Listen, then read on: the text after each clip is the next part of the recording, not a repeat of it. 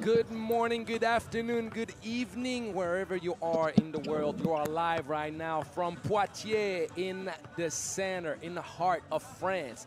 If you didn't know this city, well, get to know it. It's a beautiful, nice little city. I've been here many, many times, and I promise you, you will enjoy it, particularly during the 3x3 festival. Yes, indeed, it is the yearly 3x3 festival out here, right in the center, Place Maréchal Leclerc. Your host for the whole week, Angelo Tsagorakis. You better be comfortable, you better get used to it, because now we're gonna have a whole day of women's series action. As a matter of fact, we're starting off hot with the champ. The champ is here, Canada. Canada is playing against Neftchi. It's gonna be nice. We're gonna see if the Plouffe sisters are gonna be ready to put on a show. They haven't been able to play too many women's series so far, so they're gonna try to get in the rhythm early. We're gonna have the team presentation right now. This is Pool A, Canada and Neftchi.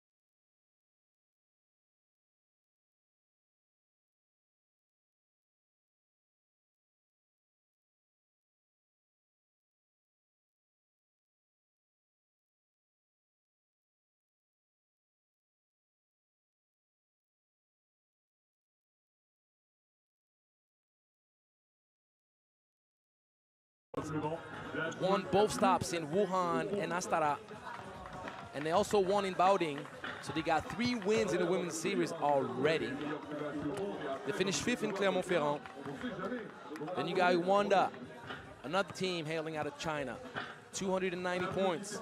Germany's third, Spain fourth. Neftchi, that you're seeing out here warming up, going against Canada. Neftchi is fifth, France is sixth, Hungary seventh, Romania eighth, Netherlands ninth with 130, Japan 10th with 120. Then Lithuania, USA, Australia, Egypt, Mongolia, all with 80 points. Turkey with 75, and Canada with 70. But don't worry about those Canadian ladies. They only played one stop, y'all. They only played one stop, and it was in Orléans. They finished third. They got 70 points, but now they're looking to finish first. They want to make sure they remind everybody who they are. One of the very best teams in the world. So I'm looking forward for this game to start.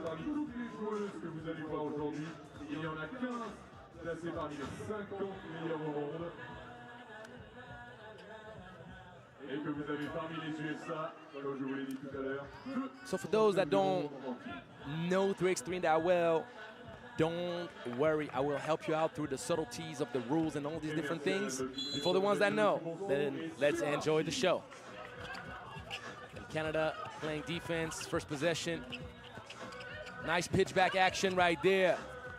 I like that a lot. Alexander Mullenauer with a nice mid-range pull-up. Uh-oh, mismatch city. You can't play D on Catherine Plouffe like this. What were you thinking, Miss Carter? Mullenauer starting off hot.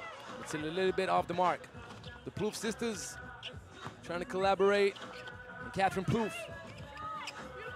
Nice little handoff action. She gets the offensive board, but gets denied. Dina Ulyanova told Catherine, hey girl, don't think it's gonna be easy. As a matter of fact, Catherine probably should have gone with the left hand. When you go with the right hand on the left-hand side, you're bound to get blocked. High post action, cookies, Miss Carter. Giving it right inside. Offensive foul though. It's Brianna Fraser. She was not settled in her position. Moving screen. And we got some nice referees out here for the Women's Series. Edmund Ho at the top. My man Edmund, how are you, buddy? Oh, yes. Oh, no. It goes that fast from oh, yes to oh, no. Catherine with a $1 million move, a 5-cent finish, unfortunately for her. The score still at 1 apiece. That would be a 2, but it's not gonna be for you, because that's short. And Plouffe still can't get it to go. She has the right ideas, but poor execution in the end. Hey, they're getting settled. This is the first game of the day. It's never easy to be the first game. It's never easy to start up the competition. Crozon. That was a nice shot, but the ball rims out. Two-lady action. She went under the screen. Rightfully so. Carter's off the mark. Crozon seeing daylight. She hesitated though. She's not going to hesitate too often. Give and go. Oh no. Once again, Canada probably should have had 4 points already in this game. Nice take. The hang time. Fraser putting Neftchi up 2-1. Crozon getting pushed out by Carter. Casey Bosch will have a hard time matching up with the height and strength of Dina Ulyanova.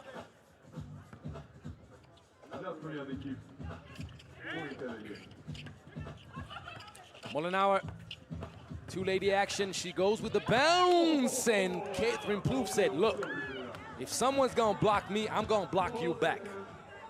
This is the way it goes. And for those wondering about the physicality of this game, 3x3 is gonna be more physical. The referees will be more permissive. They will allow for the game to be a bit more street ball, even though it's a Olympic sport, great action. I love this, but you can't spoil dessert, Miss Crozon.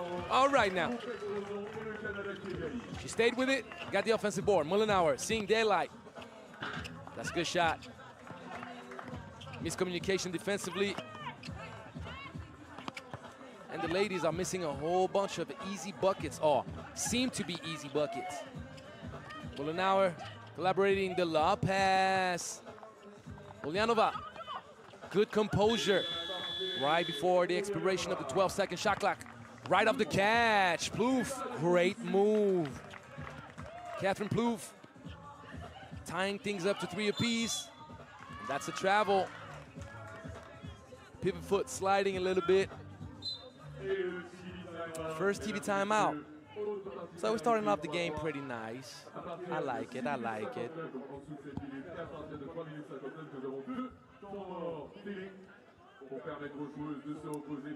So reminder, during the game, each team only has 1 timeout. And then you also have 2 TV timeouts. But I'll tell you one thing, the ladies, they wish they had 10 TV timeouts. This game of 3x3 will go hard on your cardio, I'll tell you this. It gets real hard to breathe. The acid lactic rises up in those thighs very quick. Please believe me. And if you don't believe me, then try it out and have fun with it. Carter, active once again. She's going baseline. Nice dump off, but Frazier cannot control the ball. And she gets called for the travel.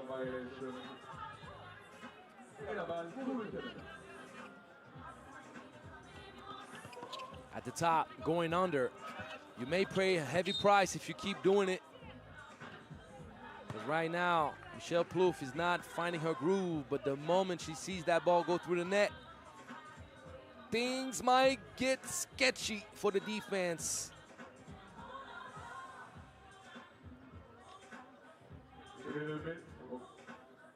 So Alexandra Mullenauer has been asked to tape up the elbow. A little bit of blood. Ulyanova, top of the key, nice dish. She had 2 solutions. She could have shot it. She went for the pass. Crozon, stay with it. Nice. New shot clock for Team Canada, and the flash through the middle. Very nice. 4-3. Canada starting to feel a little bit better. Mid-range pull-up. Michelle Plouffe was hanging a little bit low. And yet again, another blown layup. Carter too quick. But she went to the wrong side. She tried to go back to the other side, finishing with the right. She had a wide open left-hand layup. Good defense from Michelle Plouffe.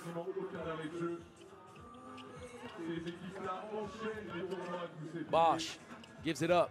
Crozon, booyah. I told you, if you go under those picks or you don't give them, or you give them daylight, you can pay a heavy price with Team Canada. Team Canada is one of those teams with very little to no weakness. Let me explain. They have size, they got shooting, they got playmaking from all positions. So they're not the defending champs for no reason. Try to go back to back. Crozon, but the ball skewed a bit to the left. Mullenauer giving it up. Ulyanova. Yes, you did. Yes, you did.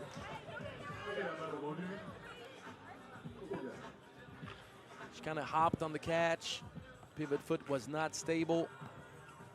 So sure enough, called for yet another trouble. Nice fake. But once again, Catherine Plouffe trying to go with the right hand on the left-hand side. She kind of spoils the hard work she's doing, and that's a foul and 1. Great two-lady action right there for the dive. Nice finishing touch.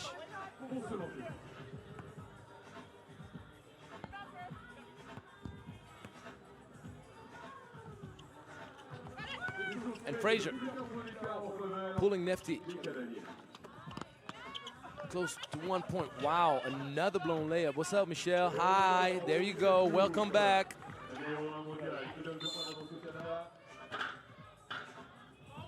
It's like that turnaround fadeaway was so smooth, and she made it look easy when any basketball player out here understand it requires great skill. And you're gonna tell me like all these layups just getting missed one after the other. Doesn't make sense, right? Nice. The lob pass, but Catherine Plouffe stays strong with it. She's pushing Ulyanova out of position. Legally though, Crozon, great take to the baseline. Canada up 3.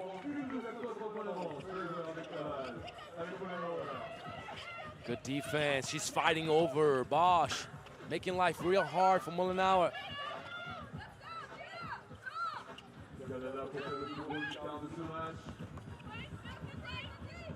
Yes, the fake screen and the flash.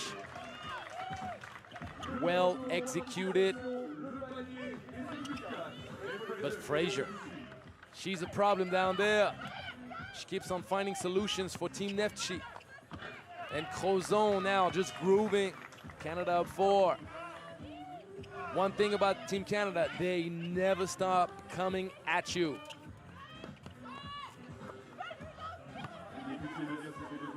Transition action right now, right away. Crozon seeing daylight, thought about it. She's gonna kick it out. Unfortunately, the pass is off. That's gonna be another TV timeout.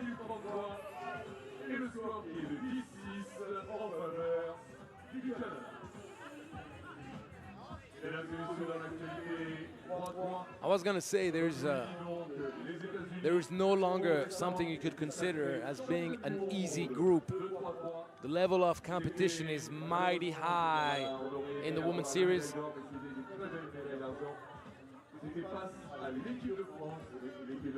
Most of the best national teams in the world are involved in this competition. It's pretty much the women's version of the World Tour. Can't get any better than that, baby. Great execution. Oh, Ulyanova spoiling dessert. Mollenauer with the great dish. Michelle Plouffe seeing daylight. Didn't I tell you about 2 minutes ago? You cannot afford to go under on Michelle. Yes, I did. Don't tell me I didn't, because I can rewind the tape. There we go. This time, Carter going with the left, but a bit off. Uh-oh, in and out. Uh-oh. Pulling back. Ooh-wee, mama. See, I like when I'm justified with what I'm saying. Michelle Plouffe, that decided unexpectedly almost to fully commit to 3x3 and leave behind 5-on-5. We're talking about an EuroLeague level player. She was playing last year with Olympiacos out in Greece. We're seeing sweet step back. Ooh, yakum. And yes, Michelle announced on French television, as a matter of fact, on the show, 3x3 show on Sport en France. For those in France, you may know it. For those that are abroad, this is where it happened. And what a choice. And she has only one thing on her mind. Paris 2024, talking about the Olympics. And I understand that choice. Crozon elevates, but off the mark. Offensive board. Good patience. Now Team Canada just pulling away, making it look too easy. Back-to-back bangers from Michelle Plouffe, and then the game gets out of hand for your opponent.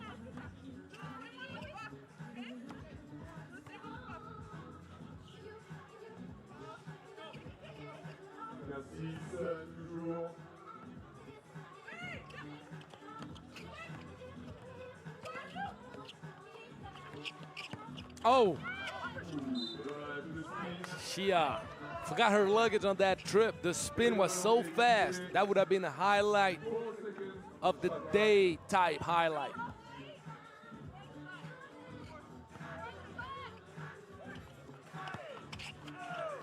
That was sweeter than honey. Catherine Plouffe right off the catch, the spin, the finish. Mullenauer is going to have to work her magic. And she heard me. Alexandra Mullenauer, the 2, trying to pull back with an 8, and she does the rebound. 2 minutes is a long time in 3x3. Ulyanova had position.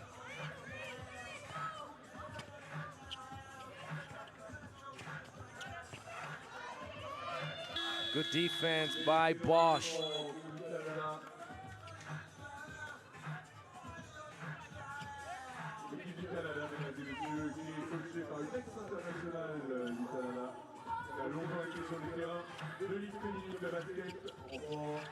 Right, Michelle pulling up a bit short this time, but Catherine getting the offensive board. Michelle going right back to the corner, taking it to the cup.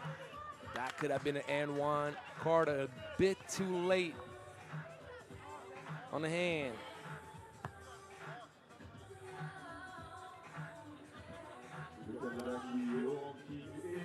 Right after this, we're going to have an interview on the court. So, Damien, I'm going to switch up the mic, get on the other one so I can go down there, get ready to talk to Michelle about her thoughts in this first game. There is very little doubt that Team Canada is going to win this, but you never know.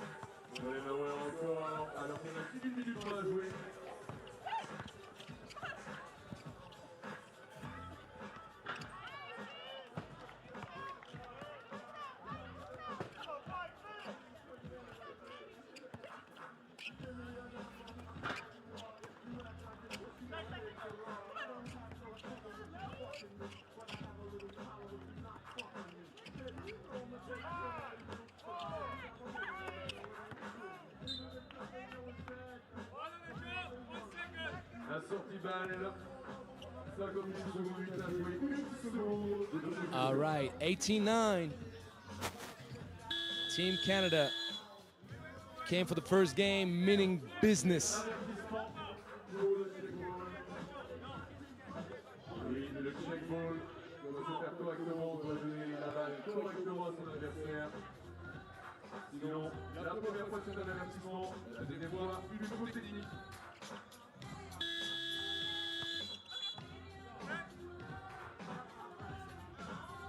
Less than a minute to go, 47 seconds. So the main thing you can never forget about 3x3 is you're trying to get points up on the board. You never know if there's a three-way tie. Team Italy is a tough opponent, capable, very capable of beating Team Canada. And Neftchi is very capable of winning Team Italy. So you never know. Put points up on the board. A three-way tie will be settled with whoever made more baskets, whoever scored more points. And then if teams end up with the exact same number of points, which is rare but can still happen, well, at that point, you settle it a different way. And it's all about ranking. Ulyanova stuck. Carter's gonna have to shoot it.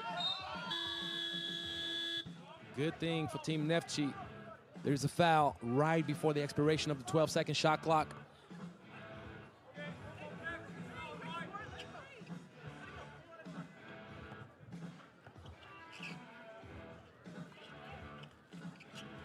Very, very close to the end right now. Nice pull up at the top. That's a 2.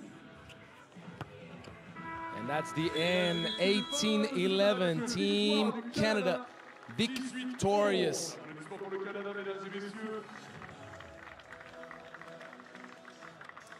I'm going to say hi to my friends, referees. Stay with me one sec. Hi, how you doing, Michelle? Good to see you. It's a pleasure. So, starting off the tournament the right way, 18-11. First of all, how do you feel about the vibe here in Poitiers, and how do you feel about your first game overall as a team? I was just saying earlier, this is my favorite so far stop in France that I've been to. I like the buildings, I like the ambiance, I like the city. And yeah, we just came out ready. After last tournament, we had the same 2 teams, so we watched a lot of film, prepped, and we came out, we're super aggressive. And I think we had more rhythm, we played together, and it was fun. It was more fun. Well, I definitely understand what you say about this city. I've played 3 Europe Cup qualifiers here. I've played many tournaments, and I kind of have to say it's almost my favorite spot as well. Tell me something. A lot of missed layups early in the game. I saw the aggressiveness. Is it just the jitters of starting off the tournament, understanding also that you only have played 1 women's series so far in a year? Is it just kind of like you're missing rhythm? What is it? Yeah, I think we had, well, last week I think we had less speed. So we picked up our speed. We just need some more finishes now. But we had great looks. We had great open looks at the basket at will. And, I mean, they're a physical team. So once we got past their defense, it was open. We were just maybe a little too excited. It was so open. So. Well, good luck for the rest of the competition. We'll see a lot of each other. Happy to see you. Bye. And I'm going back to my seat because I cannot be here. I'm going to want to take a shot and stuff. So I got to stay away.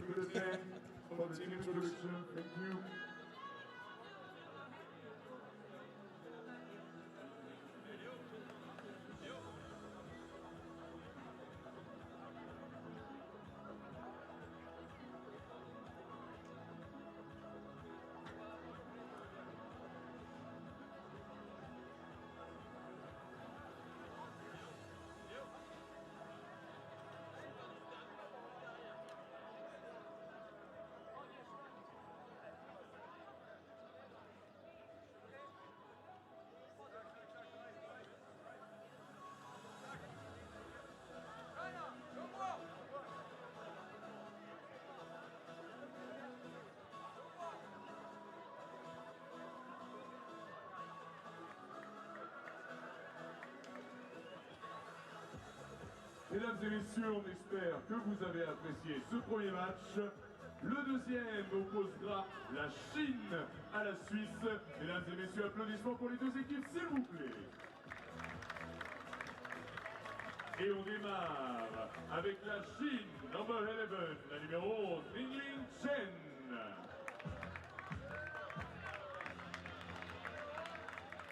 Number 12, numéro 12, Yuanda Chen. All right. Thank you, Damien. My man, Damien, making sure that the mic switch is done properly. So, started out the competition with a very nice showing from Team Canada. They took care of business. And you heard Michelle, she said we wanted to come out aggressive. And we saw that. Could have easily finished with 21 points. For those that don't know, a game of 3x3 is going to be played in 10 minutes, but it's also going to be played with the first team finishing with 21 points. So you can finish way before the 10-minute mark.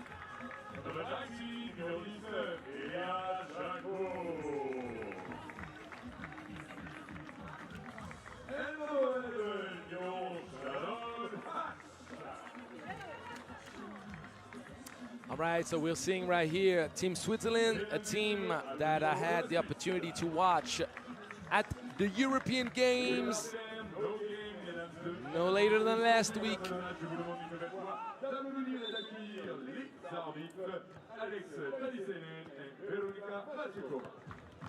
And you better keep a lookout for Nadia Constantin, because this lady, number 4 for Switzerland, she's a baller.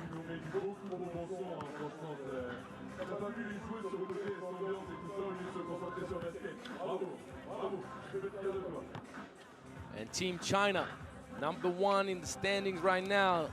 This team is strong, tall, skilled. This team is a problem. Did you hear me? Let me say it again. This team is a problem. And you better keep a lookout for number 11, Mingling Chen. I love this girl. She doesn't have weakness. She can shoot. She's strong. She's patient. She's efficient under the basket. She has good basketball IQ. And she's under 23. How about that? Scary, isn't it? Team China looking for medals, looking for success, and making the right moves, working really hard to get all that done.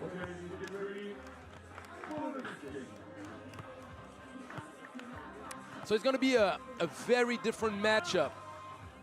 It's going to be the strength, height, and intensity of China that is pretty much going to try to create some kind of gap in the Swiss defense.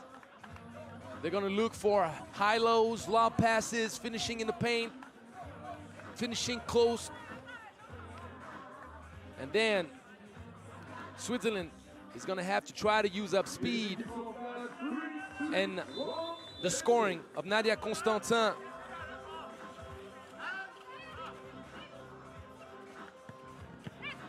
First thing I said was what? They're going to try to get you inside, right?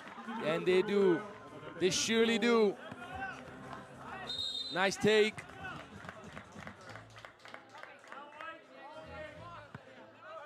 Gloria Lusa.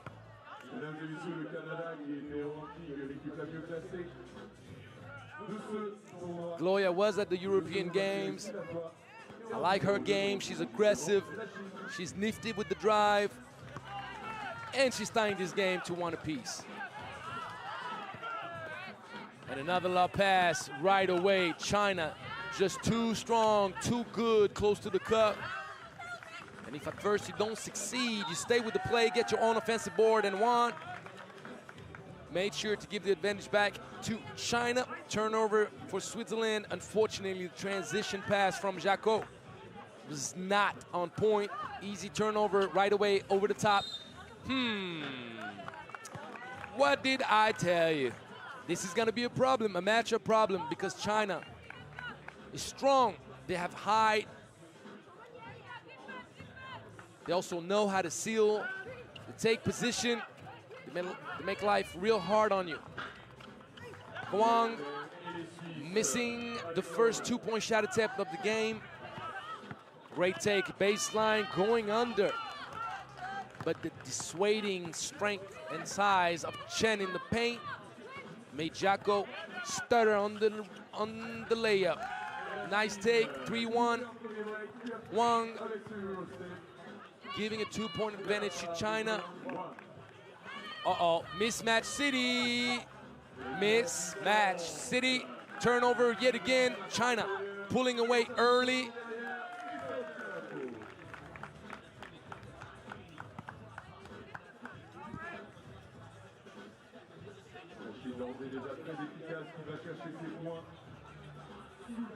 Switzerland better be careful with the outlet passes because they keep turning that ball over, and China does not need that much help. 5-1. Nice free throw shooting from G1. Oh, left wide open. That was a mistake because Jaco has that sweet shooting touch. One of the few mistakes that you'll see from Team China defensively in this game.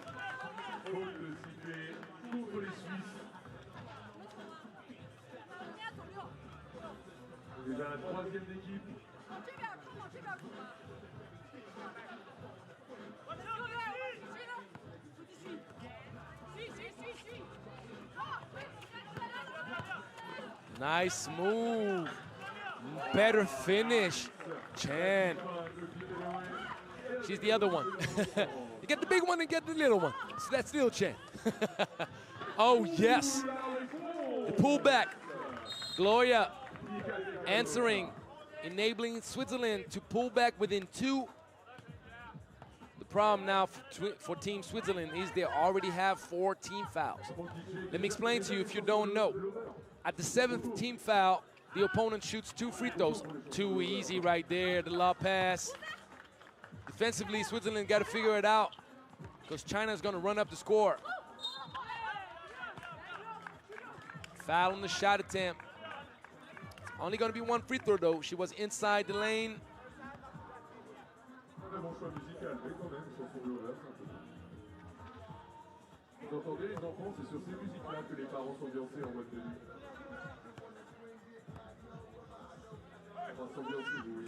Gloria Ekatikalusa staying with it. That's a hold. 15th foul. in just over 2 minutes played. The bonus pending over their heads. They only have one more foul to give before the 7th.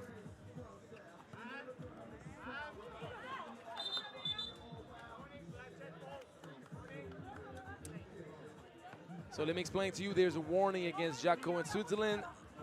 Whenever you check the ball up, it's got to be a clean check. They need to be able to have control of the ball. There you go, nice hands. Shannon Hatch. Offensive foul from Jaco, 16th foul now. Bonus, automatic for every new foul committed. But be careful, because 7th is the bonus for 2 shots, but 10th team foul is the double bonus, meaning not only you shoot 2, but you keep possession of the ball. And Chen, the big one, finishing. Good thing for Switzerland. They got the aggressiveness of Gloria Lusa. Oh, nice hezzy. The mid-range pull-up. A bit flat, though.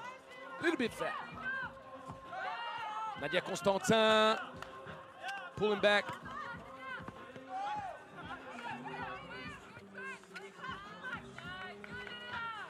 And the offensive rebound. Wang giving yet again a 4-point lead to China, 9-5. Switzerland has managed to pull back every time, and that's the way to do it. Well executed, guard-to-guard pick action, but yet again, transition city. China will seal and post you up till you die. They will not let you hang on. Great defense, 10-6. And you have to understand, it's very difficult to match up with a team such as China because of the strength and size. They're beatable, though. They've been beat. But the way to do it requires a lot of shooting efficiency, a lot of collaborations, such as the one that we saw from Constantin and Lusa. You got to get them off balance. You got to make quick decisions, dive to the basket quick.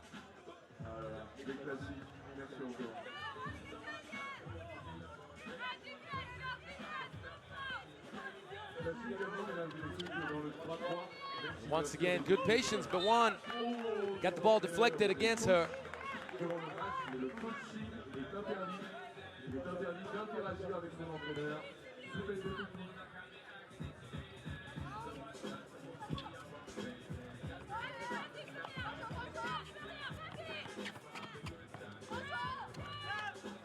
Nice handoff, the Hatch, very short.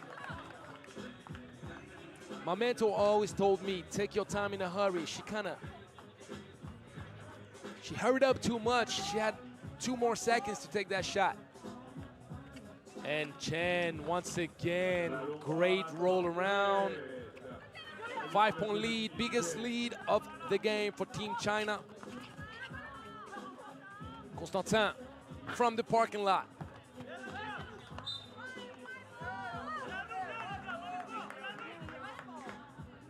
She fights back on the offensive rebound, earns possession for her team.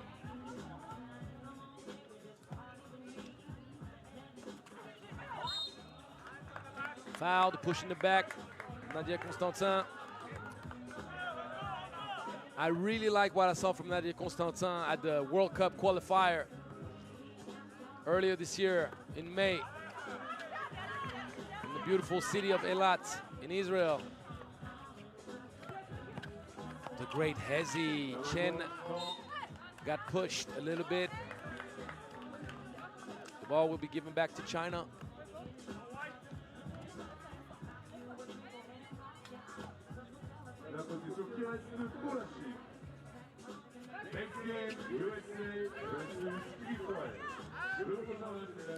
And another love pass, and another bucket. I told you, Chen is a problem. Nadia Constantin a bit short. You see the tape on her right calf. Hope nothing too bad. Good hands from Lusa, making sure that Chen could not lob it up again. Tough hit. She had to stretch all the way back. And Chen looked, for the first time in this game, to find a solution from the outside. That's an air ball, though.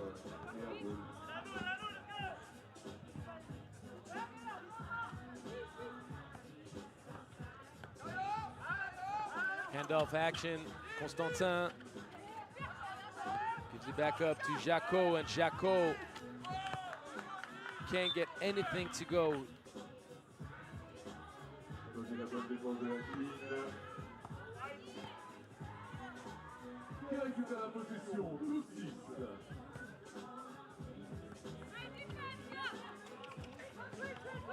Well executed again, Huang. Given a 7-point lead, Switzerland trying to stay in contact. They need that. That was a good shot. And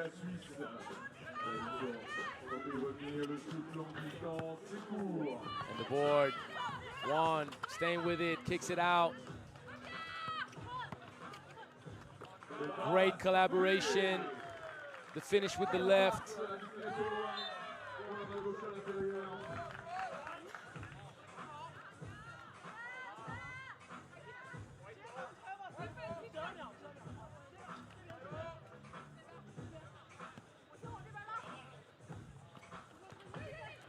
DJ out here, just serving up the hits.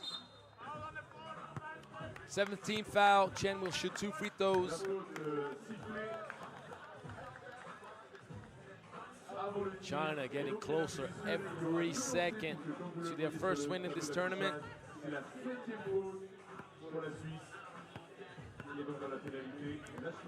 Pool B action that we're seeing right now, China and Switzerland will also match up with Gyor out of Hungary. One of the few commercial teams and the great closeout defense.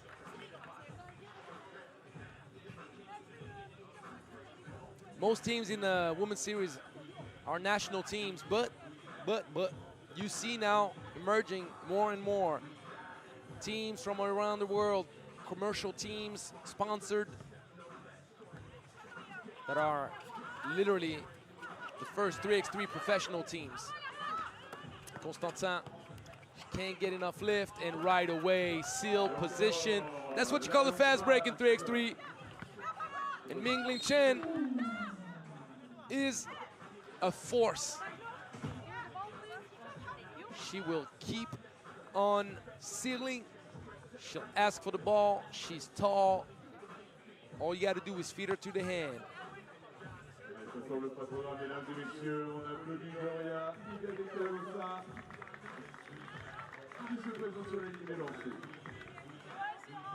Kalusa at the free throw line. 14th foul against China. She knocks it down. Still a 9-point lead though for China. Left by herself. Little Chen. Yeah, because you got Big Chen and you got Little Chen. That's the way it is. Yuji Chen and Minglin Chen.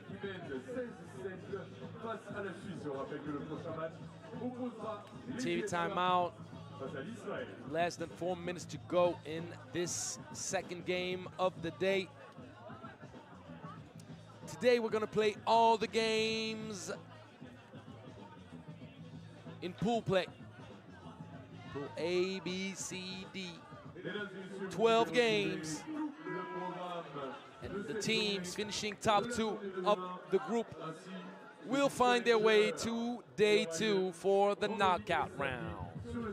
Quarterfinals, semis, and final. And we'll see who will earn the win in the Stylatoi Poitiers stop. Constantin getting locked up.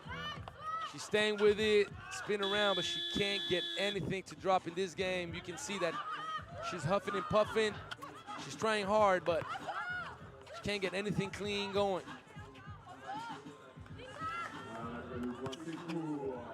The rebound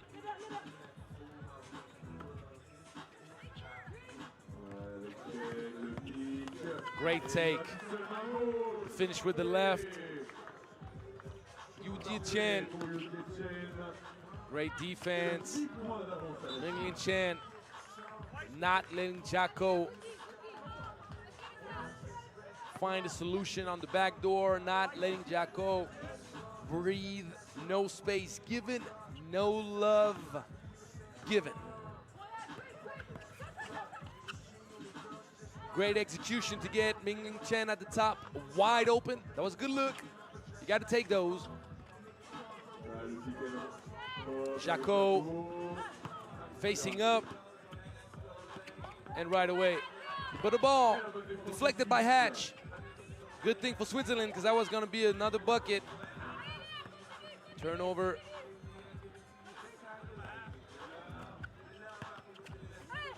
Mid-range pull-up. Offensive board. And one spin cycle. Goes to the other side. 11-point lead. It's getting ugly now.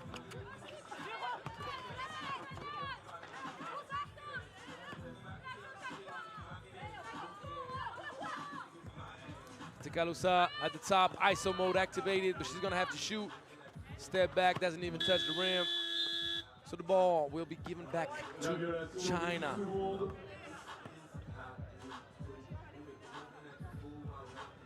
This is how we do. Yeah, DJ's, he's doing it right.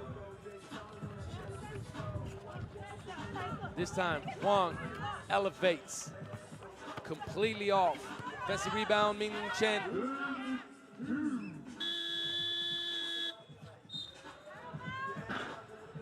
And Hatch stepped out of bounds, unforced turnover.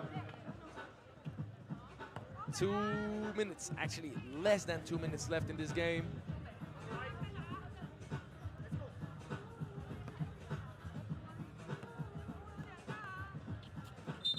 That's a travel. Yep, she jumped. The referee smiles, and so I do. So do I. Constantin, the cross, the spin for the fade. She's off the mark. Good patience, pull back. But China's completely off in this game, shooting from a distance. There's a little bit of wind, but not too much. Offensive board. I'm sure China would love to finish in 21 or even 22. Because yes, it is possible to finish a game in 22 in 3x3. And they keep pulling and they keep bricking. Girls, please. Protect the material. Logistically, we can't replace hoops that easily, all right? I'm teasing you, of course, but let's find some rim out here, please.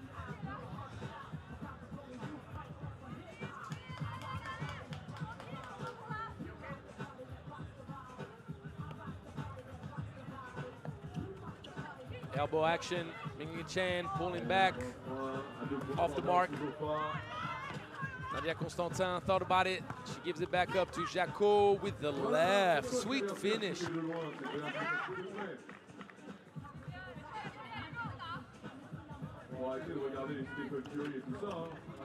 low pass, great execution. 19-8. China getting closer to be the first team today to finish with 21. Gloria with the left. This time she got it. And Chen breaking yet another one. Strong take. Good defense. Jaco gets blocked. Chen at the buzzer. No. 99. China gets in the winning column the right way, starting up the tournament the right way. Switzerland, as we know, is a team that is here to work, here to improve, match up with the best nations in the world. It's a federation that is building the women's program, doing a good job at it. And we're seeing more and more of these ladies. Next game up, Israel joining the party. They're gonna match up with no other than Team USA. Oh yeah.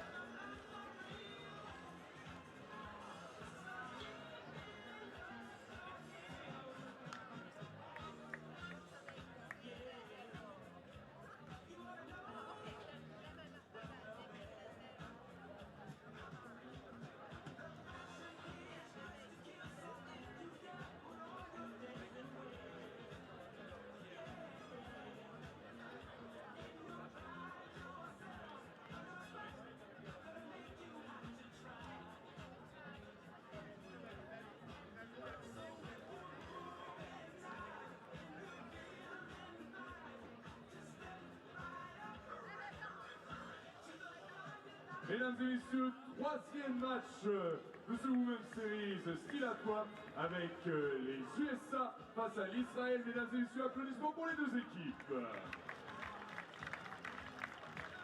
Et on démarre avec la numéro 6, number 6, World Champion, Lina Harper. Number 12, numéro 12, Blake Dietrich. Number 8, numéro 8, Rihanna Richardson. And number 7, numéro 7, World Champion, Sierra Purdy. Mesdames et messieurs, applaudissements pour les États-Unis.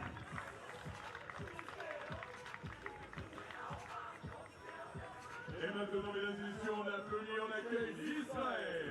With number 15, numéro 15, Dorsa. Number 5, numéro 5, Alexandra Couen. Number 13, numéro 13, Edelman. And we conclude with number 9, la numéro 9,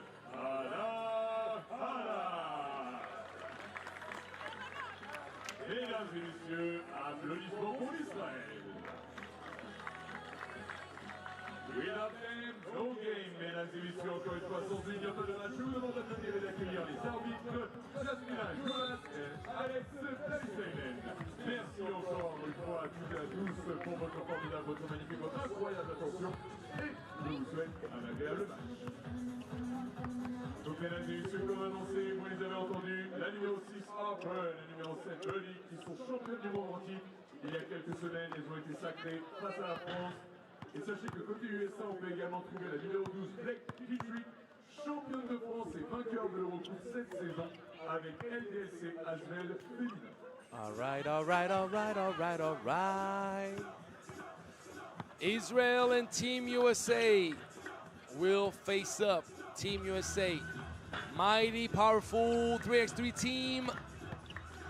And we have a known face out here in France with Blake Dietrich.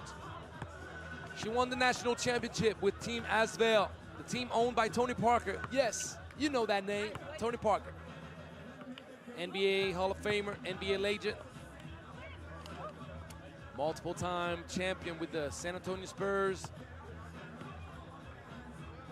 Team Israel got some talent. Team Israel got some size, particularly with Alexandra Cohen and Drew Elderman.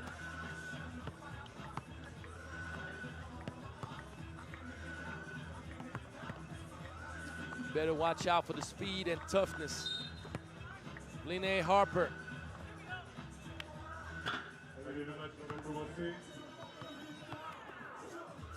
We also have Sierra Burdick. She's a 3x3 legend now. She's been in this game for a long time. On a les bonbons, on a les gâteaux, on a les pommes, sympa. Par contre, c'est plus les bonbons et les gâteaux qui diminuent que les pommes. Hein, mais...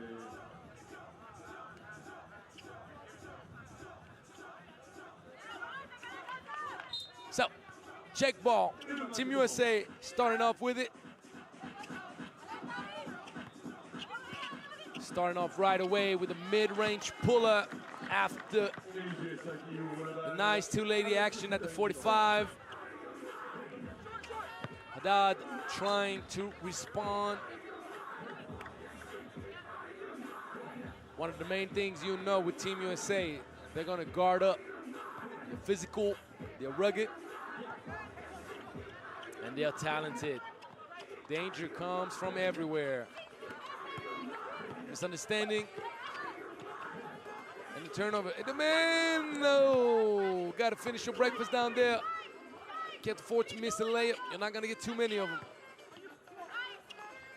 Oh yes, Richardson. Sweet pull-up, 2-zip. Team USA starting off hot. And Saar gives it up to Cohen. Great flash in the paint right before the expiration of the 12-second shot clock. This time around, Elderman is not missing.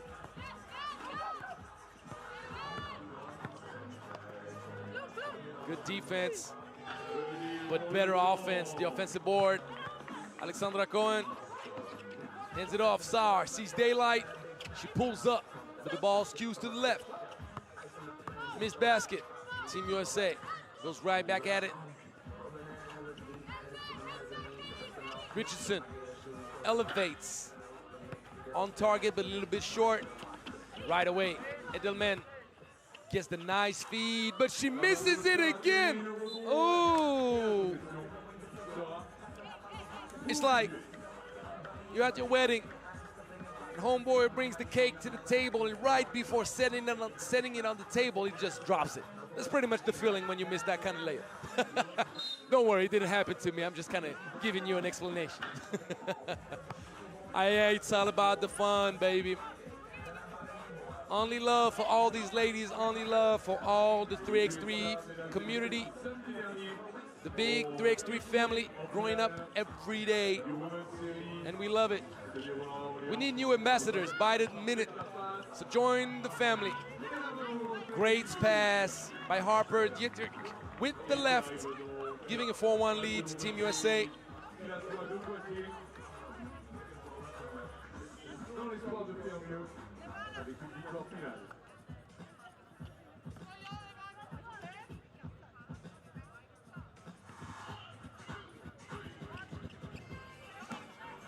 Haddad collaborates with Cohen. She's taking it all the way to the cup.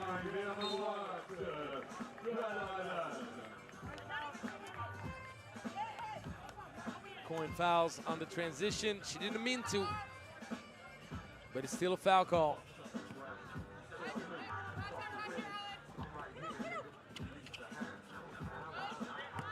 Great feed in the post. Haddad outmatched by the length of Sierra Burdick.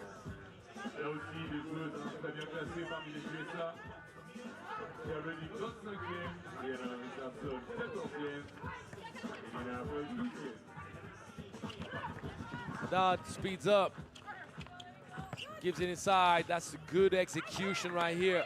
Edelman finding a bit of touch.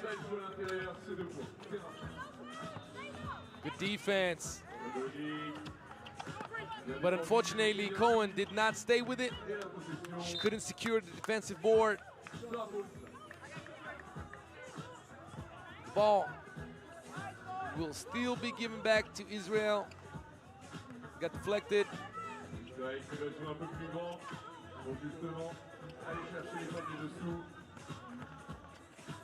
Saar, high off the glass, the floater. I like that. Harper thought about it.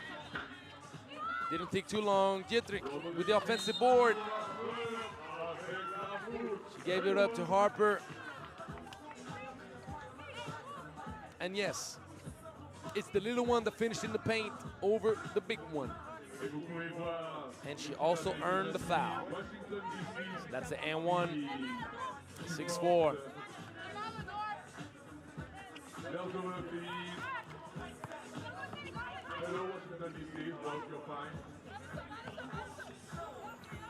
Haddad, mid-range. A little bit off. Richardson. Hezzy, but no. Shot is too flat. That's an air ball. TV timeout, 7-4. USA leading easily, but you have a feeling with all those missed layups from Edelman early in the game that this game can be much closer than what the score shows.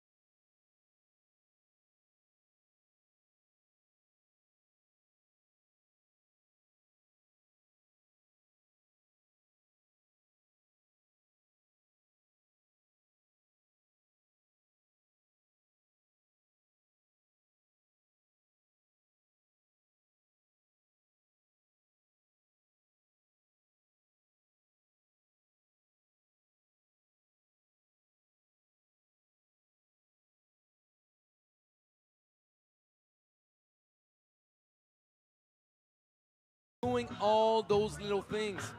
She'll go to the offensive board. She'll move without the ball. She'll make the extra pass.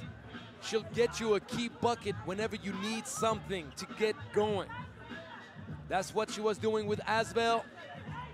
And that's what I expect her to keep doing with Team USA. Uh-oh, mismatch city. Harper can't do nothing about that. But she's scrappy. I thought there was going to be a foul call on that one. Not going to lie, though, I was a little bit sealed out. I was behind the action, so it looked that there was a lot of contact on the arm, but referees were way better positioned than I am. Great backdoor play. Sending up Edelman for failure. Richardson making Edelman feel like she was going to come for the handoff, and boop, going the other way. 15 foul against Israel. Sar had to push back. Harper is just too physical for her down there.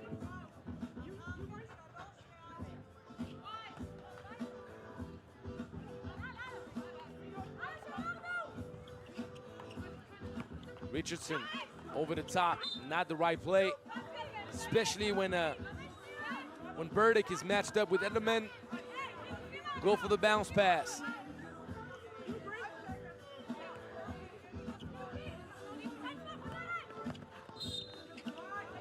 #16 foul. Gittrick forcing Haddad to push. And once again, the cut. Offensive board, turning around, gets the bucket.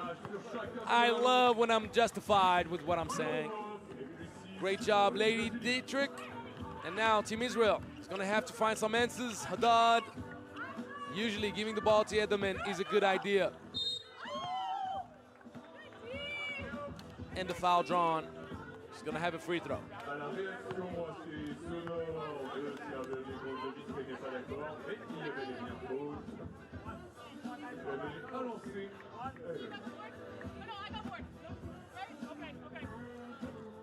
I love the mic. All those mics connected. We can hear the ladies communicating. Edelman. Knocks the free throw down. But Team Israel can no longer afford to foul. The bonus pending over their heads.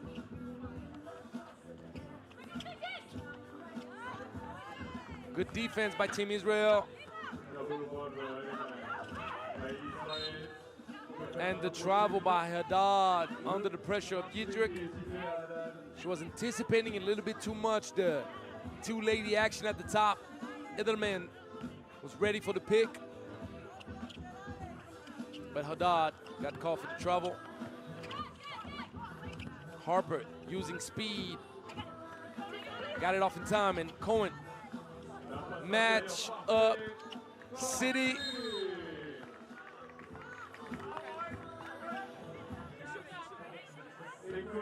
Edelman called for the push in the back. That's unfortunate for Team Israel.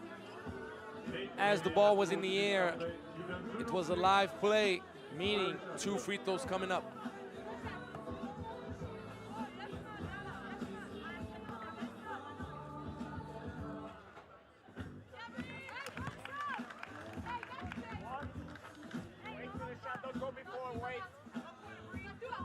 Brianna Richardson knocks it down. She missed the second though. 5-point lead for Team USA. Sar gives it back in. Edelman, she is so good. Great seal position. Richardson with the mid-range off the mark. And now Israel almost had the ball secured. Unfortunately, Sar was the last one touching it. So Team USA now up 4 with a little bit over 4 minutes to go. Dietrich says he sees daylight, a little bit off. Alexandra Cohen, no hezzy. Ooh, that would have hurt Team USA right there.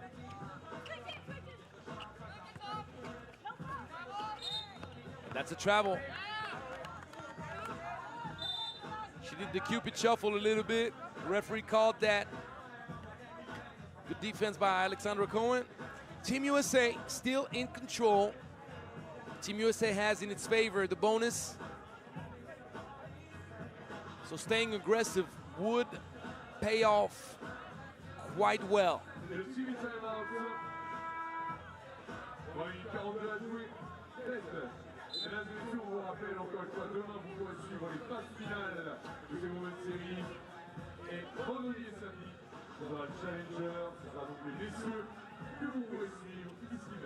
Let's see what comes out of the timeout. They're going Alexandra Cohen. Oh, no love, but Edelman, the offensive board. Israel came to play. Dietrich, great XA, but no, Alexandra Cohen denies. And the big bucket. Oh, yes. That's going in the highlight, 13-12. But the great pick set by Sierra Burdick.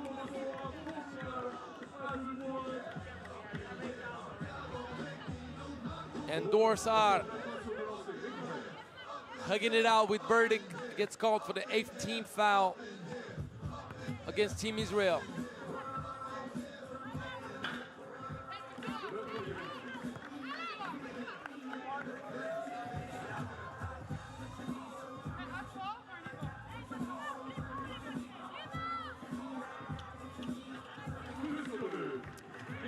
Two for two, just for you, 15-12. Saad pulls back, off the mark. Almost had the glass working in her favor. Alexandra Cohen, great fake. Up and under, good composure. And Harper gets called for the travel. She hopped twice. The referee was paying attention, so now 15-13.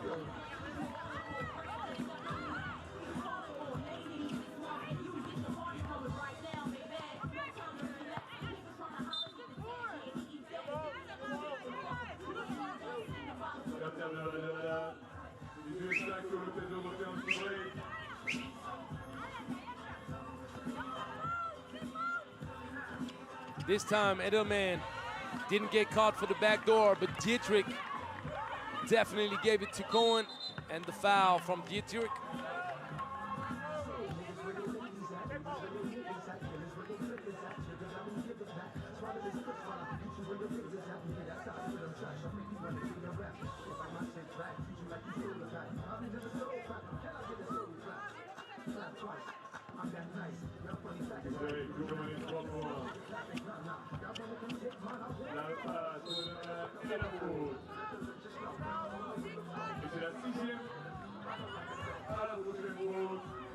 So 16 foul against Team USA, meaning now both teams in the bonus.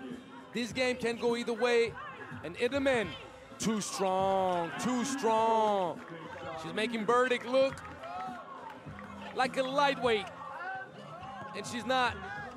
And Harper, that was the great idea. And now Edelman in the paint, going with the left, 1 point game. Israel back in this thing. Okay, 2 minutes now. Uh-oh, Harper giving it to Burdick. Burdick has size advantage. She's gonna try to use it, and she does. And she does it real well. The lob pass, great one. Harper. Mouse in the house against Edelman. The great jab, great speed, but she's going with the right on the left-hand side. She could have finished with the left. She was a little bit off balance though. She couldn't gather her steps to get it going the right way. She still earned a foul, 19 foul against Israel. The double bonus now pending over their shoulders, and Harper very short. Team USA in danger.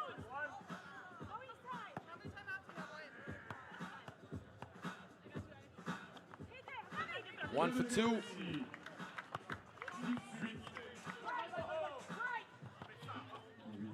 Dorsad. And the ball will be given back to Israel.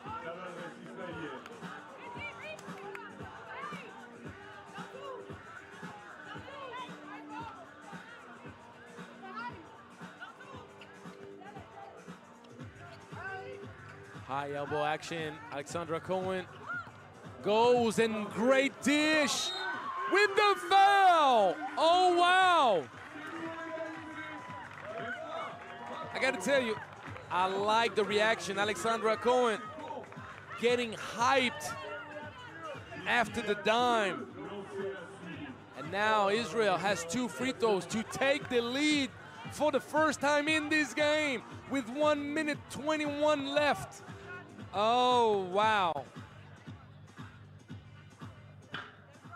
And the free throw going in. All right, my man Damien, I'm gonna switch up on the other mic because we're gonna do an interview now after this game.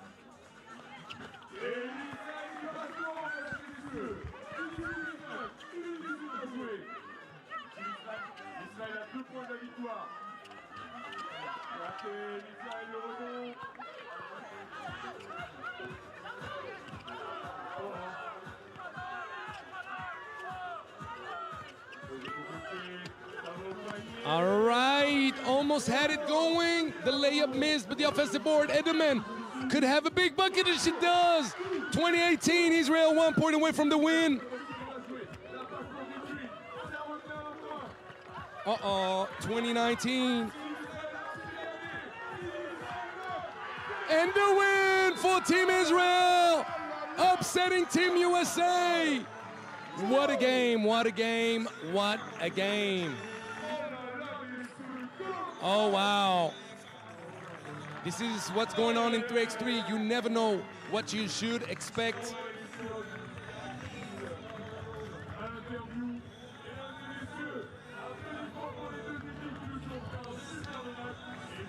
Hi, how you doing? I'm good, how are you? I'm gonna give you 20 seconds to breathe, just the time that I ask my question. First of all, congratulations for a great game, 21-19. I'm trying to explain to people, you never know what can happen. Things can turn around, a few fouls, a few good buckets, a few defensive stops. Did you expect to come out victorious facing a great team, facing a strong opponent such as Team USA starting up this game? I wouldn't say we came out expecting it to go one way or the other, but we knew we were going to give it our all in that. Like you said, anything can happen in every given game. So, and that shows, they won the cup, obviously with a different team, but went well for us. Well, I really appreciate what I saw from you guys, especially Alexandra, and you in the paint, sealing, establishing position. You missed a few layups early in the game, but then you found your rhythm, you found your groove. Do you think that the physical presence in the paint is something that you can really maximize for the rest of the tournament? Oh yeah, I mean, last tournament in Vienna was my first tournament I played, and all I did was make layups. So I think that's been my go-to since I've been playing here. And it shows, I'm 6'4" and I'm a bigger body, so shout out to my genetics. Well, shout out to those genetics. Congratulations. Thank you. We'll see you down the tournament. Good luck for the rest. Appreciate you, thank you. Yeah. All right, going back to my seat now. Allez, on se remet ces émotions et on enchaîne avec le prochain match, mesdames et messieurs, entre la Lituanie et les États-Unis, moins de 24 ans. Applaudissements pour les deux équipes, mesdames et messieurs. Et on commence avec la Lituanie, number 6, numéro 6, Kamile Neftchi.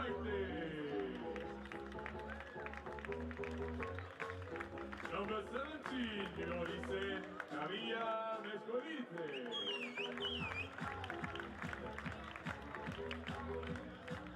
Number 9, numéro 9, Gabriel Tuske. Et la numéro 3, number 3, Martina Petrenaite. Mesdames et messieurs, applaudissements pour la Lituanie. Et maintenant, on enchaîne avec USA Under 24, number 7, la numéro 7, Céleste Tilo. Number 11, numéro 11, Grilla Wells. Number 4, la numéro 4, Alexis Sonachi. And number 14, numéro 14, Marisol Scott. Applaudissements, mesdames et messieurs, pour les moins de 24 ans des États-Unis. Nous allons faire le toss, mesdames et messieurs. All right, all right. Pour déterminer So now, we're going to have another Team USA team, but this time around, it's the babies. It's the U24. Well, I'm saying the babies. They're not babies, but they're still the babies. They're the new generation. They're the youngest ones. But you better be careful. Because age does not mean anything in 3x3. You can get beat by some 19 years old from around the block. You don't even know where they come from. You don't even know who they are. This game is that exciting. Talent comes from everywhere and has no age. So, Team Lithuania, freshly off a gold medal at the European Games just a few days ago. I was there. They beat France in the final. What an amazing game. So it's a different team, though. It's a different team.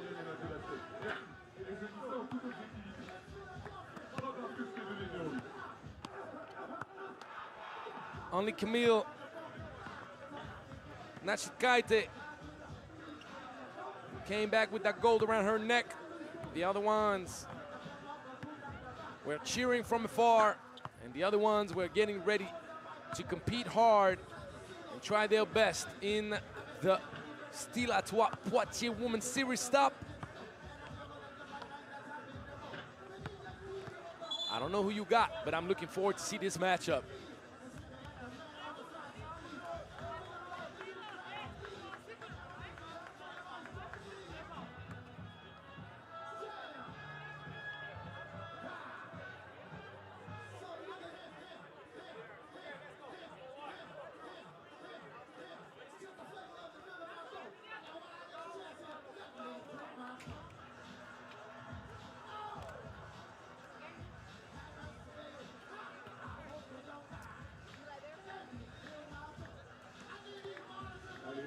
So we've already had 3 games in this tournament, so this is the 4th game.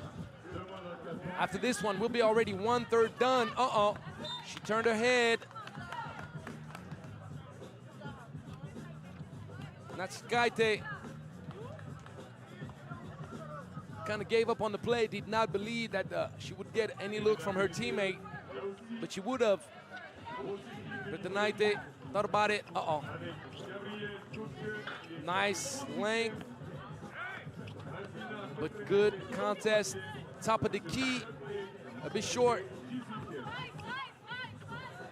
Man, when I see Scott hopping, I'm telling you, she can cover all the court in just 3 steps.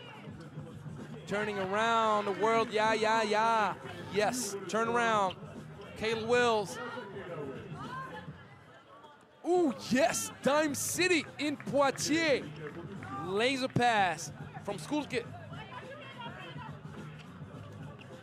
sorry. I think I kind of mispronounced it, going fast. And the offensive board from Scott. Team USA on the 24. Up 2-1.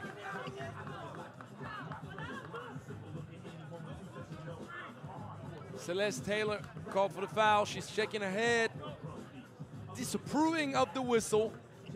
Don't worry, players disapprove of whistles all the time. Handoff action at the top, completely off the mark. And the block, nice defense.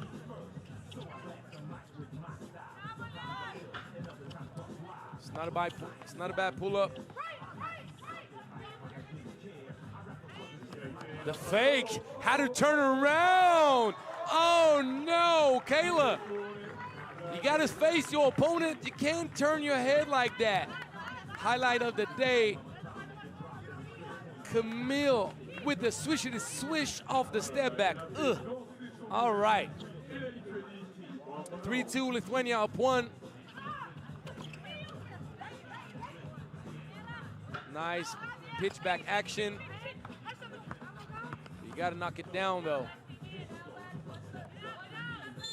Great execution, good patience. Alexis Donarski.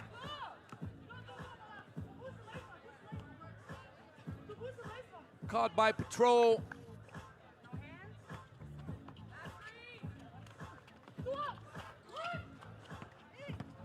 Attacking, opposite. Great footwork and composure to get away from the long segments of Madison Scott. Very nice, Gabrielle Sulskis. 4-2, Lithuania. Starting off the game right.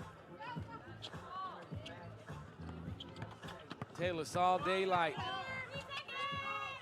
She made her life hard on herself, but good thing she can count on the offensive presence of Madison Scott. And a new foul from Taylor. 13th foul against Team USA U24. Yeah, I gotta say U24 every time because I don't want you to confuse both Team USAs. You see, I'm trying to help you right here. Stylatoi going for the flare and the flash from Martina Petrinaite. Very nice action right here. Because you know, Team USA, they got to worry about the shooter. But then, lack of communication, you pay the price, especially with the flash. They're doing the right play again, same action, and she gets paid full cash. The same way it happened the previous time. Good hands. And now we're playing volleyball. But Lithuania recovers possession.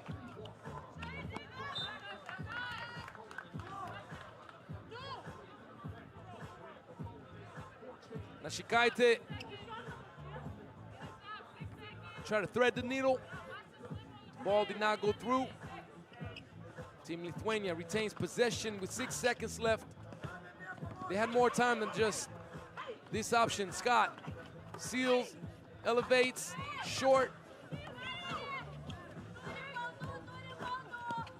Taylor gets blocked. but stays with it.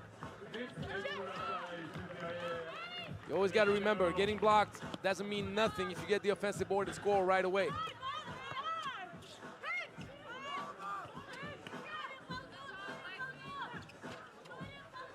Taylor try to find Scott. And the elevation right away, no hesitation. Kamil Nashishkaite, bang, bang. Lithuania up 4. The answer, I like that. Celeste Taylor. Oh, those two going at each other. And great defense, Taylor. Forcing Nashikaite to turn it over. Got a nice game on our hands. 4th game of the day.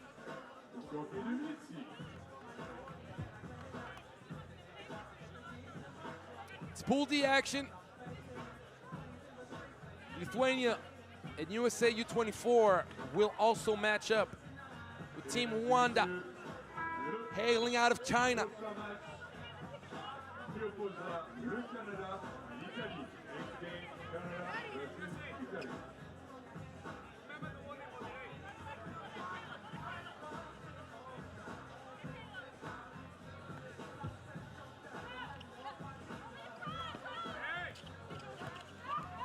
Benarski giving it up inside, and Scott a little bit too high. Try to use the right angle. Corner of the white box. And once again, Martina Petrinaite is giving Team USA much trouble covering that action. She's coming from behind, setting flares, and then flashing right through the middle. Nashikaite, the ball fake, elevating over the defense, and Scott up high. Look at the length of those arms. Nice, very nice. Triangle action, everybody touching the ball, everybody sharing the wealth, and Scott finishing. Good strength to get the board, but not enough strength to finish through contact. Taylor giving it up. Fade away. That was so sweet. That was so sweet. Great footwork, great shooting touch, great body control. And if you want to pass it up over Scott, you better lob it high, high, high. So, Scott showing a lot of passion.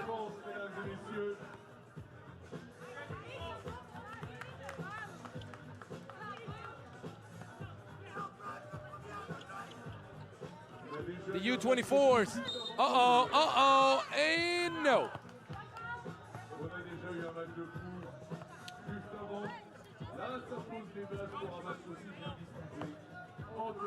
So, Martina Petrinaite, a little bit lucky that he didn't get called for a unsportsmanlike foul because she did not play the ball at all. One free throw coming up for Mademoiselle Wells. You gotta say Mademoiselle when you're in France.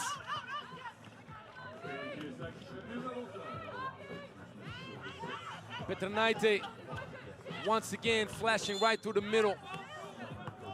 So for all of you that are trying to understand why she ends up by herself so many times, I can help you. Just look how she moves, just look how she's trying to collaborate with her teammates.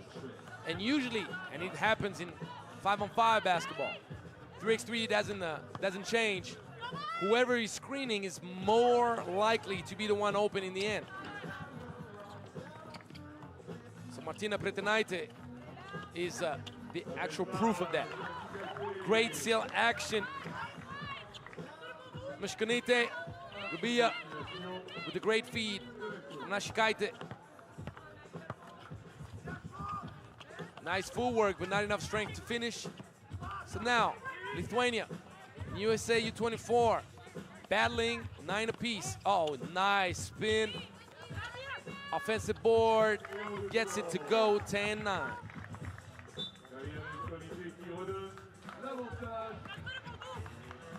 à la Lituanie.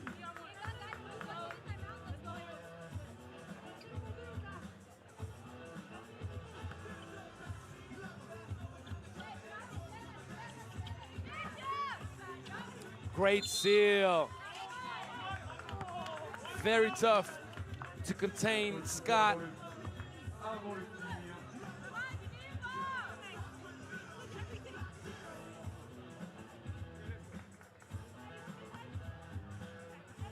Scott's activity is giving Lithuania many troubles.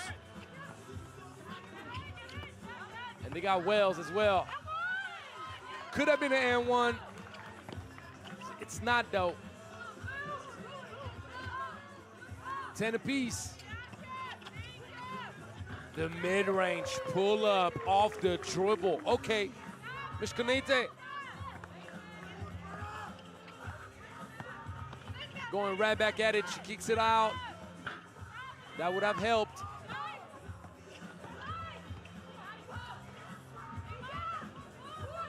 Scott at the elbow, ISO mode activated. Oh, yes. Oh, yes. If you didn't know about her, you better know. You better learn. You better learn. Going Bernie maxed out. You're going to learn today. Taylor did not step out of bounds. Wells thought about it. Good patience. Great feed. Wells making sure that she stays away from the arms of the opponent. Wraps it around just enough for the ball to get through. And now, USA up one. Great length. Oh.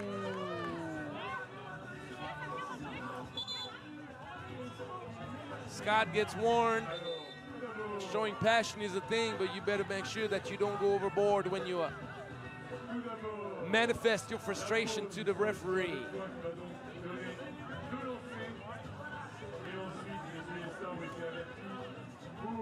From where I'm sitting, it looked like a clean block, but from where Hedman Ho is sitting, and we see, once again, the sweet dime right here.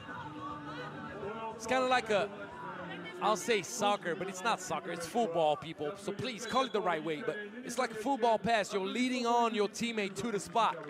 You don't pass it right where they are, so you gotta wrap the ball around. Great look from Wells. 2 free throws coming up. First one in. Nashikaite with the opportunity to put Lithuania back up 1. And she does not.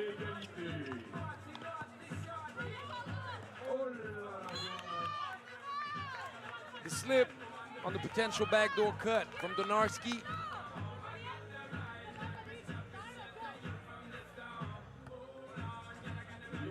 Petanaite hands it off. And once again, the same flash right through the middle. The foul, 14th foul against Lithuania.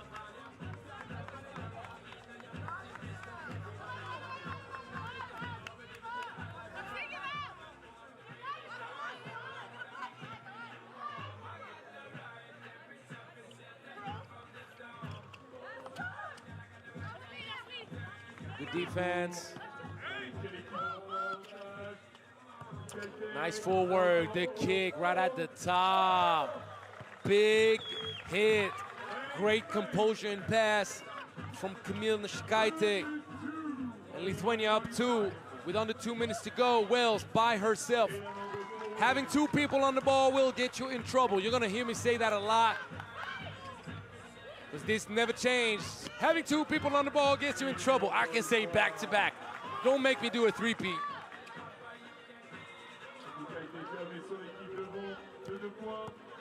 Great speed.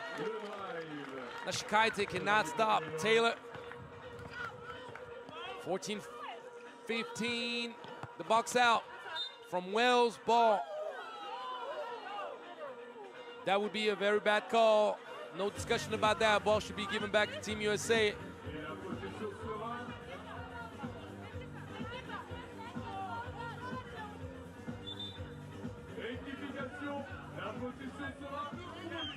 There you go.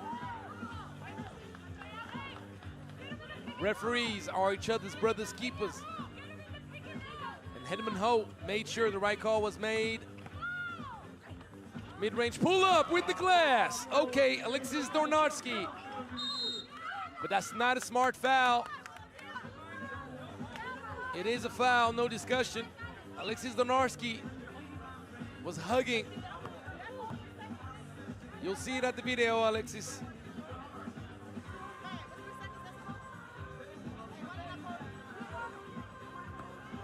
So 2 huge free throws. Shikaite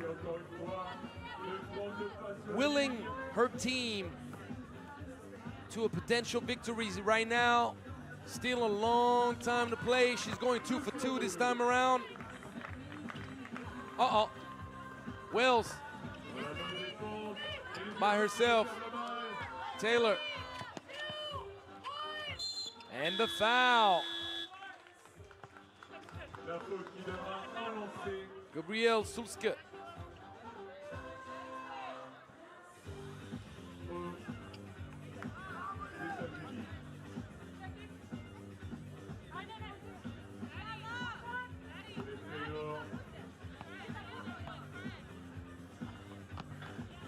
Taylor knocks it down.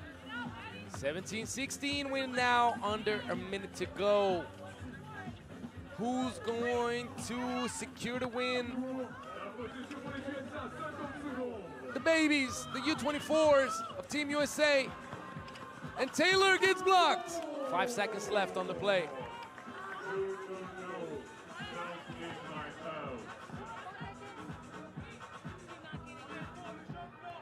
The length of Petrenaite.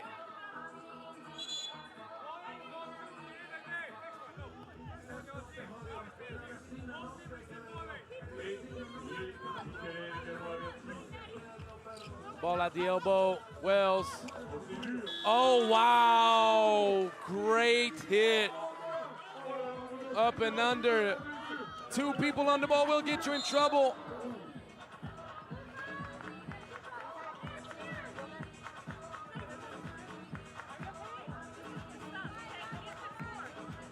Two free throws coming up.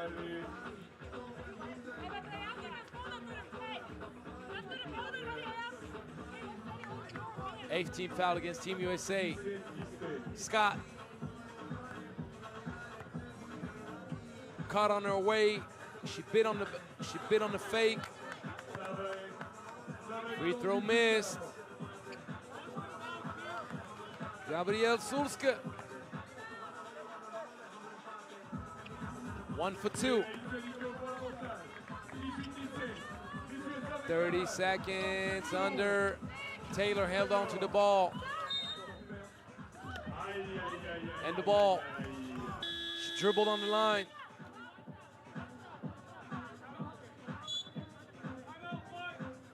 Camille Nashikaite calls for the timeout.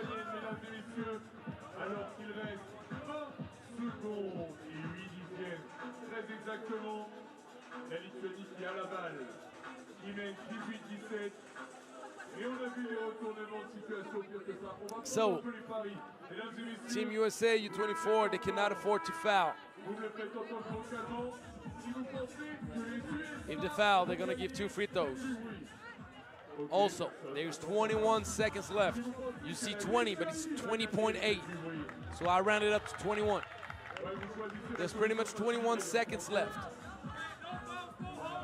Which means with a stop, they would have enough time to either tie this game or even win this game. But they cannot afford to foul, no matter what. Great defense. Great defense. The ball did not touch the rim. And now 7 seconds. Team USA calling for timeout. Oh yes, are we gonna have a crazy ending?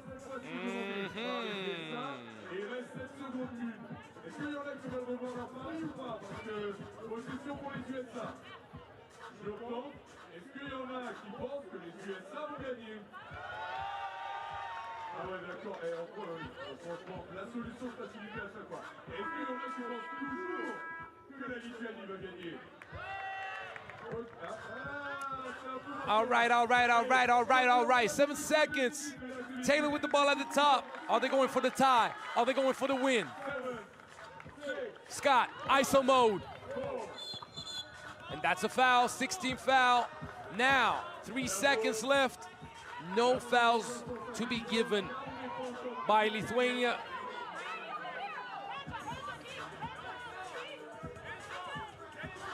Taylor with the speed. Taylor tying this thing in. Oh, yes. All that time. I like that. Great recognition. You see Taylor telling Scott to go to the other elbow. So she freed up some space. Attack the gap. Great basketball IQ.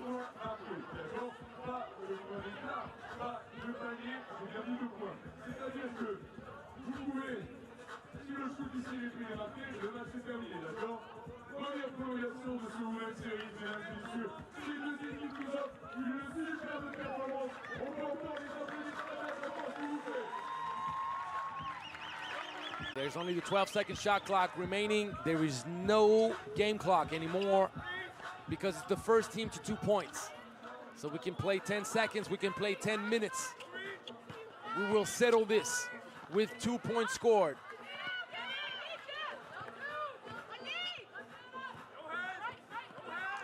She's seeing that light. For the game. Ooh.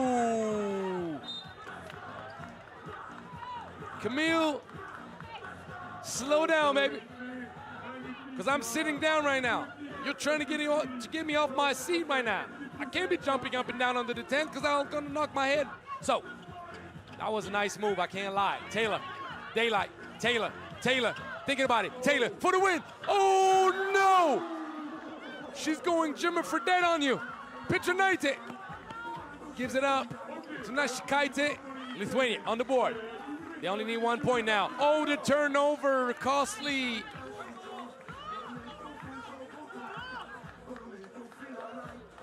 Taylor trying to hand it off to Scott. The U24s just need 1 stop, but Lithuania only needs 1 point.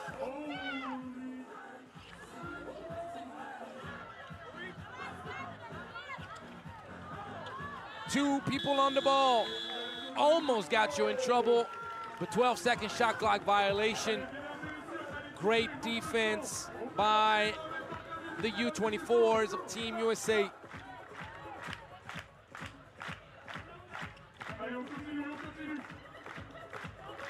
Elbow action. With the 2, Team USA can win it. Great defense. Ball given back to Team USA. She controlled the ball, so it should be a new 12-second shot clock violation.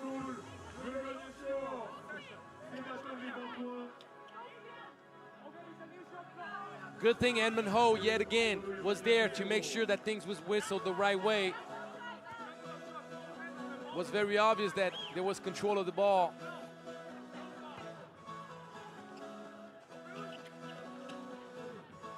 Great block. Petrinaite. Not fooled by Wells. Oh, yes, for the win. No! Spoiling dessert. Petrinaite had the ball to win this game. Wells taking it to the cup. Tough finish. High off the glass. All right, 1 apiece. Anybody can win it. Oh, no, Taylor, cookies. Cookies, no foul call, and now Wells. Ooh. Taylor gets called for the offensive foul. Lithuania with the opportunity to finish this thing up. Neftchi left wide open at the top of the key, but she's off. And Petrinaite went again. No, 3 times. Lithuania could finish this, but they don't. Spoiling dessert. And now Taylor, ISO mode activated. 6 seconds, 5 seconds. She's going baseline for the win. No! And that's going to be a foul call on Taylor. 10th team foul. This game is more than likely over. Oh. The ladies playing with my emotions. And I'm pretty sure they're playing with yours as well. There you go, the free throw. And it's over. Lithuania had to work very, very hard. Mishkoniete finishing on the free throw line 2019. I like what I saw from the U24s of Team USA. And Lithuania escaped.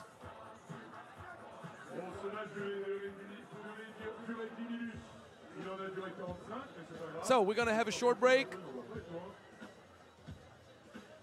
And don't go anywhere, because in a few moments, we'll have Canada going against Italy.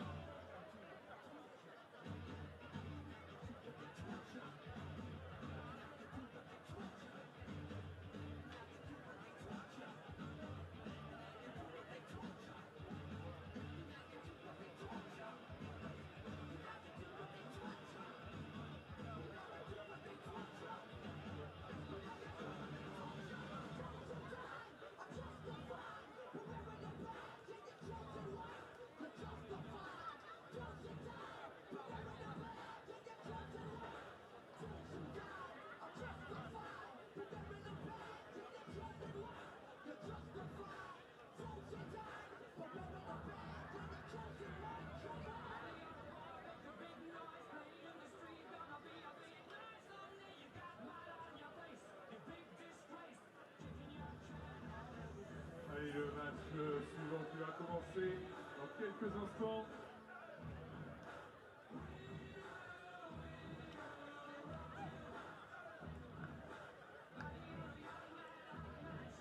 Le Canada, que vous avez vu tout à l'heure, qui va affronter l'Italie. Le problème, c'est qu'après deux matchs comme ça, je sens que vous allez devenir exigeant. Parce que là, on a vu vraiment deux très beaux matchs. Ça manque le maillot de basket quand même dans les tribunes. Il y en a avec le maillot des Bulls, très bien, maillot de Derrick Rose. Ça manque de maillot de basket quand même, franchement.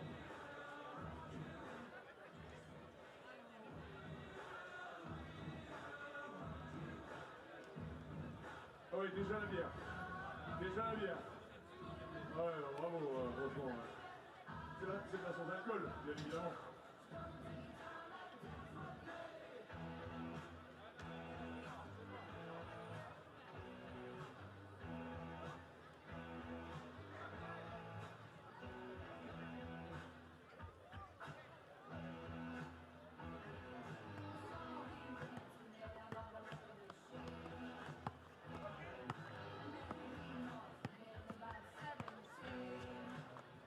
Donc comme je disais, le Canada, vous les avez déjà vus lors du premier match. Et là, vous allez découvrir dans quelques instants l'équipe d'Italie.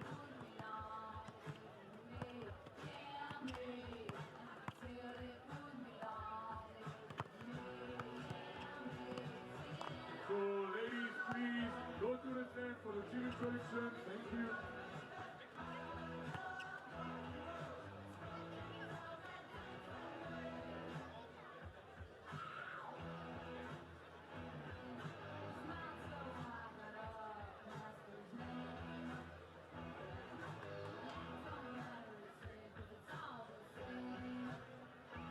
Et mesdames et messieurs, on se remet de ces émotions, on a pris la petite bière, ça va, tranquille, et on enchaîne avec le match du Canada face à l'Italie, alors que Gaston nous a rejoint, notre mascotte GRDF, qu'on peut applaudir, applaudissements pour les deux équipes, avec la numéro 4, number 4, Lucie Poche.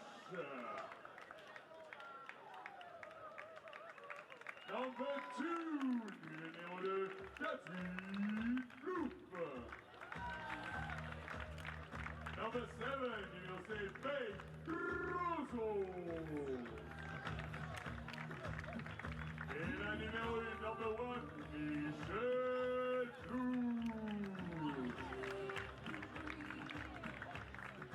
Applaudissements pour le Canada.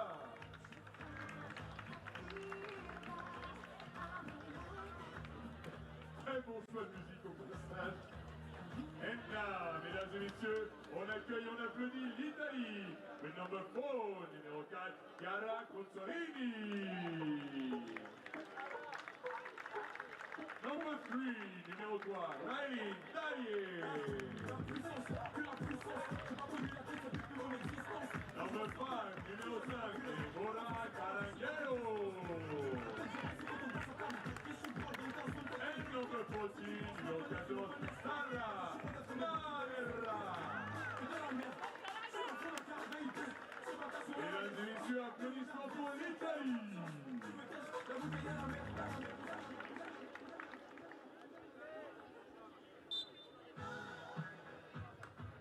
Le toss du début de match. Et s'il y en a qui se demandent, oui, les deux clous qui jouent au Canada ont un petit lien de parenté, effectivement.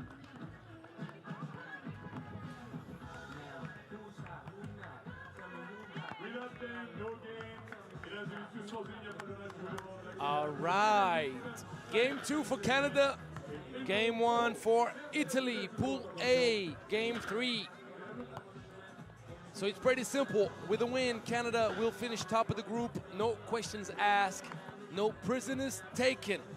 But with a win right now, Italy can kind of shuffle the cards, make things a little bit more exciting for the rest of you, but more stressful for the rest of them. As a matter of fact, Neftchi would have, at that point, an opportunity to get back in the groove of things, but if for any reason Italy were to lose this game against Canada, then you're gonna have a final matchup between Neftchi and Italy for the second seed, the second spot, qualifying for tomorrow's knockout round. So we'll see. We got to appreciate the mighty power of Team Canada in Game 1, but you better watch out for Team Italy, a team with a lot of history. And you better keep an eye out in the paint for Sara Madera and for Raylene Dali on the outside, number 3. Known Raylene for a long time. Clearly one of my favorite players on the women's circuit. She brought a medal to her country back in the Philippines at the World Cup. Now, she's trying to propel to the top in the women's series.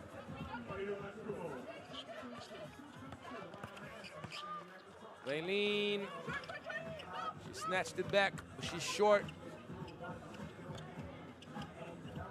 Obviously, Team Canada has size. That's going to be a matchup problem on the rebounding end for Team Italy. Nice pull, Catherine Plouffe. Canada starting off the way they finished their game against Neftchi. And Madera tries to answer. They try to go back to back. Oh yes, Team Canada. Yakum 4-zip. Italy better start waking up right away. because things can get ugly quick.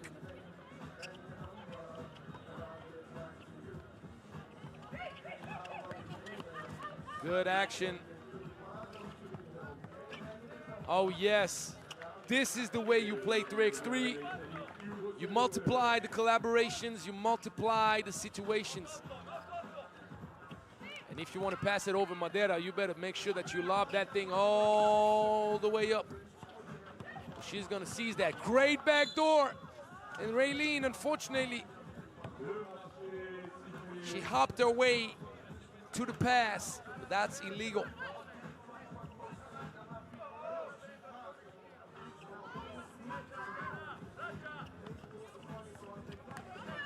Crozon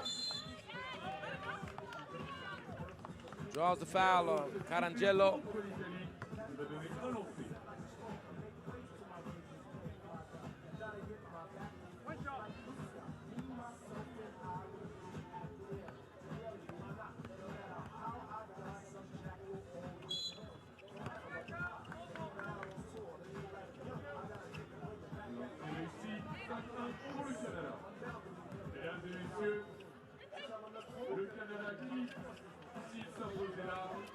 Left wide open.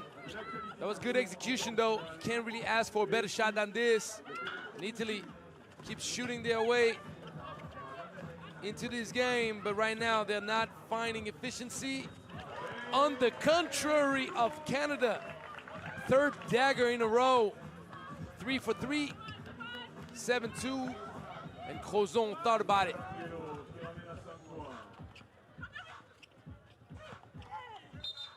And Crozon pushing in the back. She'll get called for the offensive foul.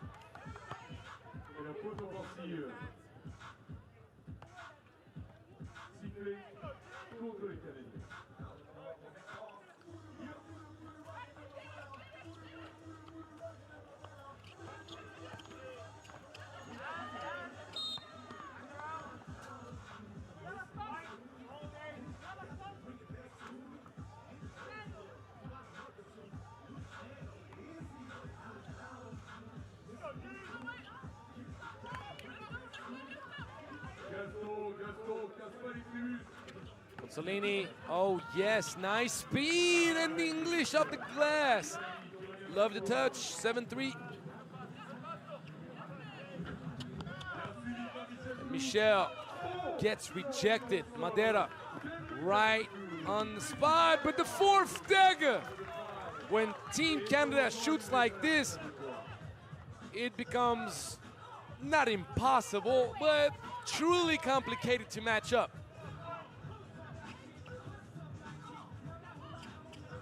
Paige Crozon.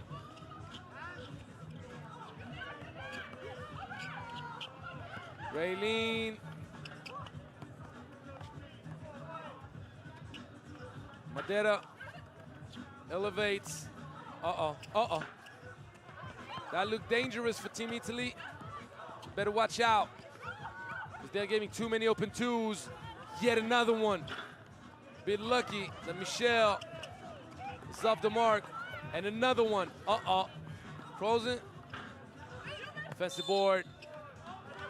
Canada just dominating right now.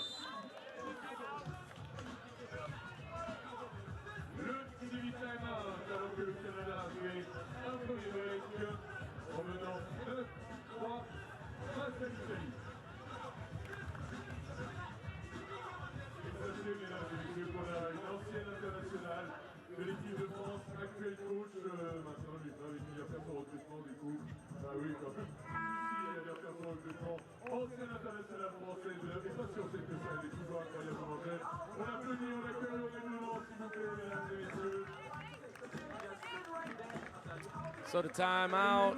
So now Team Canada with a commanding 6-point lead early. They're shooting the lights out.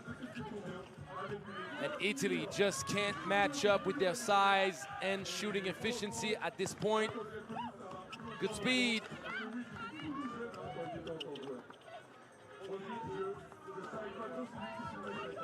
Paige Crozon. Collaboration with Catherine Plouffe. She's off Madeira. had position in the paint. And Madeira trying to give some life to Team Italy. The nice finish with the left. Catherine Plouffe. Mid-range special, not dropping for Raylene. Yes, yes, yes. Using Catherine Plouffe as commanding tower at the elbow. And now this would hurt, and this does hurt. 9-point lead, Canada.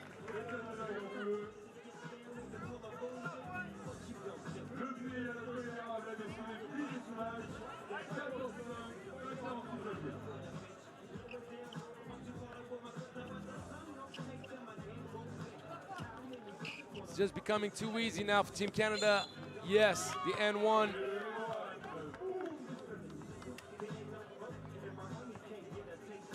I told you in the first game, this team doesn't really have a weakness because of the playmaking of the Plouffe sisters. The sweet shooting from Corzone and Bosch. They can switch everything defensively.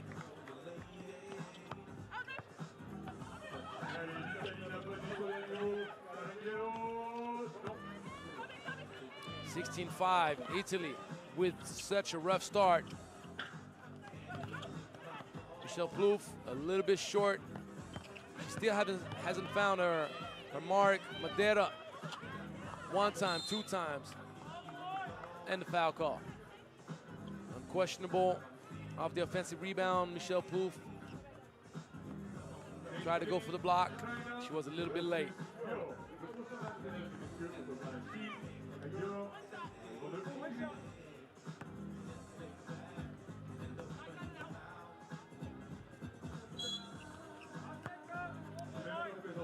Free throw counts, 10-point lead at the halfway point in this game, but the craziest thing is that Canada already has 16 points, 5 points away from a quite impressive win against Team Italy.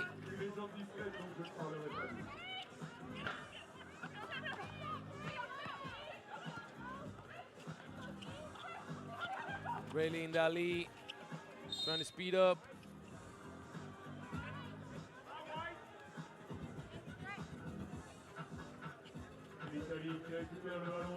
On the dive, Madeira got bumped a little bit too hard. Consolini at the top, goes with the cross, and she gets denied access.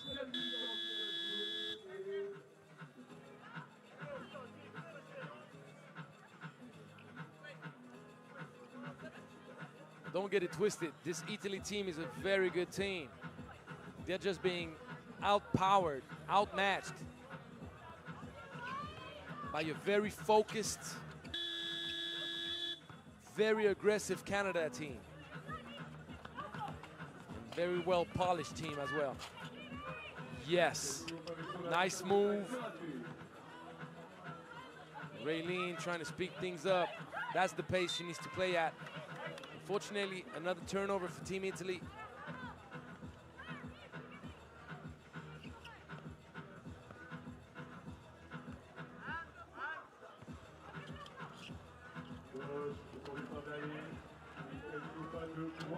Uh-oh!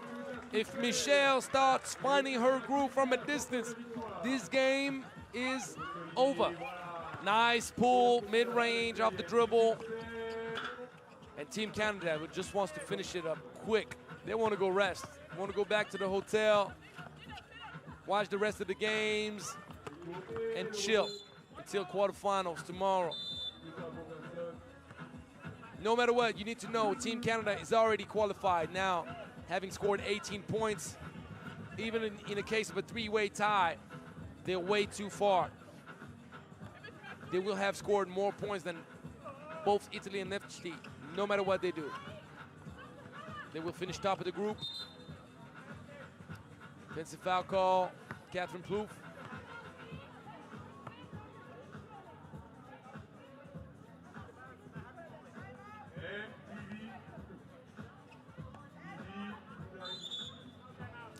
TV timeout. What a great demonstration by Team Canada.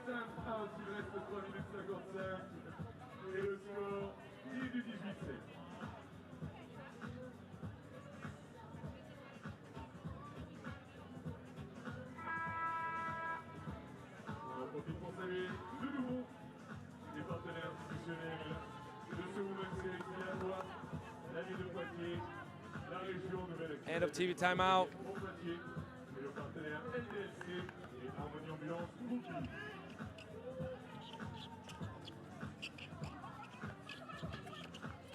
Nice pull-up mid-range. They need to find more of that. The connection with Dali Madeira can work wonders, but they need to figure it out. Good contest. Consolini. There you go. Raylene Dali finding her groove, but maybe a little bit too late for Team Italy. Nice up and under. Great composure. Catherine Plouffe maintaining a 10-point lead. Raylene almost got her cookies taken. Consolini from a distance, and Madeira strong. That was the right idea, but not the right execution.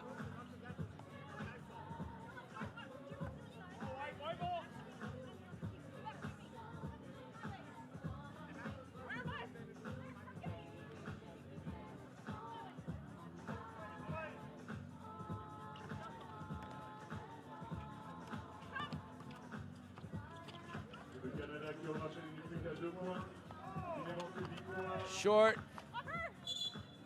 Ball given back to Italy. So 3 minutes to go. Team Canada will more than likely walk away from this game with a win, but gotta finish the job. Consolini pulls back. Oh, very nice. Catherine Plouffe. Front. It's a good contest. The lob pass. There's only 1 second left on the shot clock.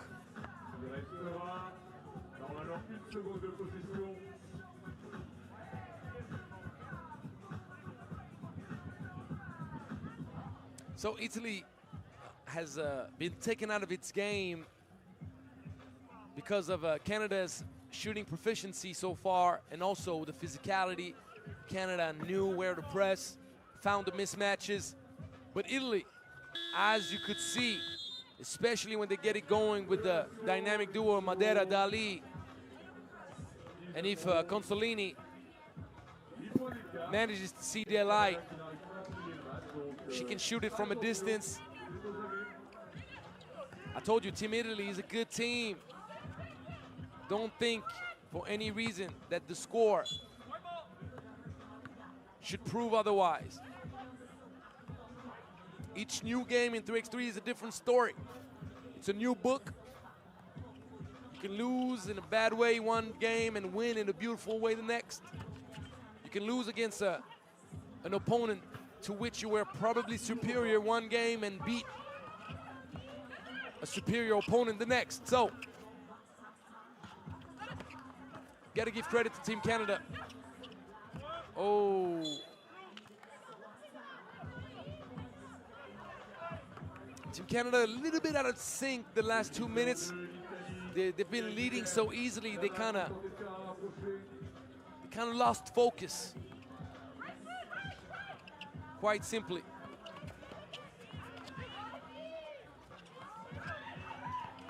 Carangelo got it off in time.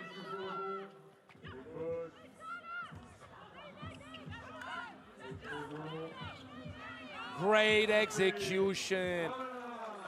Catherine Plouffe, the steal. They can finish it with a bucket right here. Are they gonna go for 22? Crozen for 22, no.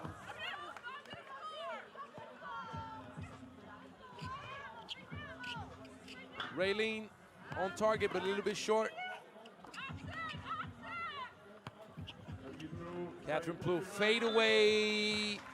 Team Canada going to work. 21-11, top.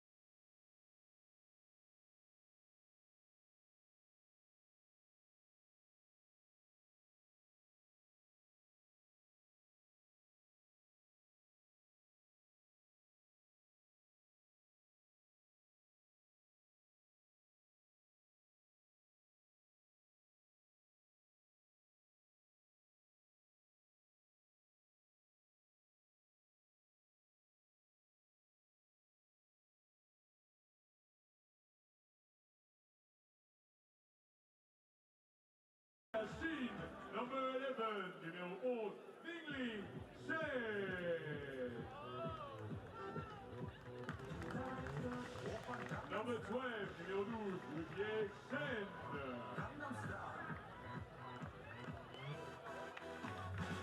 Number 18, numéro 18, Moon Huo.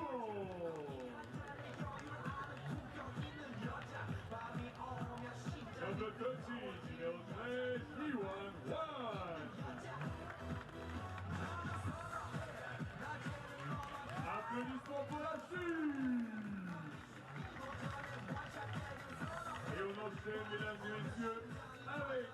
hongroise de Gyor.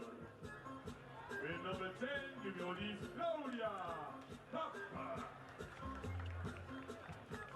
Number 13, numéro 30, Angelica Key. Number 13, numéro 13, Bianca Elius. Et number 44, numéro 44, Vivi Olombi.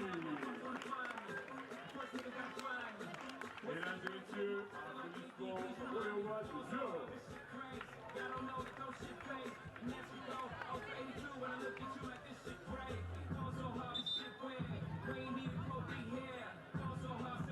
Le toss pour les terminer, Gyor à la balle.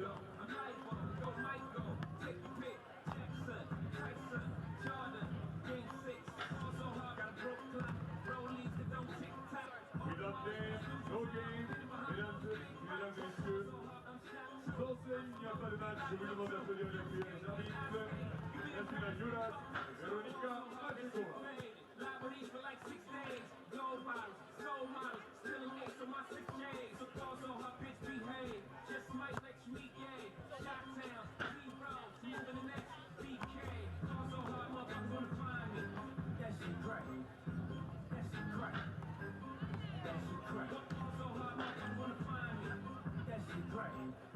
Et mesdames et messieurs, je vous tease un peu, je vous fais un petit preview juste après ce match.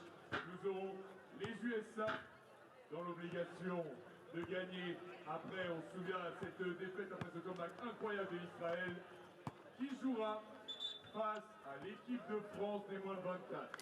Donc, All right. China against Gyor. It's going to be a very interesting matchup because this time around, Gyor has some size to respond to some of the matchups. But China overall will always look for the same game plan. Look out for Kiss in the paint. Look out for Chen in the paint for China. Look out for Pop. Higgadush and Burundi. Gyor, dangerous team. Nice dish with the bounce. And the finish. Hwang taking it strong to the cup. And the foul from Burundi.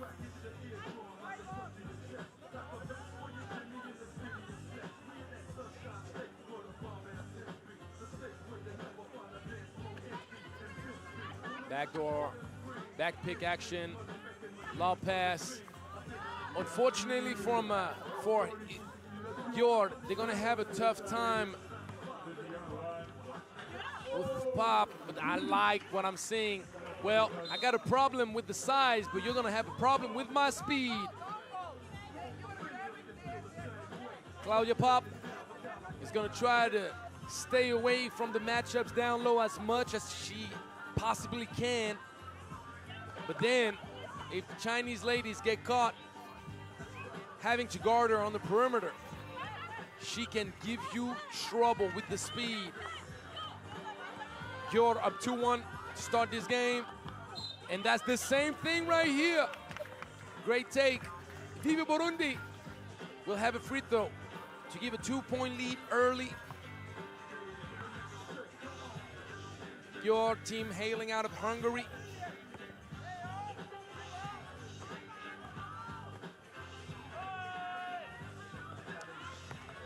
(3-1). China tested early in this game. Hwang, nice touch. It's what you call the shooter's touch. Burundi. Higgadush with the size advantage. She got pushed back. Good defense by Hwang. Ming Chen. Great lob pass to Hwang.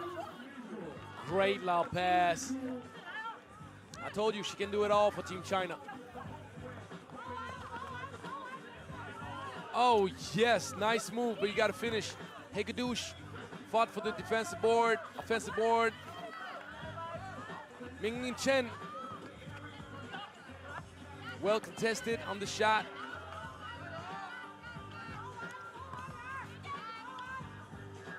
Kiss the turnaround jumper.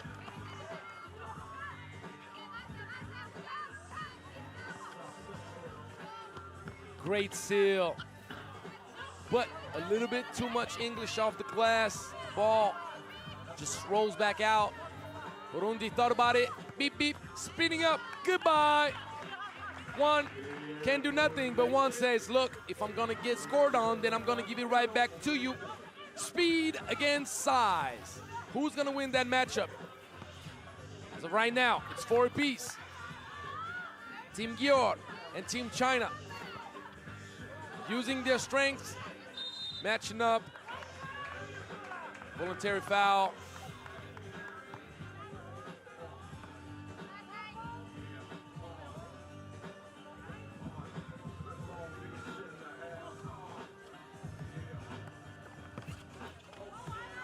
Higadouche.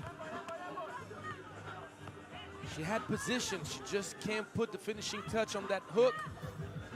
Wong elevates, Wong knocks it down. 6-4. Oh, the killing speed of Claudia Pop. Wong thought about it. A little bit late. And Pop hesitated. Higadouche. Ooh, Claudia Pop.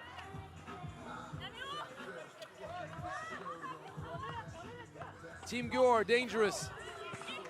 Team Gyor, tough. Claudia Pop gives it in the paint. And Angelica Kiss giving Team China some problems. They're forced to foul her. She's towering over everybody. She's long. She got good skill. So China up 1. This matchup is quite interesting.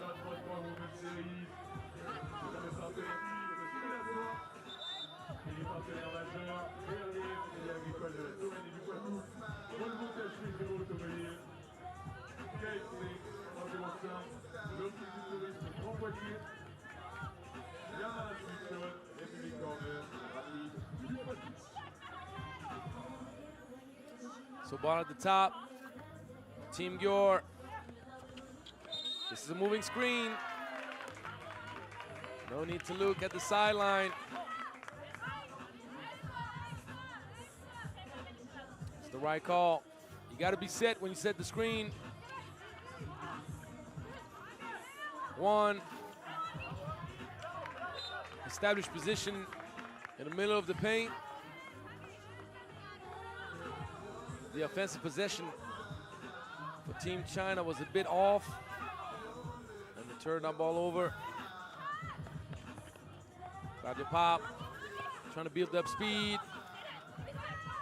Good defensive switch, but then not enough. And the dish at the end. Claudia Pop looked at the rim, made everybody believe that she was gonna rise for a reverse layup. The last second, nice little no look.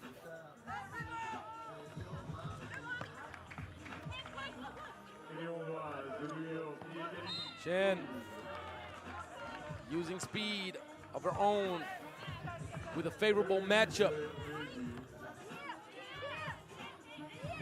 The size of Kiss does not help her when she's on the perimeter against shorter guards. Good hands, Higadouche, making sure that she saves the day.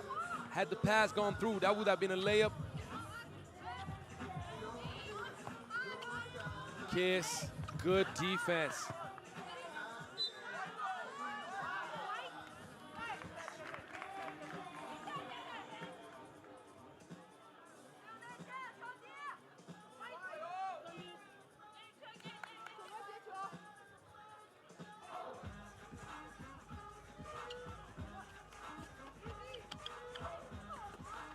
Minglin Chen once again. Well-adjusted lob pass for Juan. Claudia Pop This time around, went a little bit too far. China focused defensively. 7-6, we got a nice little matchup on our hands. Two teams with different strengths, but two good teams. 15 foul against Gyor.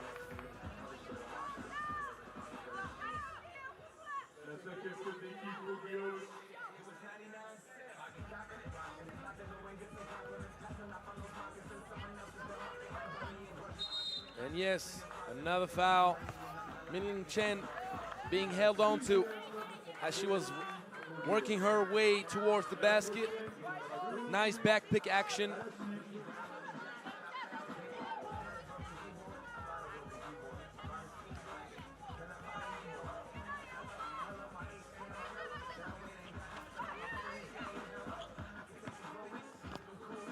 And Chen, the little one, with the left. China up 2.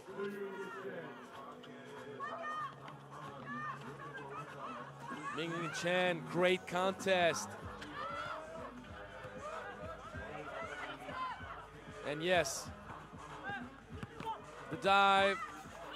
Claudia Pop taking cookies from everybody. That would have been nice if the ball had gone through, but Pop staying with it. The lob pass, not high enough.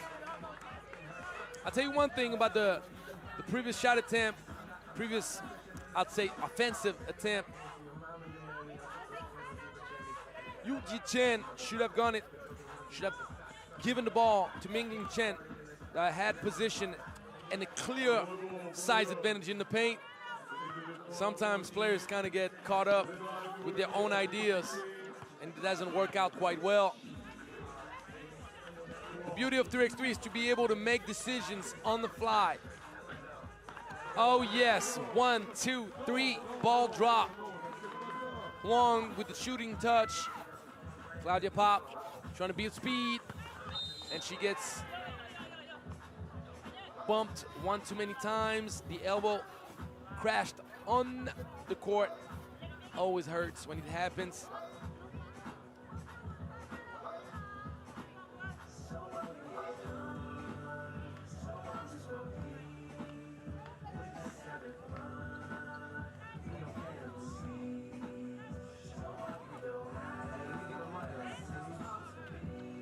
Claudia Pop looking at the rim, she's far.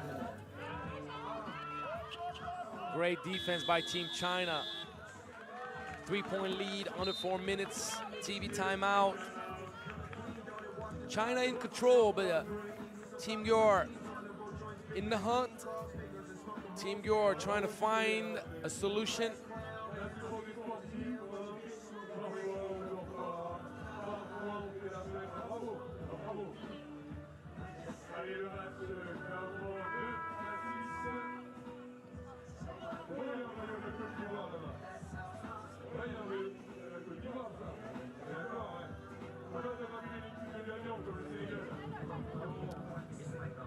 Let's see what comes out of this TV timeout for Team China. Great execution, but poor finish this time. Mingling Chen could not quite position herself where she needed. On the opposite, Angelica Kiss with a great lob pass. Offensive foul against Juan.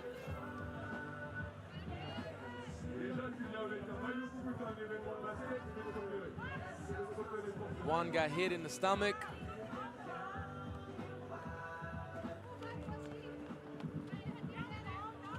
She's getting help by the physician of the team.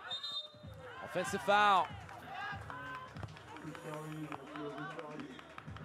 Yu Chen fighting over, earning herself the offensive foul call. So now, both teams in the penalty. Great play. Very clean, looks easy, but you gotta pay attention to the details that make things happen. Mingling Chen staying in front, fighting. Great defense, and now she has daylight. She sees it. She takes it. She knocks it down. 12-7, 5-point lead for Team China. And Pop, once again, using speed, drawing the defense. 3 seconds in the paint from Vivi Burundi. And now, more than ever in this game, China is in control.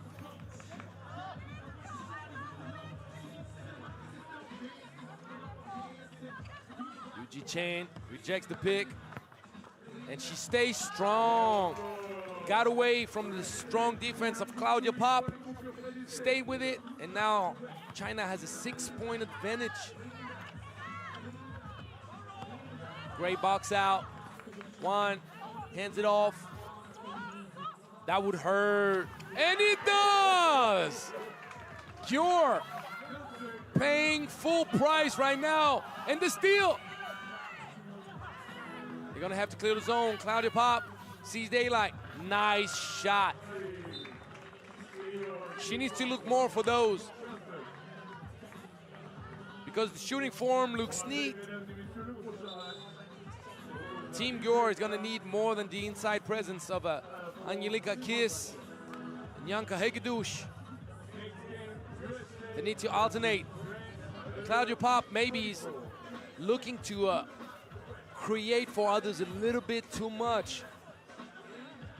She could open things up by becoming a threat on the outside. Make the Chinese defense respect her. And then the drive opens up a bit more.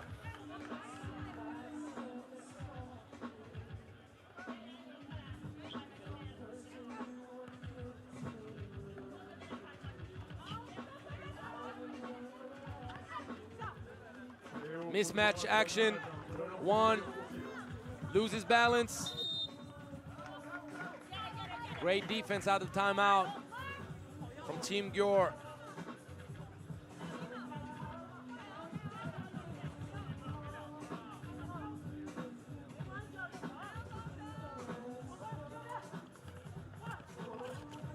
Cross and the tough finish.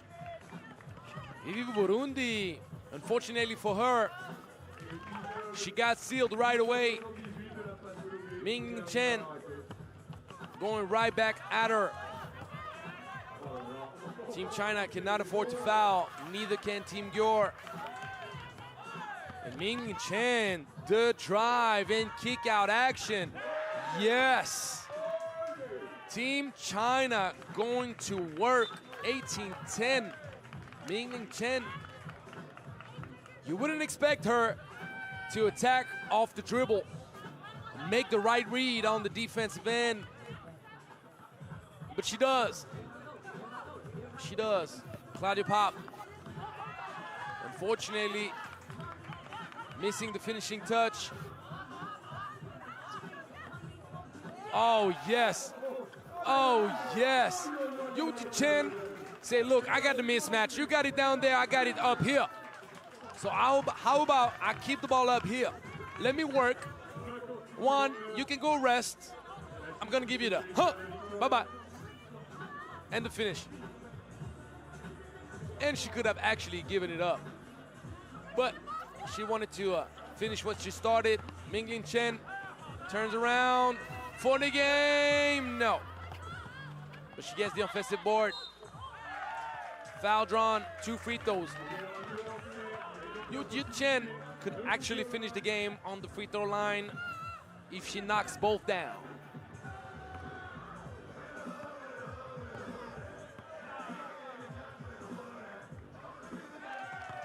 She knocks the first one.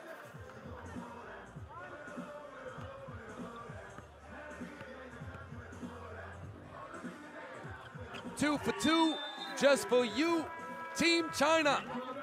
Just like Team Canada, undefeated in day one of competition. Oh, I cannot wait for tomorrow. Anyhow, we're gonna have a nice game on our hands right now. All the people in France are waiting for this matchup. And if not, all the people in France, all the people in Poitiers for sure. Team USA going against France, U24. You do not want to miss that. It's coming right up in just a few minutes. Et mesdames et messieurs, moi je me dois d'être impartial sur le prochain match, bien évidemment. Et on va avoir un match entre les USA, qui sont obligés de gagner, et l'équipe de France moins 24. Alors moi je dois être impartial, sinon je suis pas payé, et j'adore l'argent. Et vous n'êtes pas payé du tout, donc le cœur peut parler. Donc si jamais, avec Gaston, vous voulez faire peut-être plus de bruit pour la France, vous avez totalement le droit. Totalement le droit.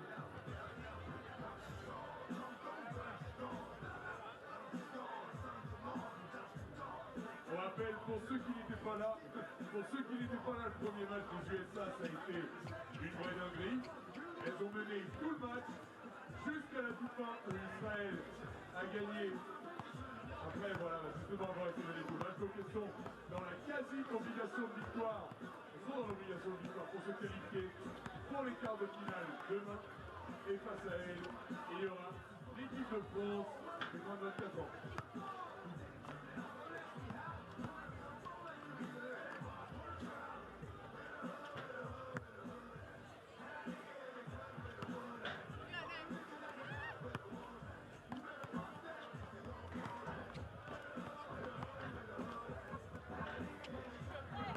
Gaston de GRDF qui distribue les stylos.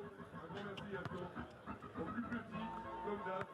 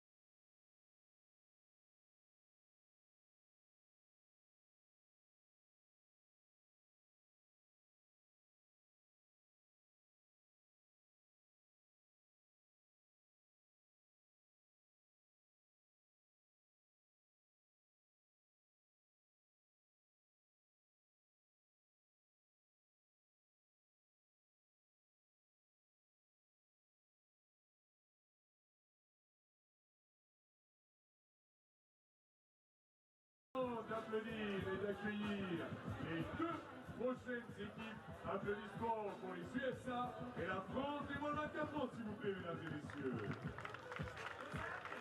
Et on démarre avec les USA. Number 6, numéro 6, Leonard Harper. Number 12, numéro 12, Blake Petrie. Number 8, numéro 8, Yuanda Richardson. And number 7, numéro 7, Sarah Berry.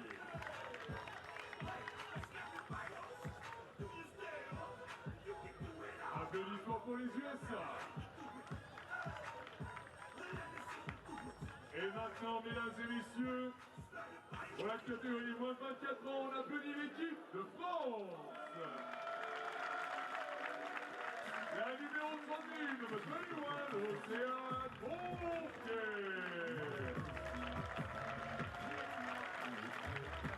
Numéro 13, number 36, Neftchi. Numéro 6, number 6,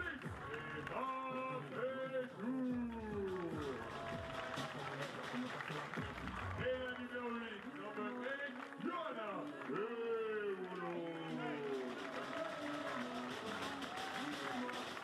Mesdames et messieurs, applaudissements pour l'équipe de France devant le match.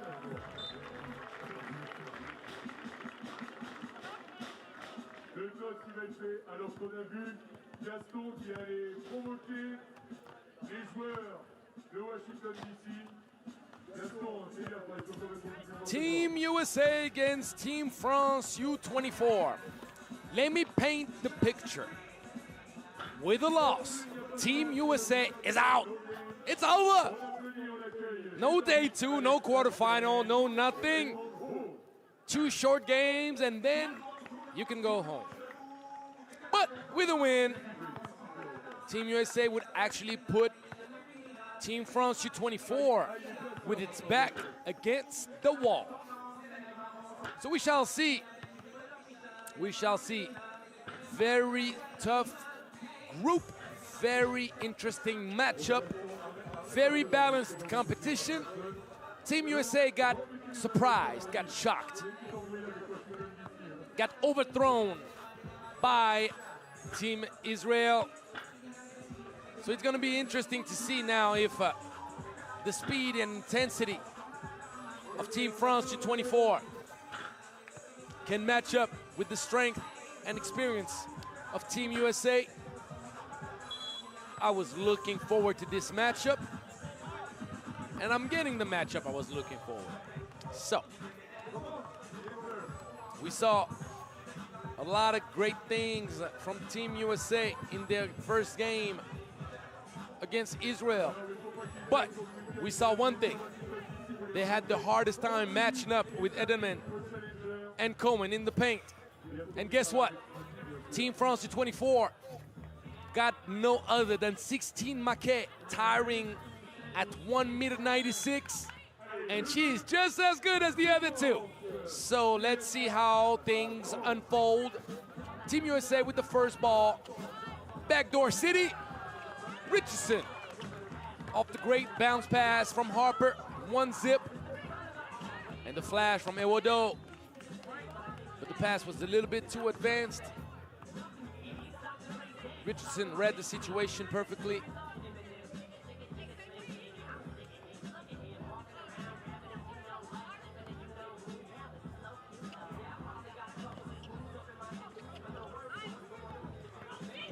France switching on everything. And Mapetour, good contest, but better offense. Richardson starting off this game super hot. Not only offensively, but defensively, the great deny, forcing the turnover. So apparently she had her foot on the line. So it's 2-zip. Harper, another great backdoor cut, but unfortunately Dietrich could not secure the ball.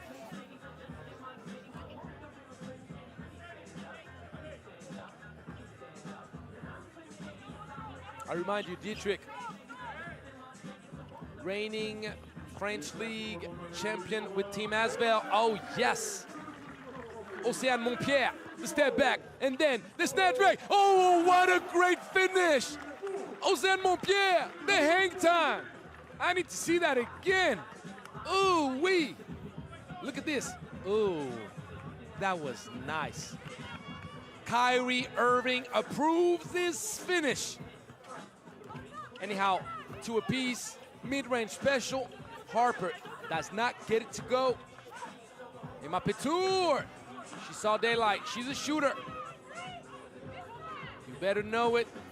You're gonna find out soon enough if you go under. Richardson had to fade quite a lot to avoid the contest from 16 Maquet. Emma Petour holding on to Sierra Burdick on the post-up action. Dietrich at the top, and another great backdoor. Richardson got denied by Océane Montpierre. Step back, another great contest. No foul call. Océane Montpierre plays tough.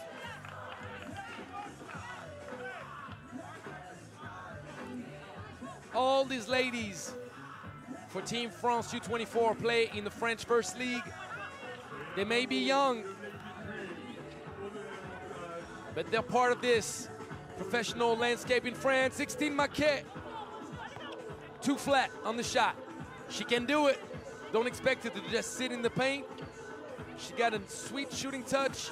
And Burdick, too strong, too tall, too good down there. Not the matchup that Emma Petour wants. 16 Maquet stopped her dribble too early. And when you stop your dribble, you usually get in trouble. Richardson has all the great ideas, but she can't put the finishing touches on all of them right now. It will do!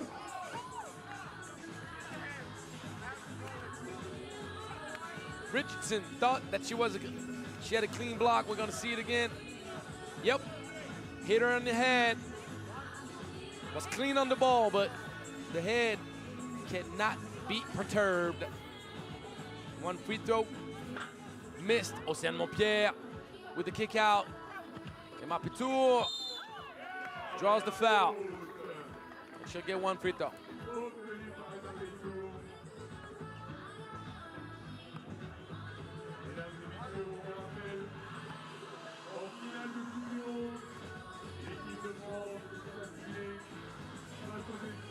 Emma Petour knocks it down. Dietrich seeing daylight. France took a risk not matching up right away. They had both Ewodo and Montpierre going for the rebound, and then kind of left Emma Petour to close out after the free throw. It's a dangerous look. Strong move by Harper.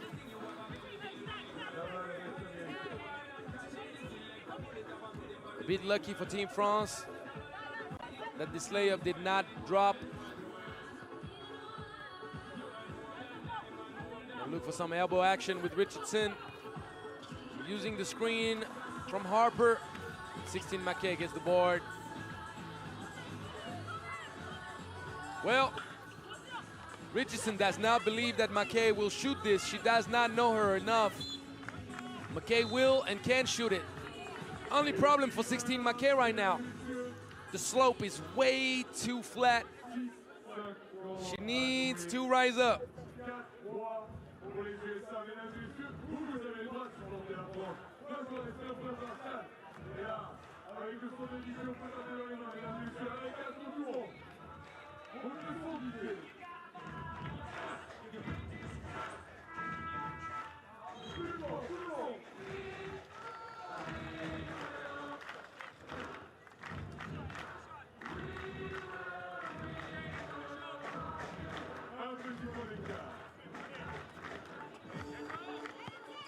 Oh, too strong. Get out my way.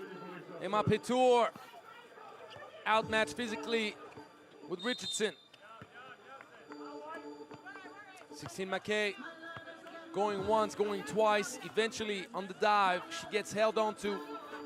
She draws the foul. 13th foul for Team USA. It will do. It was a nice little pitch back action. Burdick using speed, but the pass from Dietrich was off the mark. Whenever someone goes towards the basket, you gotta lead them to the basket. Can't pass it behind them. Sure enough, turnover. 5-3. Team France U24. Mbappé Tour. Well contested by Linné Harper. So, 5-3. We're not seeing much offense right now, but what we see is two teams understanding. With a win, Team France is in the quarterfinals. With a loss, Team USA is out of the tournament. So you understand better why we are facing such a tenacious, locked up game right now.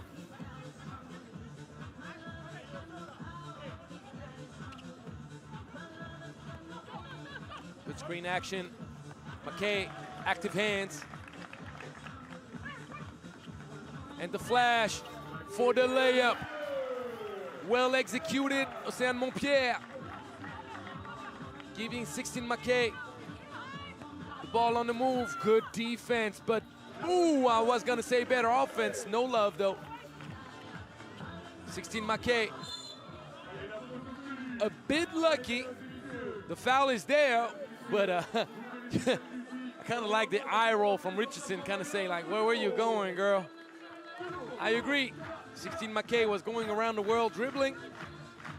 Almost set herself up for failure. Luckily, France keeps possession of the ball.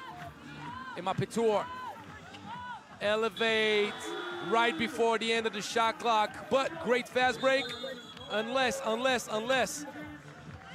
I could not see her feet. Hedman Ho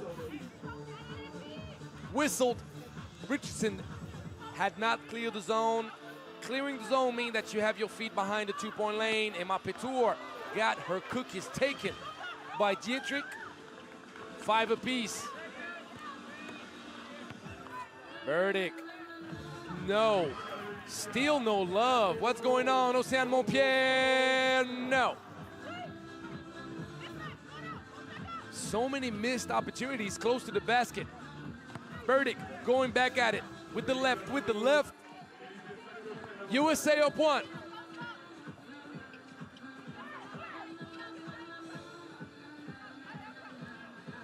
Océane Montpierre, great take. But this time, she can't hold on to the ball well enough for her to put the English she did on the previous one. And Dietrich, fouled by 16 McKay.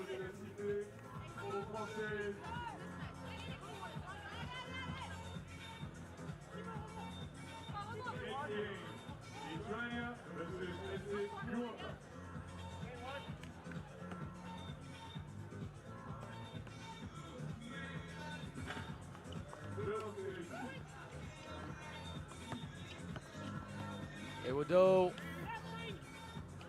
gives it up to Océane Montpierre. ISO mode, tough shot. Linné Harper making sure she does not give any space to Océane Montpierre. Dogfight between those two. 7-5, USA in the lead, but not in control yet. Dietrich forgot that she was by herself. she kind of lost sight of the defense. 16 McKay stopped her dribble. Shot it. Océane Montpierre saved it. Great activity. Océane Montpierre. Harlem Globetrotter style. And Eudo speeding up. Manages to find her way to the cup. Drawing the foul. So, 8-5, 1 free throw coming up. France U24 facing a tough matchup with Team USA. Team USA with its back against the wall.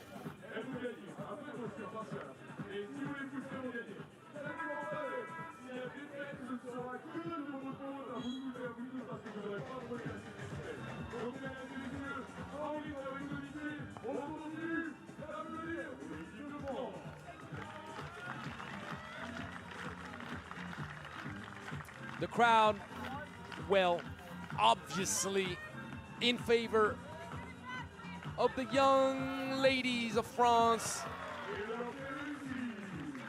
The Team USA doesn't pay attention to any of that. Mid-range special of the catch. Richardson missing. Emma Petour could not see. She pulls back. She's off the mark.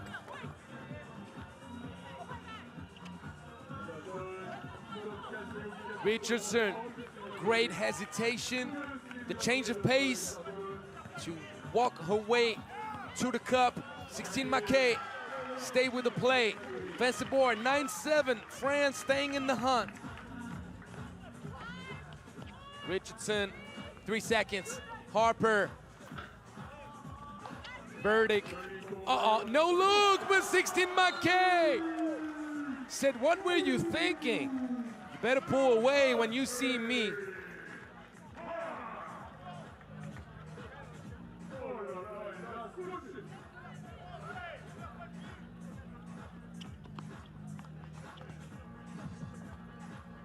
Burdick, patient.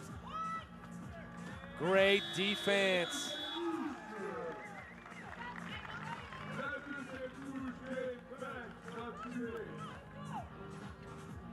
France 24 with the ball, trying to pull closer.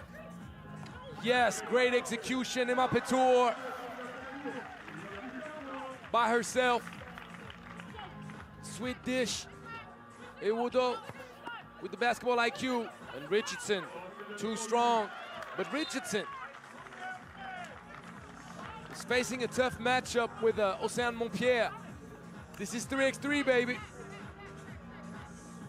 If you want to earn a foul call, you better go stronger.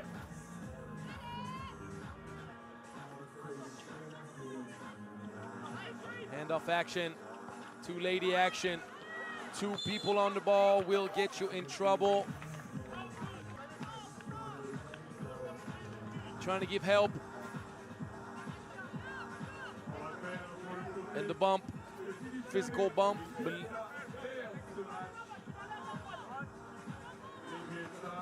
But fair, it's a fair bump. 1 free throw. Richardson knocks it down, up 2. Ewudo, sizzling, finishing. 10-9. Oh, we're gonna have a tough one. Team USA going with back-to-back battles right now. The first one was with Israel Dietrich. No love. The ball rims out. And the U24s have an opportunity to tie this thing up. Ewudo, that's nice. Richardson elevates, can't connect with the rim.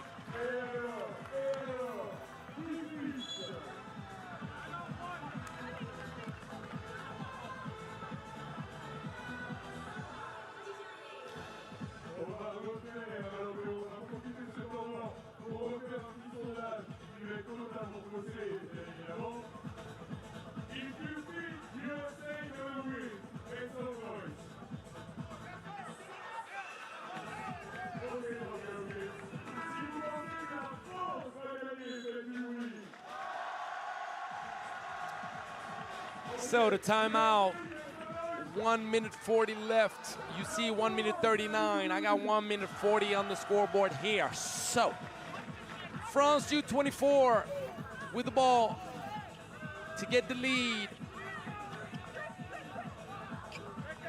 Emma Petour, 4 seconds. She's gonna have to throw it up, and she does. Short, Dietrich with the board. USA still has its destiny in its hands. That was a little bit tight. Harper tried to find on the dive Burdick. The bounce pass got deflected by foot. So we reset the 12-second shot clock. That's an exciting game. I don't care about the score, I'm telling you. You got to think about the context. Dietrich spinning up. Oh, yes. Got it right over the hand of 16 Maquet. 16 Mackay, completely off. She rushed it. Océane Montpierre saved it, but the ball is in possession of Team USA. Harper, the spin. Harper, the finish. 12-10, up 2. Mbappé Tour, no. Team USA still alive in this tournament.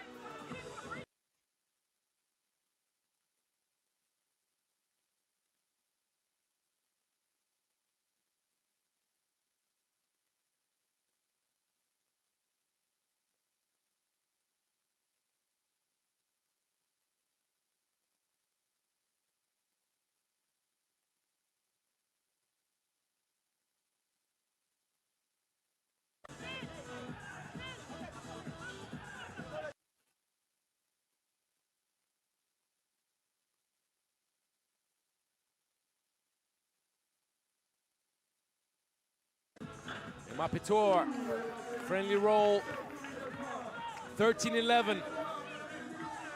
Uh-oh, backdoor, Richardson, they did not clear. Oh, that hurts. That's the second time that Team USA makes that mistake. You have to make sure that your foot is behind the line.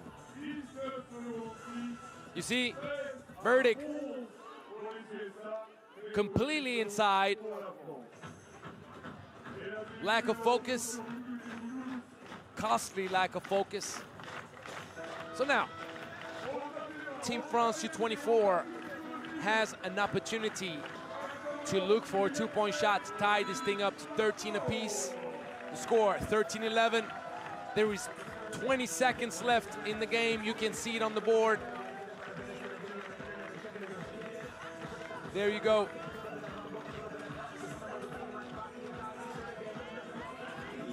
Great defense by Team USA. Mbappé Tour, 13-12. So now they just need to hold on to the ball. Uh-oh, Dietrich. The foul.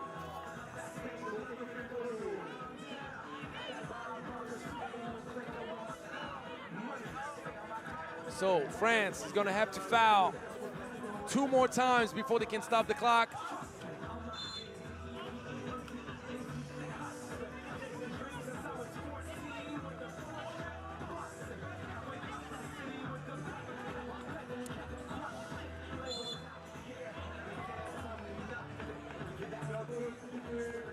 So 2 free throws coming up. She knocks one down. USA safer. She knocks 2 down. USA wins the game. 1 for 1.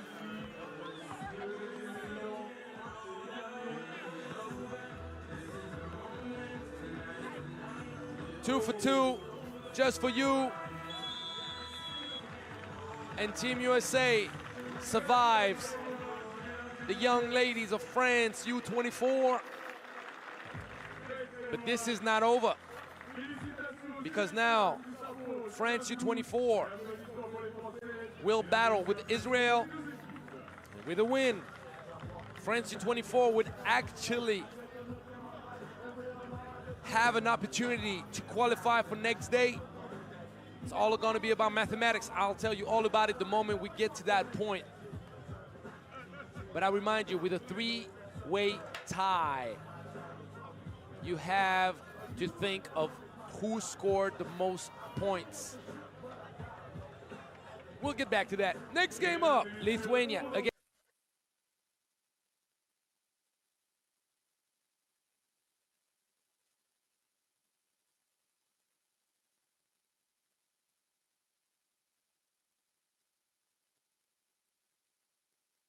It's a commercial team, private team, professional team.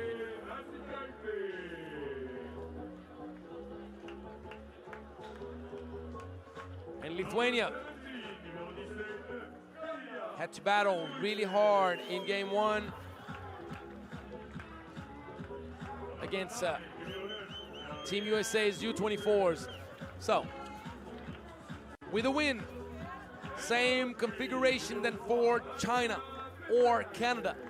With a win, they finished top of the group. Clean record, 2-0, no questions asked, and there you go. But, with the loss, then everything is up for grabs. So, we'll see.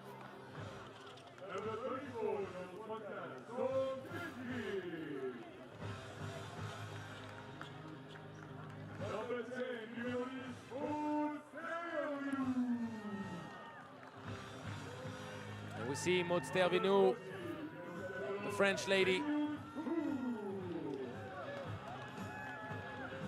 playing in China.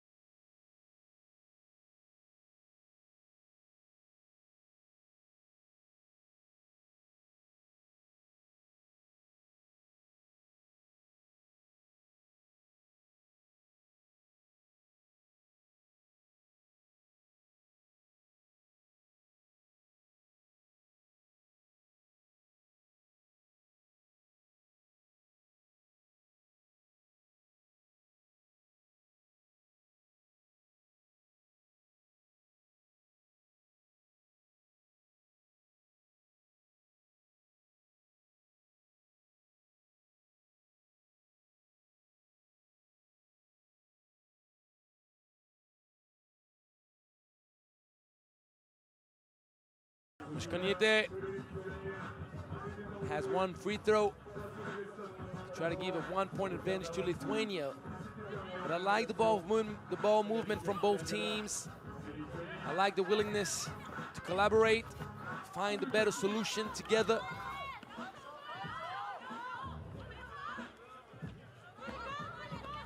And that's another foul, unquestionable. We could hear it from the stands. The slap on the forearm.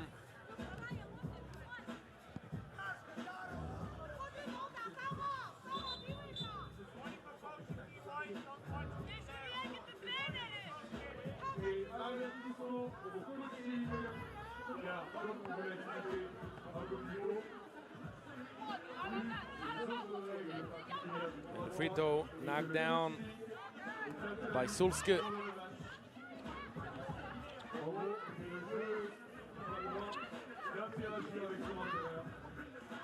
Shot off the mark, Zhu, strong. Draws another foul, 4-2.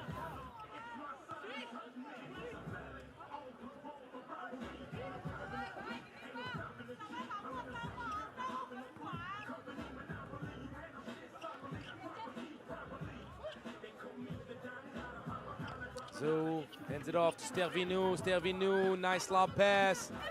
And Zhu draws yet another foul. She's strong, she's persistent.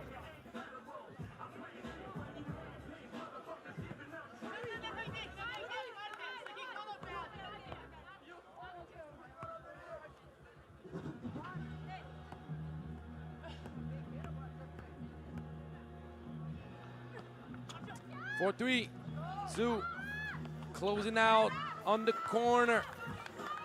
I don't understand the matchup right here.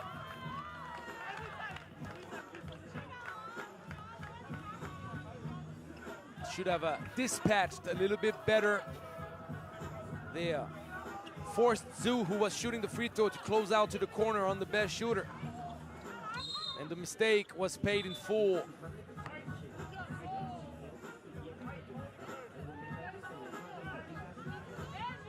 And we see right here, Alex Talisainen. Alex Talisainen letting the ladies know, hey, I got you girls covered. Stay focused on the play. Stervinu, long range, a bit short. Pass back, fast break, City. That's how you do it. Camille Nashikaite. And unfortunately, Nashikaite fouled.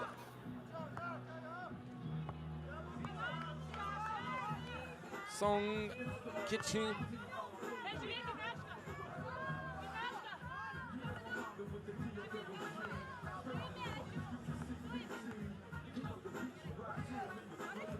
Song Kitchen, because the lead to 3.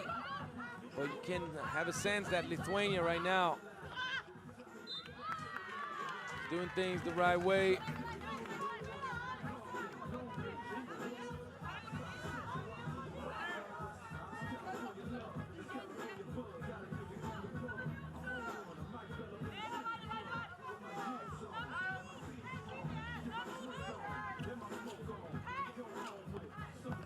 Elbow ISO. Whoa.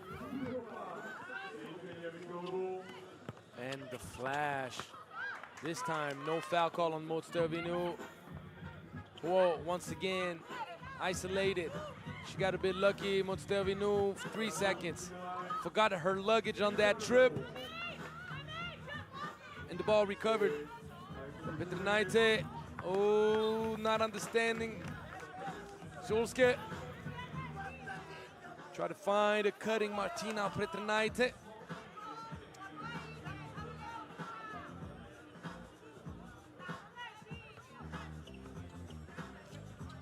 Zhu flashing, Zhu posting up. Song, oh, the cross and the finish with the left, and 1. Ooh, that was sweeter than sweet teriyaki sauce right there. Ooh, love it. You gotta understand, I cannot eat my Japanese, Chinese, whatever kind of food you want without my teriyaki. That's my favorite sauce. It's the way it is. I might sound weird. I'm a ketchup guy and teriyaki guy. I also like barbecue. What's the relevance, Angelo? There is no relevance. But when you're inspired by what you see on the court and you're hungry the way I am right now, well, you're gonna talk about sauces and food. That's the way it is. So I'm hungry, I'm letting you know. But the thing that I'm the most hungry for is 3x3 basketball. So, 7-5, 1 free throw from Song to try to cut it to 1. Actually, why am I not paying more attention? 7th team foul against Lithuania, meaning 2 free throws. Problem is, they're not matched up at the top with Shulska, and Shulska went to the corner. The Chinese lady's a little bit lucky that the ball was flirting with the rim a bit long, because if that ball dropped right away, they would have had the rebound straight up, and they would have found Gabrielle Shulska in the left corner by herself for a wide open 2-point shot attempt.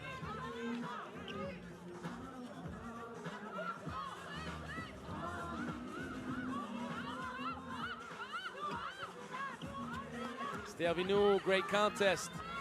The ball did not touch the rim. 12-7 shot clock violation.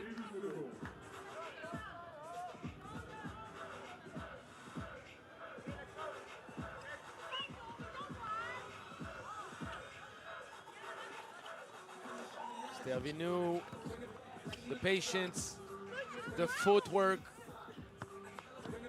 but she's a little bit short. 7-6, Lithuania once again tested. Good defense, Song with the steal. Stylatoi in the corner, off the mark.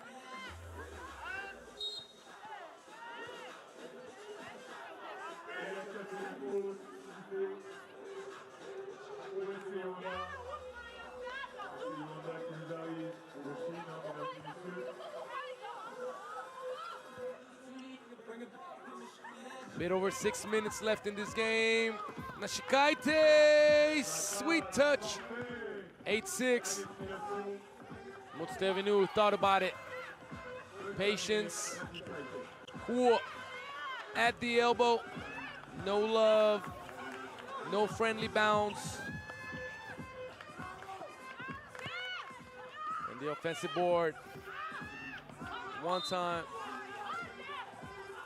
2 time.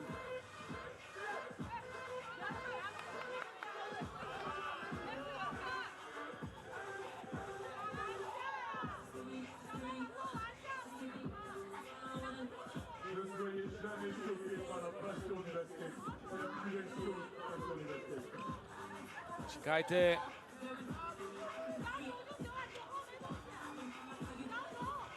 Shulska. Oh, bang, bang. It's only a 1, but it counts. Great lob pass. Fast break City. Cool. Keeping Yuanda within 2. And Song fighting for position. 15 foul against the Chinese ladies.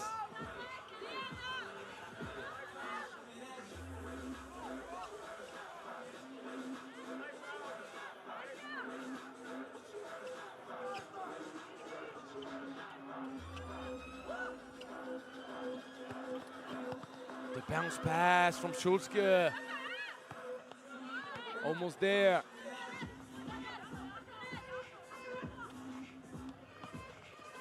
Five seconds on the clock. Catch and shoot, super fast.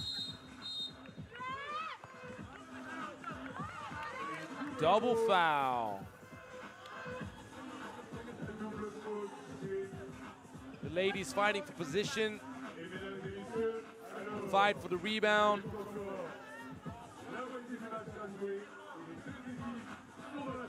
The ball given back to Yuanda.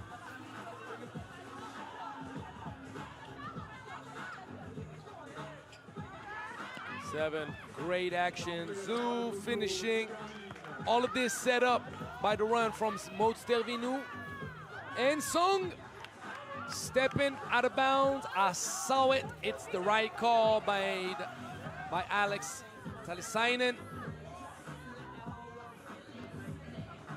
Lithuania up 1. We're a little bit under half of this game. Shikaite did not get it off in time.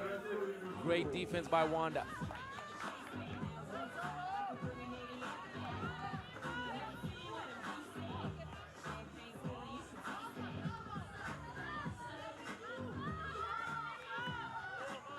Elbow action. Zhu, pick it again. Stylatoi at the top. Oh, misunderstanding with Gyor.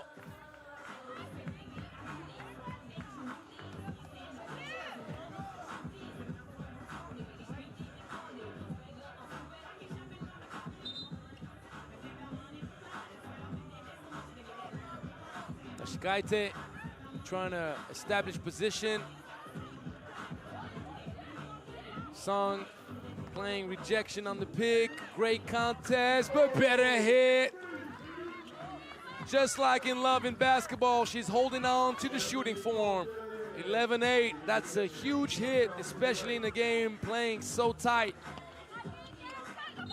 And another foul, 2 free throws coming up.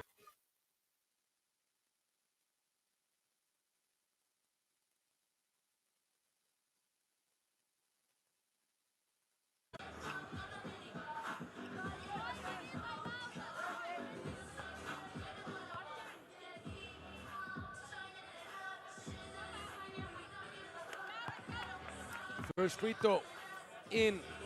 Schulzke.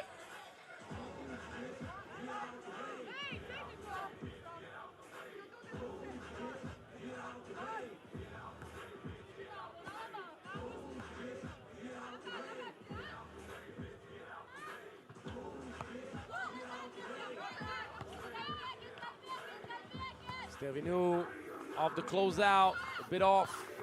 5-point lead, Lithuania in control now. With under 4 minutes to go. The great catch off the great pass. The sweet finish. No teams can afford to foul now. 6-point lead.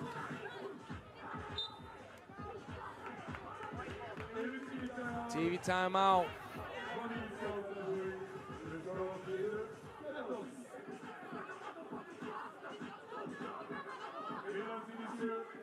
Après ce match, nous arrivons dans la dernière seconde de match, le match entre l'Italie, Neftchi et les Syries. Alors on a vu l'équipe qui gagne se qualifie pour les quarts de finale sur le demain.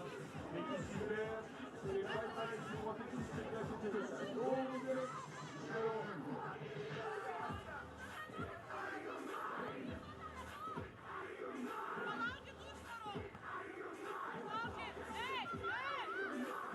Ball at the top.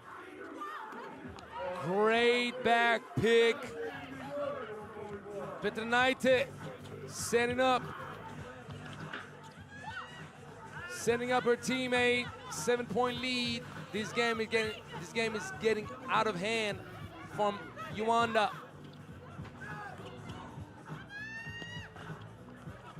Defensive board. Skonite.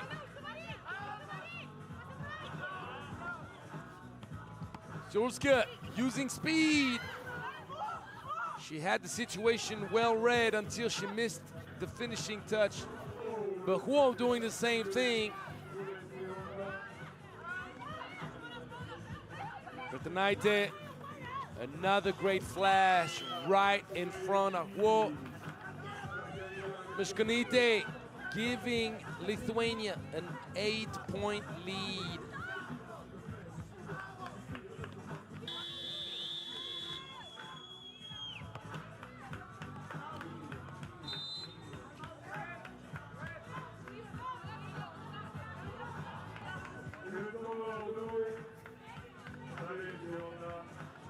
Lithuania dominating. Lithuania in control. Lithuania in position, to finish top of the group, undefeated, awaiting its matchup for the quarterfinals in the upcoming games.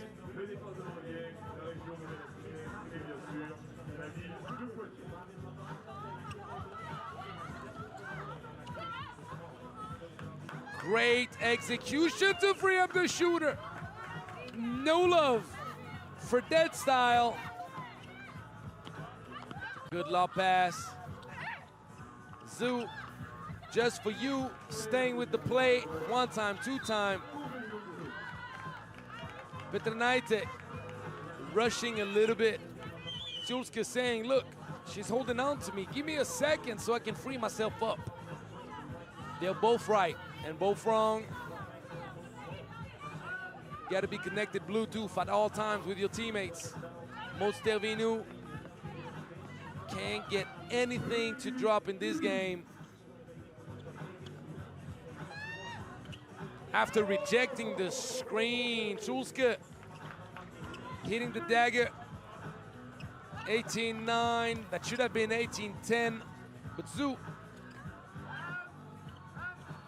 spoiling dessert, great fast break.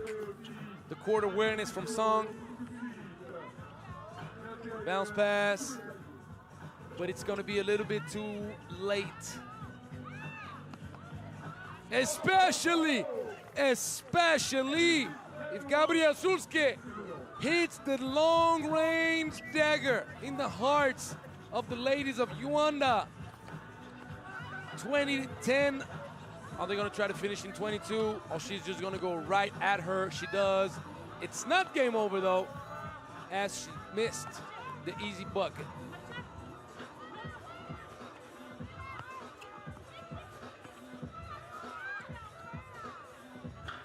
A little bit flat. She gets the ball back. They're looking for 22. And Petranaite said, look, that's enough. Let me get the offensive board. Game over. 21-10, Lithuania punched its ticket for day 2 of competition. We'll see the Lithuanian ladies tomorrow. Team Yuanda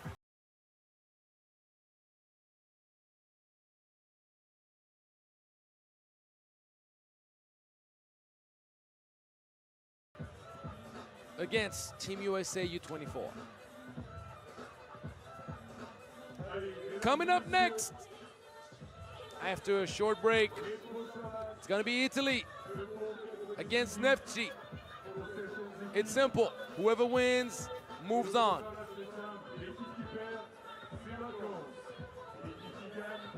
Coming right up in just a few minutes. Allez vous restaurer, vous le méritez. Vous pouvez aussi aller boire un petit coup avec modération.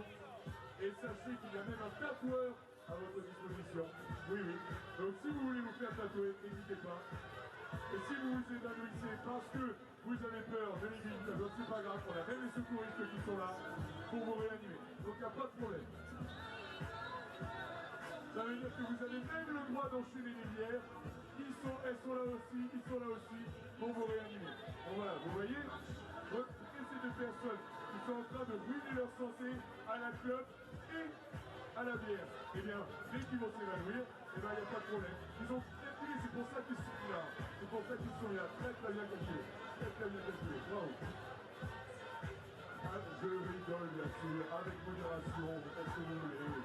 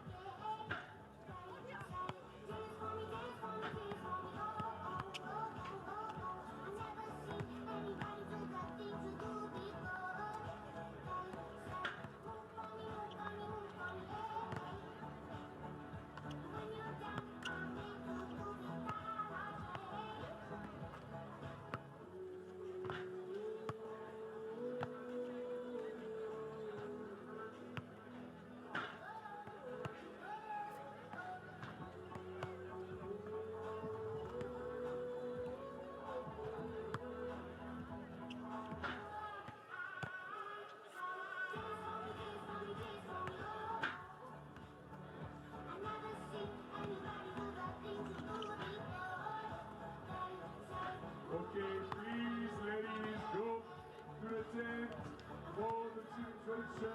Thank you.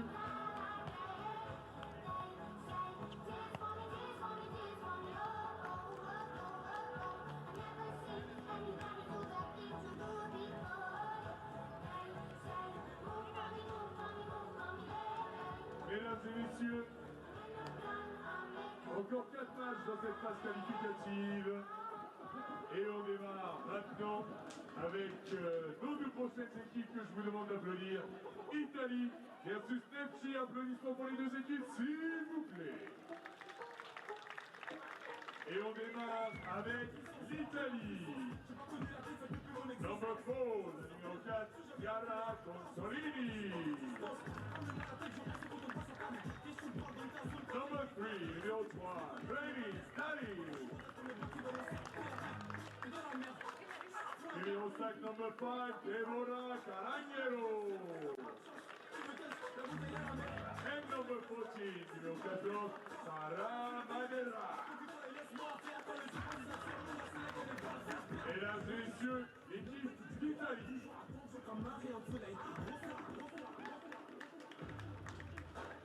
Et maintenant, en provenance d'Azerbaïdjan, on accueille Neftchi, number 34, numéro 34, Yuanda,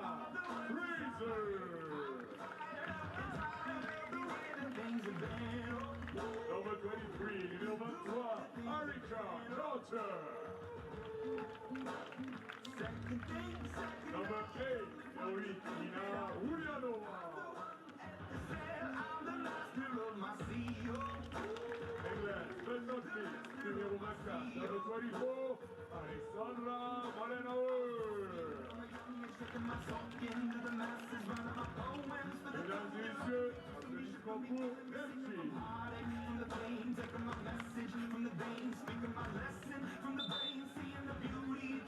Le toast qui va être fait.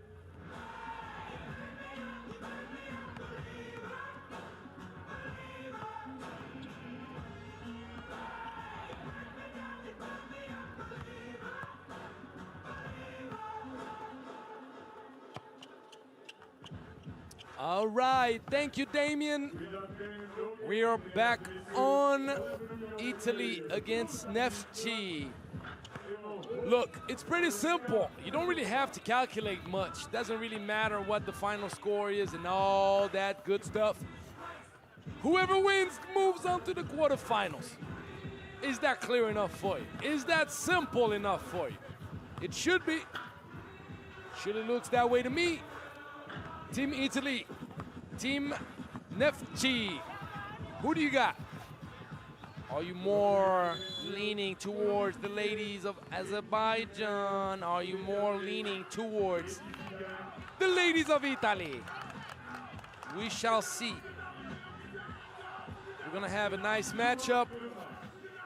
Let's see if Italy can impose its will on Neftchi using the mighty duo of Madera and Dali. Or will we see Molenauer, Ulianova, Carter, and Frazier give them buckets? It's travel. Molenauer could not gather her steps properly. Edmund Ho is paying attention, and the travel call was immediate. Mid-range special, that's the one that I want to see from Raylene Dali. Good closeout. Hezi up and under. And Raylene fighting Madera, earning possession back with the offensive board, and Raylene Dali with the offensive board up in the air. Waving her hair like she just don't care. In the corner. Oh yes, she's on a mission. She wants to pull away right away. She loves the big moments. Better believe me when I tell you this. Great execution. Molenauer feeding Frazier. The easy lay off the bounce pass. Consolini draws the foul. So both teams now, they got rhythm. The jitters of the first game is out. They both got outplayed by the mighty Canada. Great execution. Raylene Dali fed the cutting Madeira with a nice lob pass action.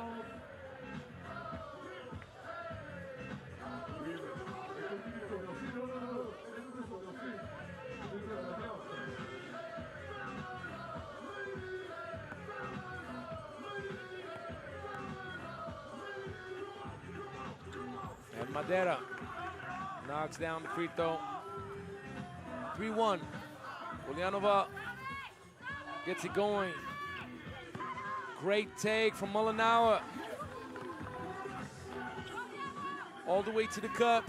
Consolini, patient with it. Collaboration with Madeira. And Molinauer had no other option than foul.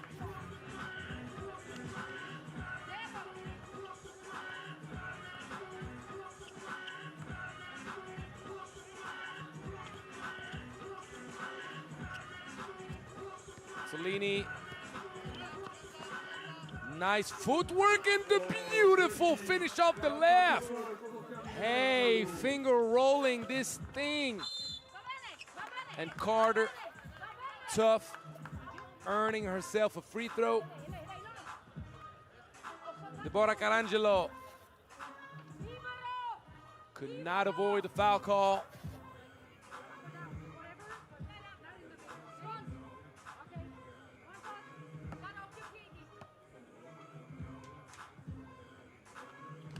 Knocks down the free throw. Mismatch action. Raylene Dali. Welcome back. She couldn't get anything going until late in the game against Canada. But now she's showing the way. And Frazier, very good player. In rhythm, Dali using speed, but good defense off the mismatch. Frazier did not bite. And Madeira, stay with it. Dali sees daylight, she elevates. A little bit long. Madeira, she has time, she adjusts. She elevates the elbow, no. And the foul from Madeira.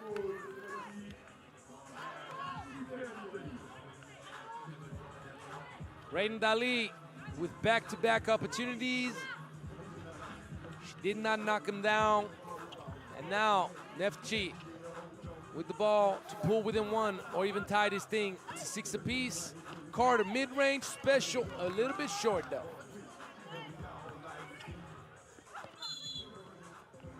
Travel on the go.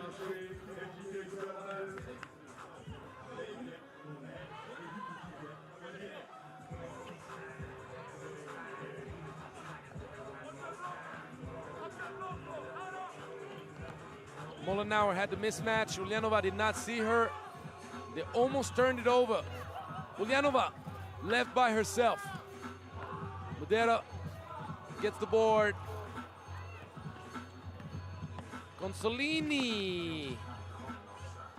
The floater looked good from behind, but it ended up being off the mark. Molinauer, the lob pass, 2 seconds. Frazier fouled.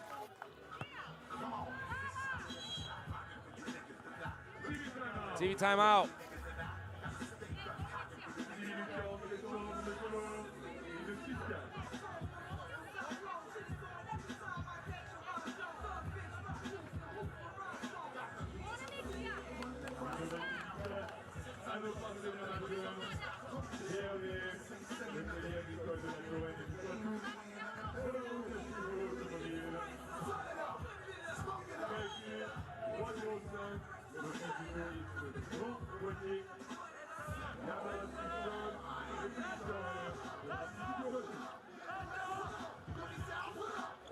Molinauer finding Ulyanova.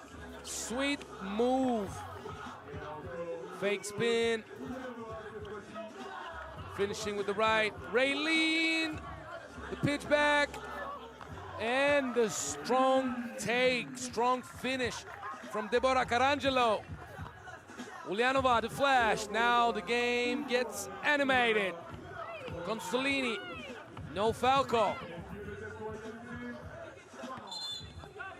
That's a foul on the set screen.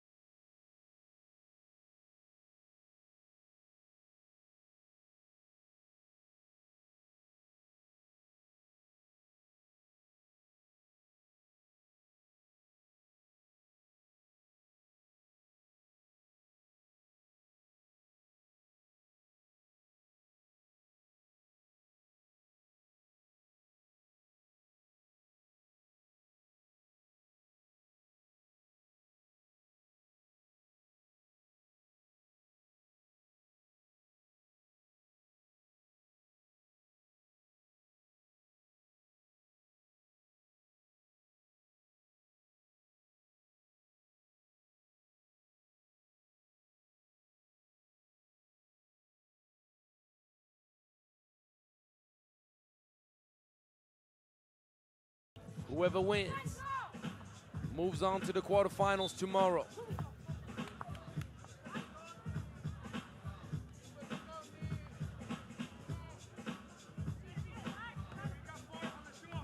Mesdames et messieurs, un petit point d'écart dans ce match avec Milano.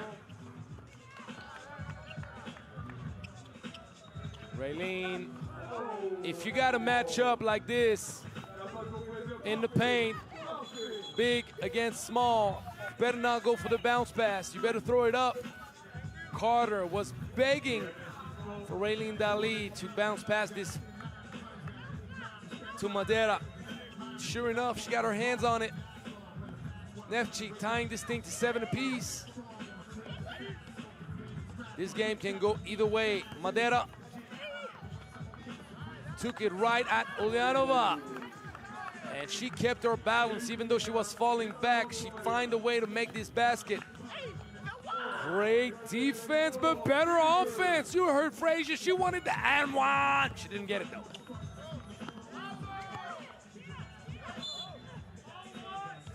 And the foul on Madeira.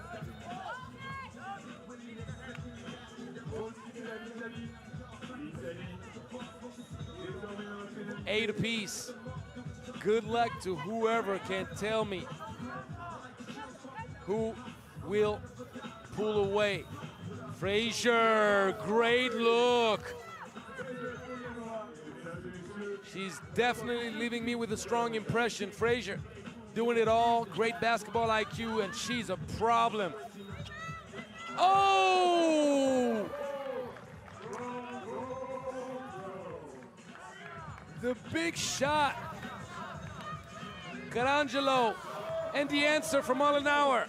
10-9, 11-10.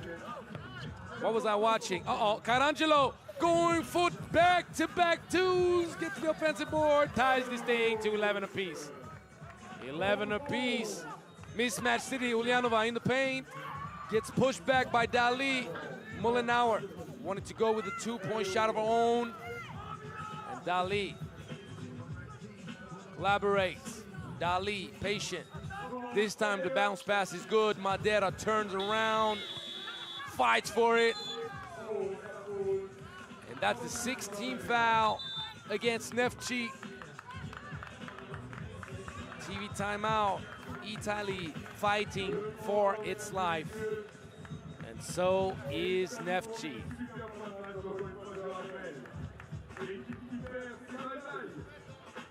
Mullenauer with the big 2-pointer.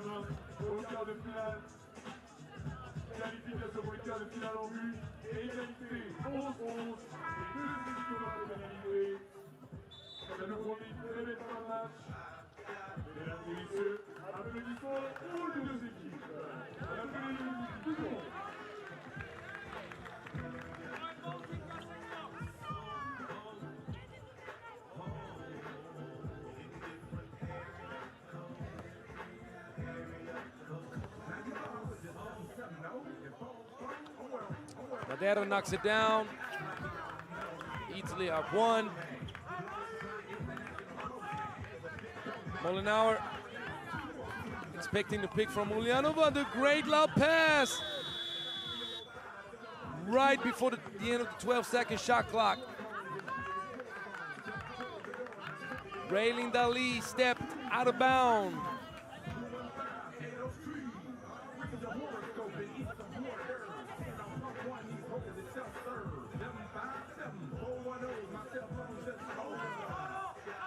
Frazier, great take, right at the elbow. She faked going to the middle, going to the left. That would have been nice. And now Frazier telling Mullenauer to take her time. This two-lady action is giving Italy trouble. And Frazier saying, it doesn't matter if I'm out the paint. Let me turn around real quick. Mid-range special just for you.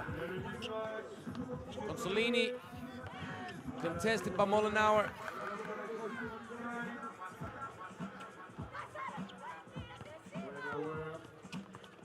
Mullenauer gives it up. Frazier right before the end of the 12-second shot clock. Neftchi up 1, under 2 minutes to go. Madeira, size advantage. Absolutely no offensive foul on this. Got to fight more if you want to earn a whistle. The pass was too far. 13 apiece. We got a battle. Told you, 2 really good teams. You better not just watch the result against Canada. Canada is in a league of its own. Dali, Raylene.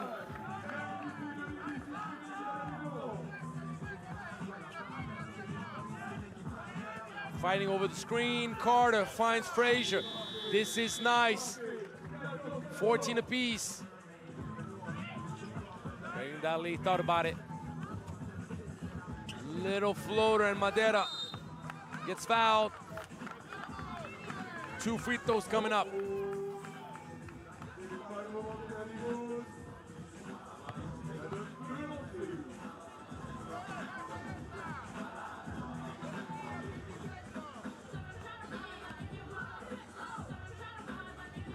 Madeira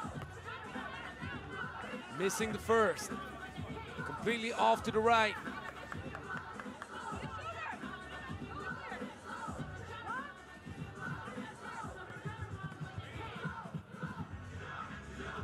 One for 2. Italy up 1. We are now under a minute. Mullenauer contested. Pushed back. Raylene Dali. No call. Carter. Great shot. 15 apiece. Watch out for the foul. Ulyanova. Mid-range. Raylene Dali showing up. Raylene Dali putting Italy on its back. She got the will, she got the strength, Offensive foul call against Ulyanova. Way to fight over Carangelo.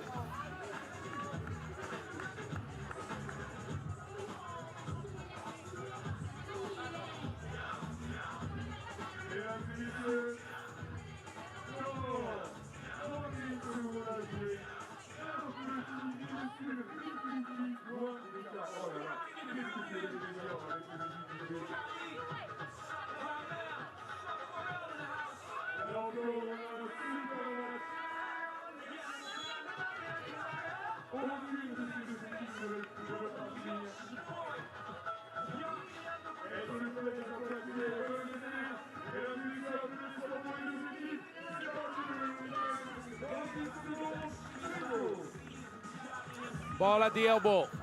Critical possession for Italy. Raylene Dali, Raylene Dali, Raylene Dali. No, great defense by Carter. No foul, nothing. She's giving the ball to Frazier. Turning around. Oh, the ball is choosing inside. Now she just needs to hold on to the ball. She does not even need to take a shot. And of course, Neftchi has to foul. Raylene Dali could simply just hold on to it and the game was going to be over.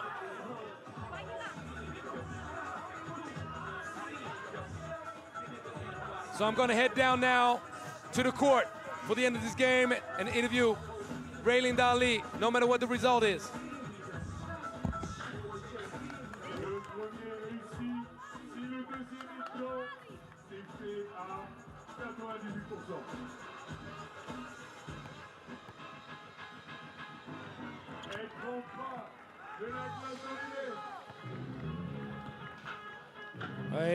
Yes, Italy came through big. Italy escaped Neftchi.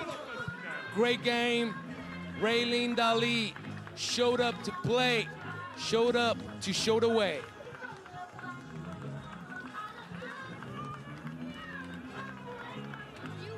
How are you? So this way. Raylene, good to see you, baby. It's been a long time, but you know, I've been following you for all these years and you still have it. It's good to see you. So, Raylene Dali, tough game against Canada. We know they're a super team in this Women's Series League, just like France and Team USA when they bring their best. But we know Italy has heart. You managed to escape a very tough game against Neftchi. It was pretty much winner takes it all. Now, looking forward to game two. Actually day two of competition. What are the adjustments needed so that you guys can actually probably make it through to the semifinals? This was a big adjustment right now because Canada, we came out flat. They're Canada. They hit 6 two-pointers. In 5 minutes, the game was already over. Our focus was find our identity, play with heart, play with intelligence, and get the job done. Super proud of the team, and we're gonna be back tomorrow with concentration and a lot of heart. It doesn't really matter who the matchup is at this point, right? Don't matter. It's important who you are. I agree with you. Good luck for tomorrow. Get some rest. So, coming up next, we're going to have Gyor against Switzerland. You don't want to miss that.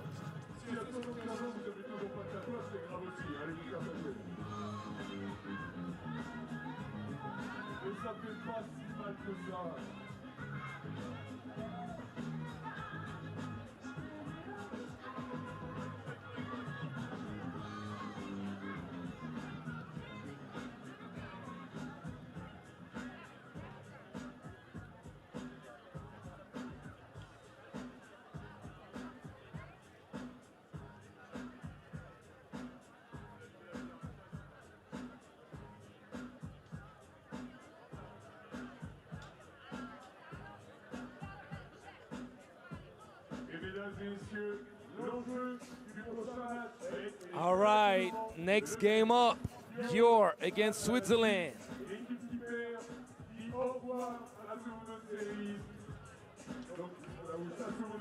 So, configuration is exactly the same. Gyor and Switzerland got dominated by China. We've seen some great performances by Canada, Lithuania, China. And now we're in the situation where the winner will take all. The winner will move on. And the loser would be outed of the tournament.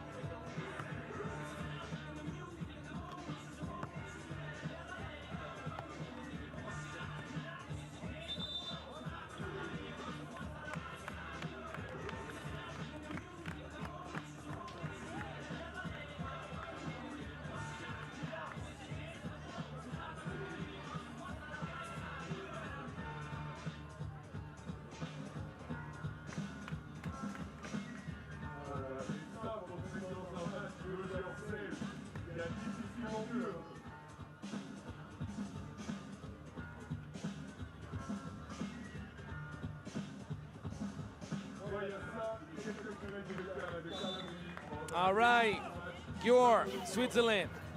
Winner takes all, winner moves on to day 2 of competition. Hikadoosh, 3 seconds, pop. The shot, Hikadoosh, the rebound, and Switzerland gets the ball. Gloria almost got her cookies taken.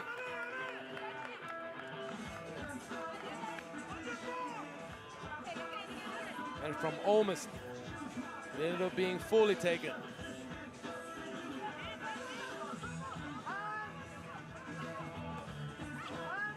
Claudia Pop. I don't even understand why she hesitates to take that shot. Defense went under way long. And she has such a nice looking shooting form. She needs to just look for those much more. She has the speed. And she can create havoc just when I mention it on the defense. And imagine only if now they start worrying about her shooting ability. So Switzerland being led 3-0 early in this game, Jaco will have a free throw to try to reduce the pain a little bit.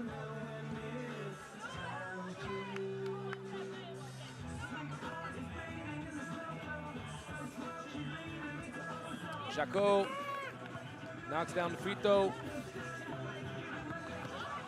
Stepped out of bounds. Obvious call. Good defense.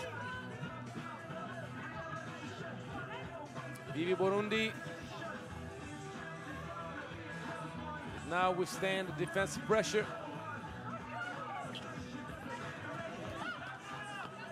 Acrobatic finish, the rebound, but Kiss just too long. Claudia Pop. Oh, over the head pass, but Kiss was sealing for position. Her hands were not ready to catch touch pass.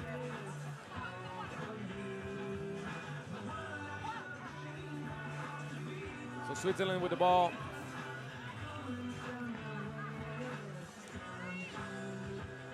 And the turnaround jumper from Shannon Hodge. Very nice, 3-2. Higadouche.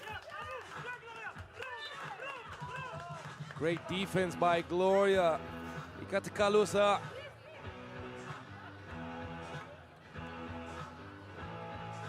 Jaco at the top.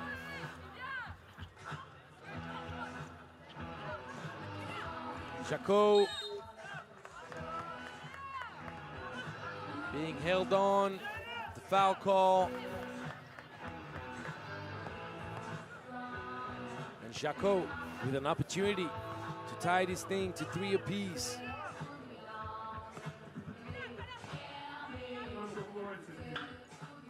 She does not. But she gets the offensive board. And she misses again. Claudia Pop looking for the mismatch inside. Nadia Constantin is called.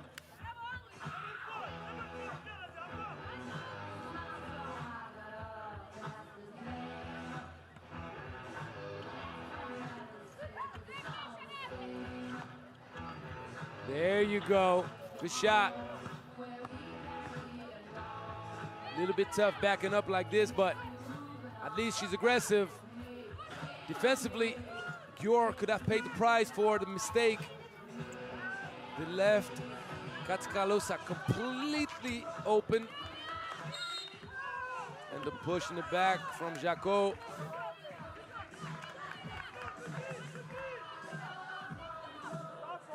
A little bit severe, but nonetheless, the whistle was blown. Claudia Pop. Another good shot.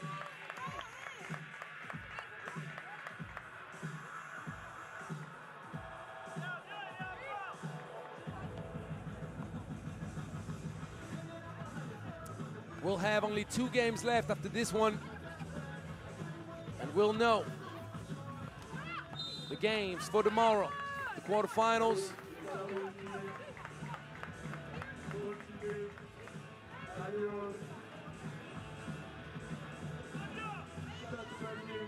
Katikalosa at the top. Great speed, great take. The attack right off the catch. Burundi giving Katikalosa some of her own medicine. Nice pass, Hatch. Switzerland tying this thing up 2-4 apiece.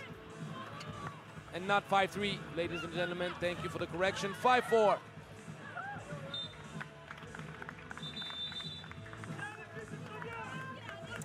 TV timeout. We got a nice game on our hands.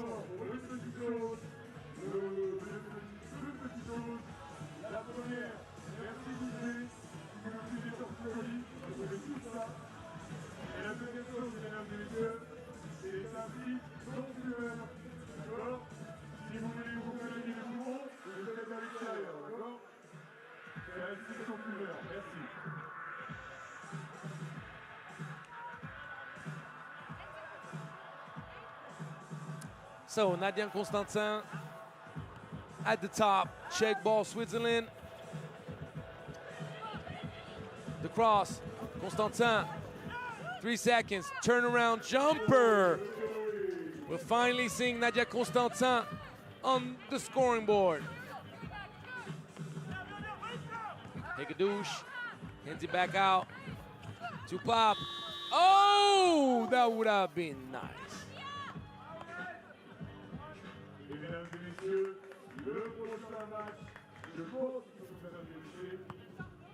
It's not an N1 in the end, but you see it, the contact, and the ball just going Jimmer Fredette on Claudia Pop.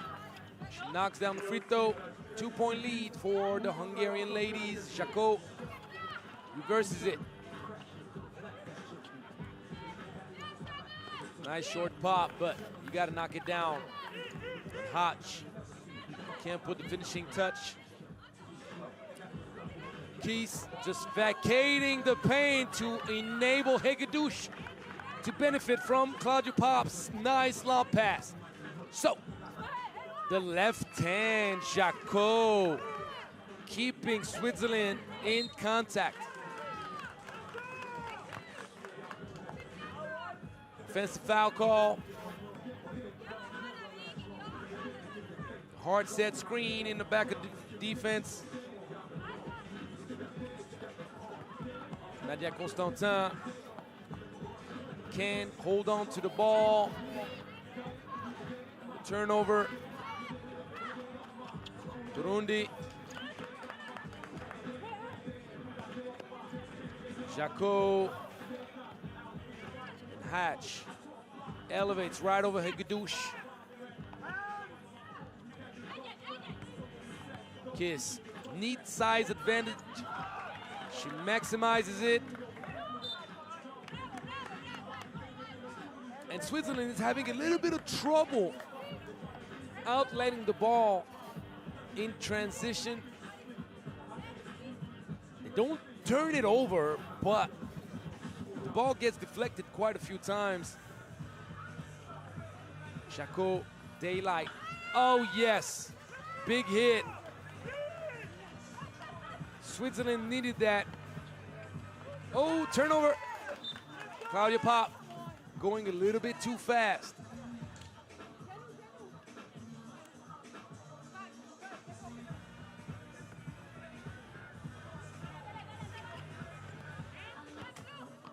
And Gloria knocks it down. Great speed, and every time Gloria goes to the cup, on the other hand, you got Vivi responding. She pulls it back. She's on target, but she's long. Katakalosa can't enable Switzerland to lead.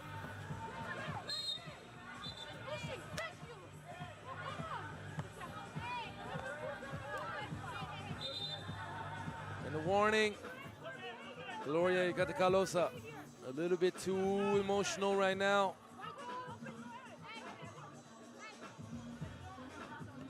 Four team fouls apiece, 9 apiece. We've passed the halfway point in this game. Nadia Constantin, misunderstanding. Dikate Kalosa, and the flash to the middle, kiss. With the kiss off the glass. Yeah, that was easy, but I had to do it. Oh, misunderstanding again. Jacot. Switzerland, a little bit lucky. Nadia Constantin turning the ball over. But she stopped her dribble too early.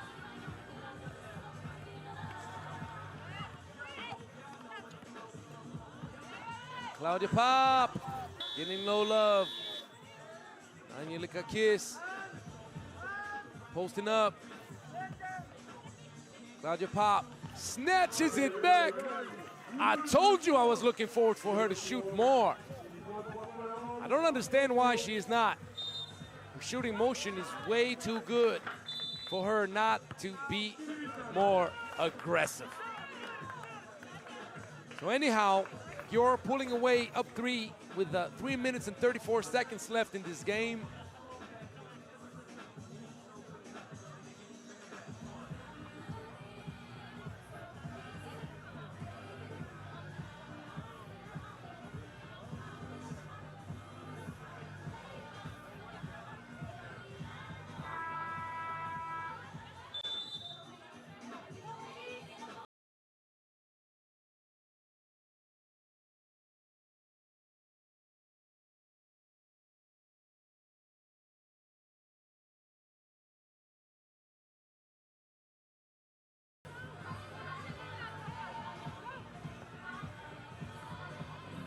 Switzerland with the ball at the top.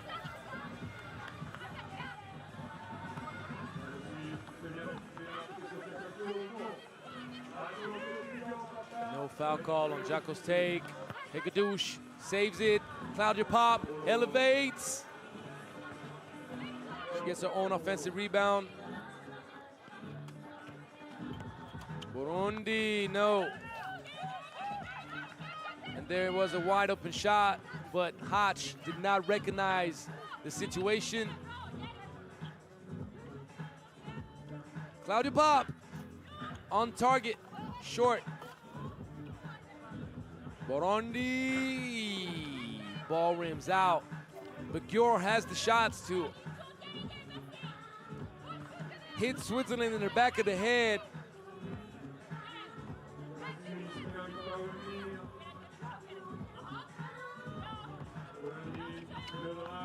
The speed, can't finish. Jacko, one too many steps. Great defensive anticipation.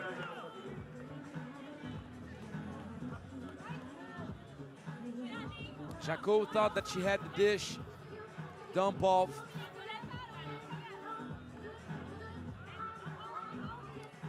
But then he wasn't there.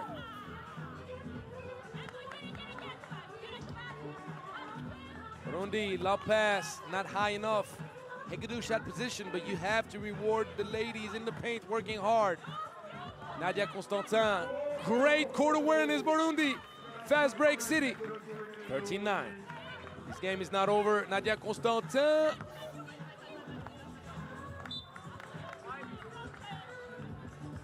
A bit short, unfortunately for Switzerland.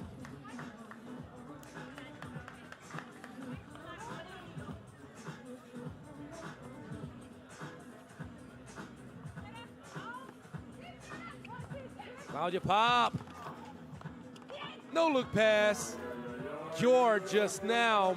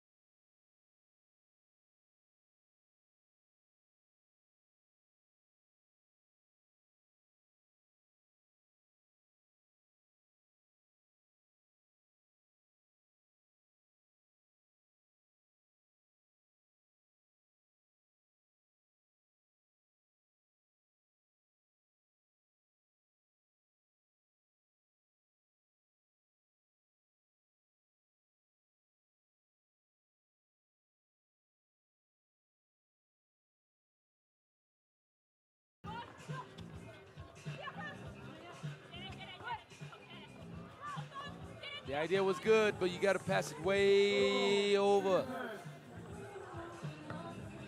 This game is over. Gyor moving on to the quarterfinals. Great effort from both teams, but Gyor, powered by the speed and sweet shooting and sweet passing of Claudio Pop, moves on to day 2 of competition. Coming up next, the game you do not want to miss when you think of Group C, because it's France U24 going against Israel. And I can tell you, Team USA is watching this game with attention. Team USA is looking at it like, hey, France, I know we beat you, but we would appreciate if you could beat Israel for us. So we could potentially finish top of the group. Who knows? I'm going to tell you about all the mathematics of this situation in just a few moments. Stay put. Israel and France U24 coming up.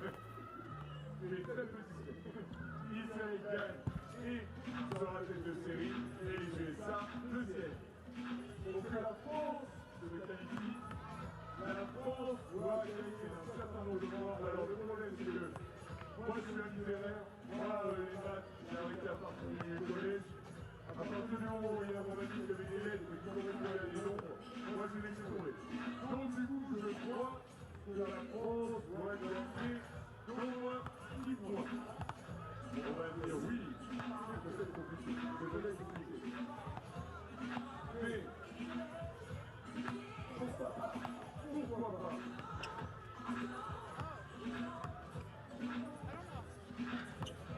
Pouvoir, mesdames et messieurs, ça peut marcher dans les deux sens.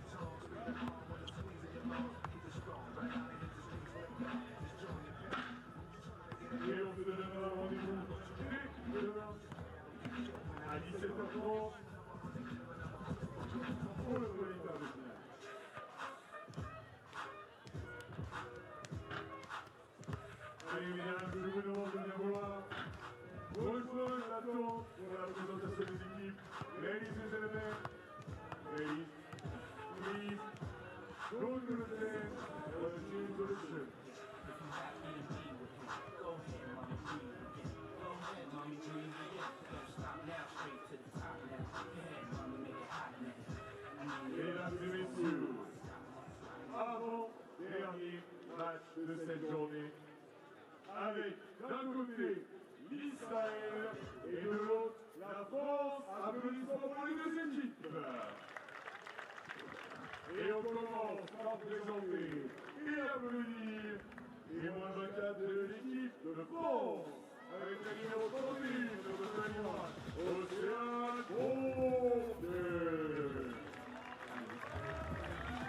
Puis on fait en développé Neftchi.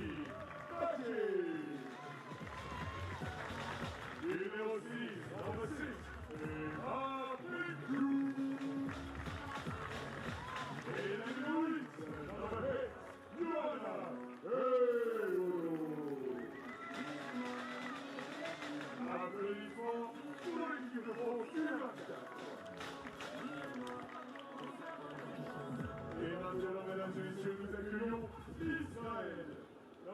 Neftchi, numéro 15, Gyor.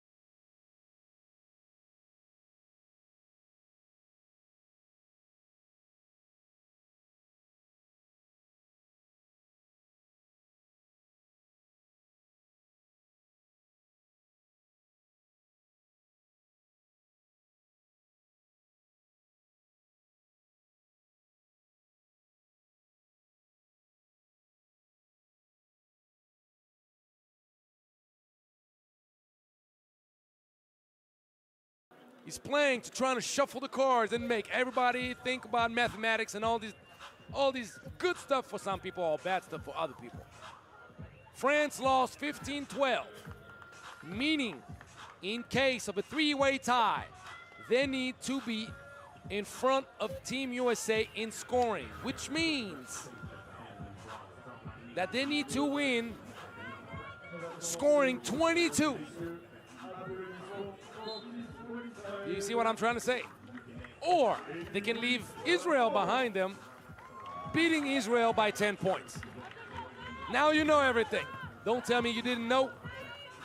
It's going to be a tough matchup, but nothing is impossible, and you don't know until you know. So let's see. Israel has its destiny in its hand, and France, U24. Oh, behind the head pass. Océane Montpierre couldn't get it. It's a travel by Haddad.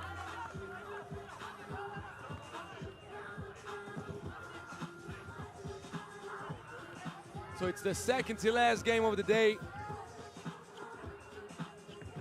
Israel in control of its destiny, but France wants to shock everybody and do what seems impossible to do, which is beat Israel by 10 and win, scoring 22.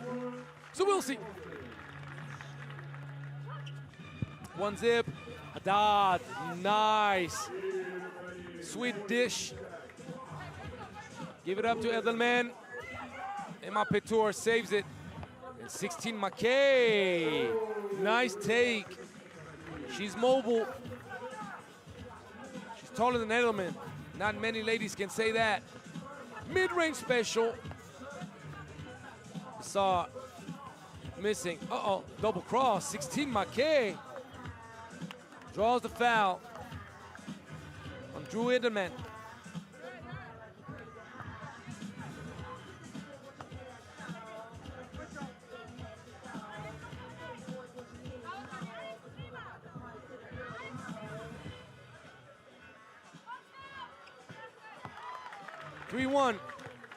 France in the lead.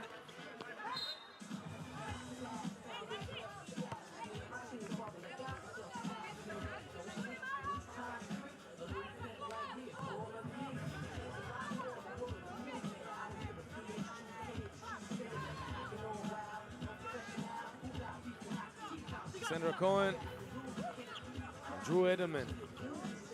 She's just too tough to stop when she seals right through the middle of the paint.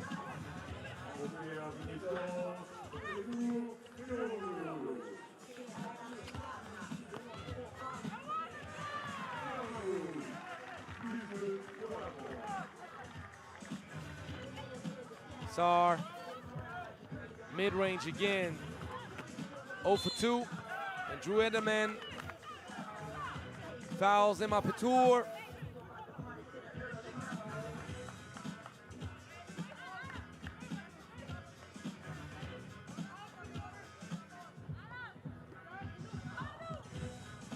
Iwodo seeing daylight. She couldn't gather her feet clean. She hesitated a bit. Drew Ederman matching up with 16 McKay. Oh my. And Drew Ederman. 12-second shot clock violation. 16 McKay.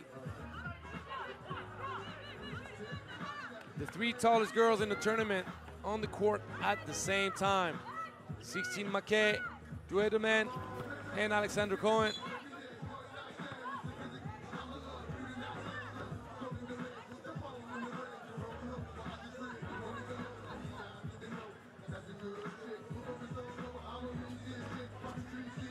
Alexandra Cohen off the mark.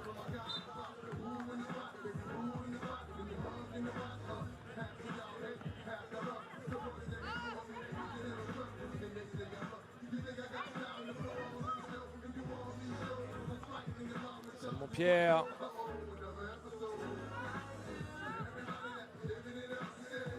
Emma Petour, great attack off the closeout. Oh, no love. Left hand was nice, but not nice enough.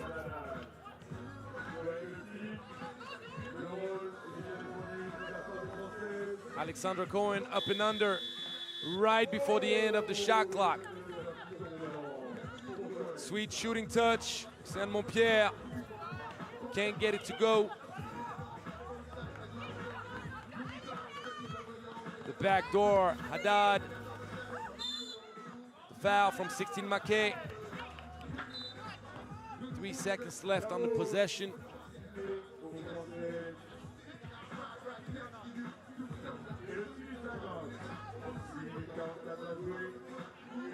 TV timeout.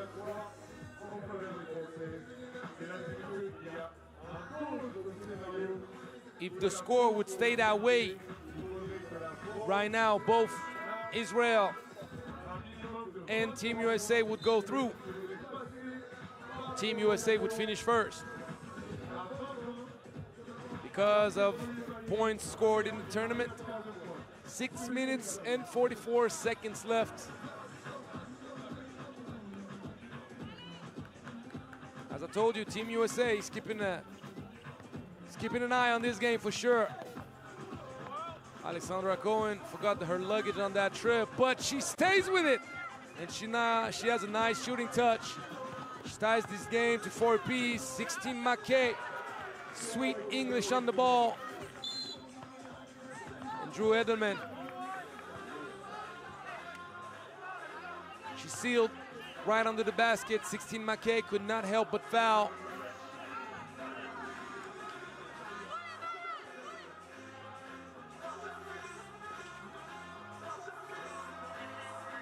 Alexandra Cohen off the dribble. And Drew Ederman, too strong, too good.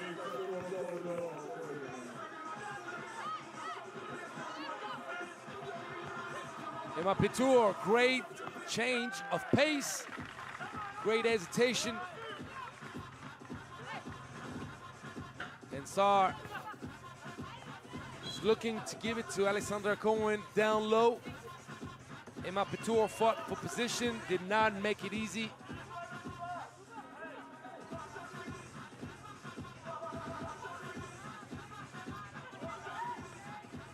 Pierre Emma Petour off the mark. Haddad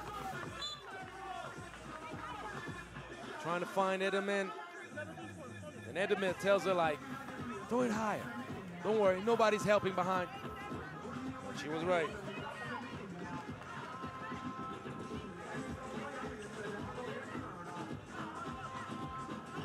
Haddad gives it up. Great defense by France. 12-second shot clock violation.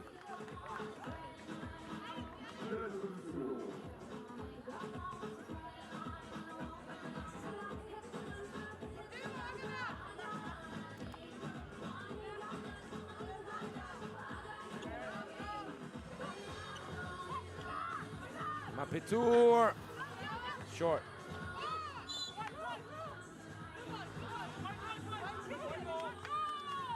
Ball given back to France.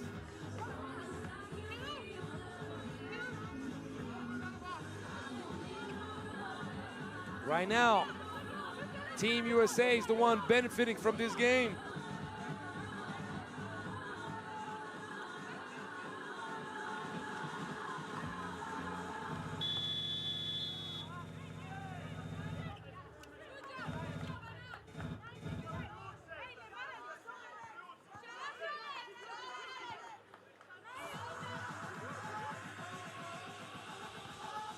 Sar. Team France playing good defense. Edelman turning around with the left. The nice spin, 6 apiece.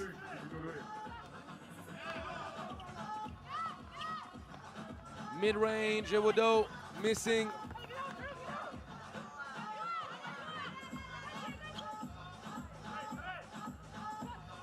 Rejecting the pick, Sar making 16 Mackay dance. And Drew Edelman, great hands. She manages to get her hands on it. Ewodo speeding up, hesitating, got afraid of the block from Drew Edelman.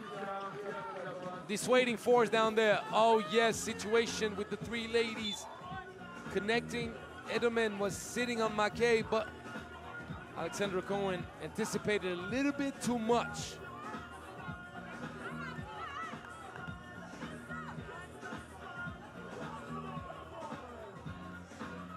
France got to find a way to pull up more 2-point shot attempts. 16 Mackay blocked. They need to run up the score, and right now 7 apiece, that's not help. Drew Edelman, she's just too strong down there.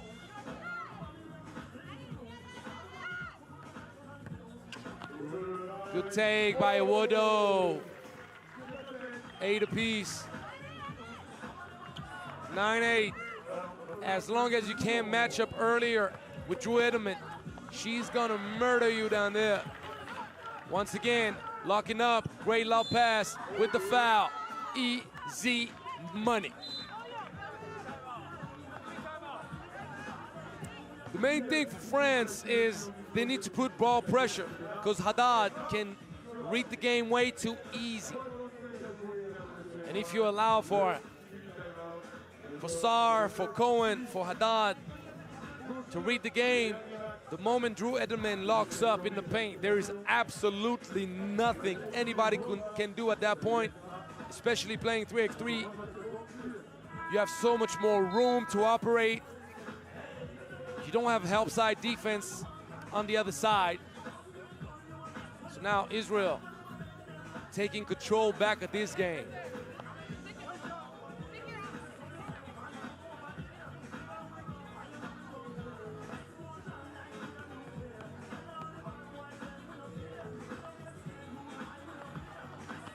Saint-Montpierre fighting, getting the ball. Mapetour off. Saint-Montpierre, that's what France needs. 11-10.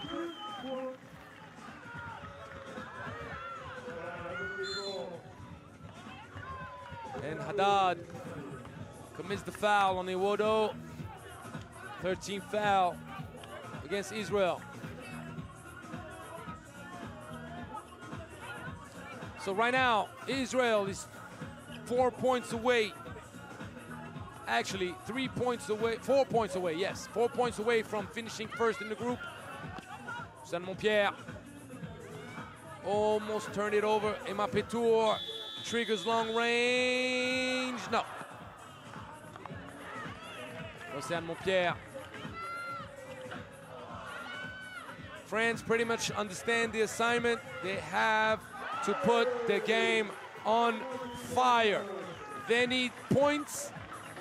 They need to score if they want to hope for anything. And the foul. 16 Mackay. She bit on the fake. And then she hammered down on Drew Edelman.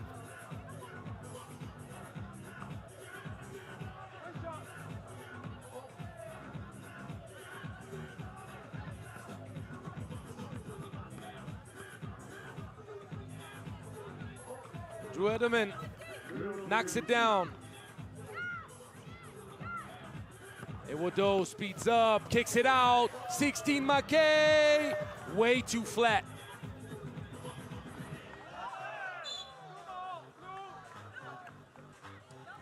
Mackay has the shots, but something's going on with her shooting right now. I know her very well. Her shooting is not that flat. Usually, there's no way she's gonna make shots with the trajectory so low. Foul in the back. Emma Petour, 16th foul against France, U24. Next foul will propel Israel onto the free throw line for 2 shot attempts.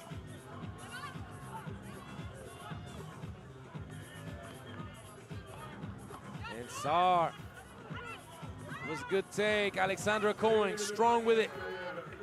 Israel 2 points away from finishing first, 14th foul.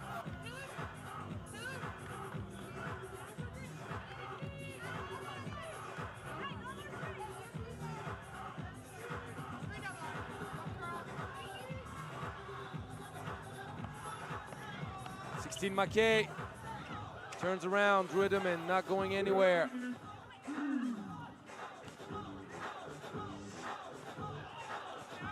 Sar, great lob pass, great execution. 13 apiece. Israel 1 point away. Ewodo snatching it back, pulling up on you. 15-13. Edelman.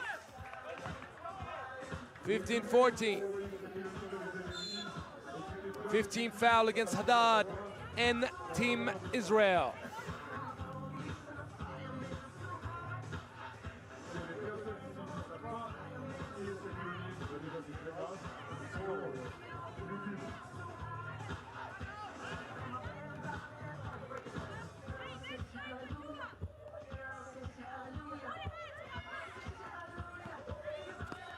Emma Petour takes it all the way to the cup. 16-14. Edelman gets contested, manages to keep control of that ball. Océane Montpierre tried her very best to keep Edelman off the glass, but she could not. Lob pass, Edelman right away, 16 apiece. Emma Petour off. Emma Petour will shoot it again, off. Ewodo, offensive rebound. Elevates, short. Océane Montpierre. Emma Petour refusing this time. That's a foul. 16 foul.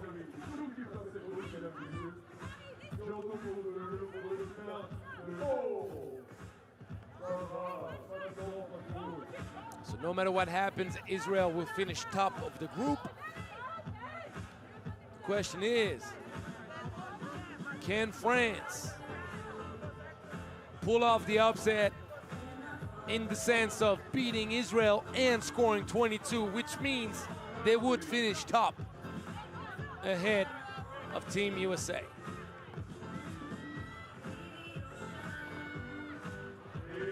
Petour knocks it down, 16-17.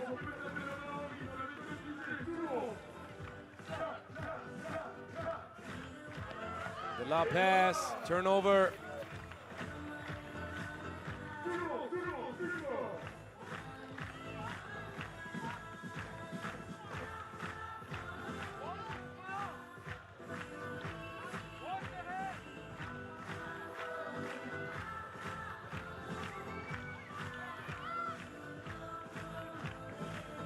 Ewodo, short. Océane Montpierre. 18-16.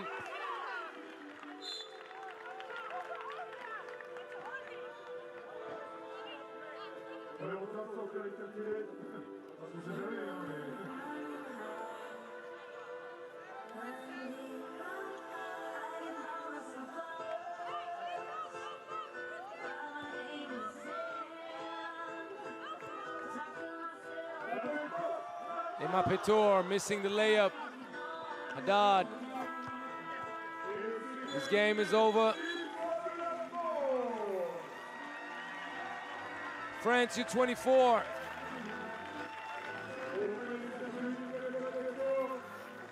beats Israel. Israel finishing top of the group. Both Team USA and Team Israel will join day 2 of competition.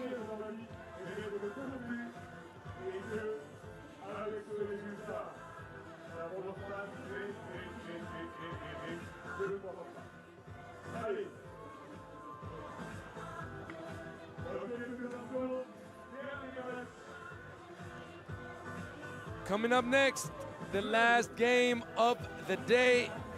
Team Yuanda against Team USA U24. The deal has been pretty simple for most groups. The last game is a do or die situation for both teams.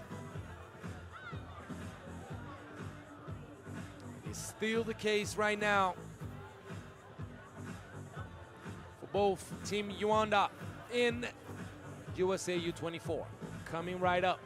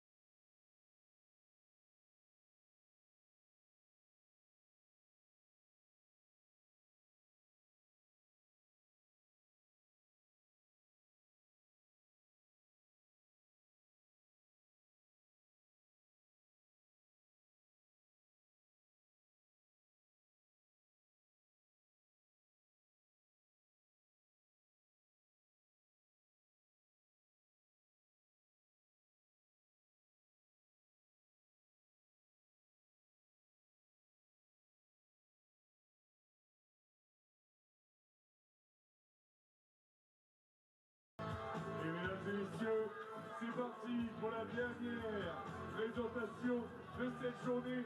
Dernier match de qualif, là aussi à la vie et à la mort. L'équipe qui gagne se qualifie pour demain. Applaudissements pour les 2 prochaines équipes, le SC Yuanda et USA Under 24. Applaudissements mesdames et messieurs. On commence avec le SC Yuanda, number 34, numéro 34, son Neftchi. Number 10, numéro 10, Poitiers. Number 14, numéro 14, Gyor. And number 9, numéro 9, Gyor. Applaudissements pour le FC Yuanda.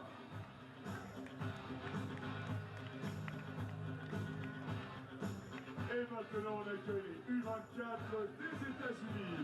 Les numéro 7, numéro 7, Céleste Chilo. Number 11, numéro 11, Kila Wells. Number 4, numéro 4, Alexis Donarski. Et number 14, numéro 14, Madison Bapta.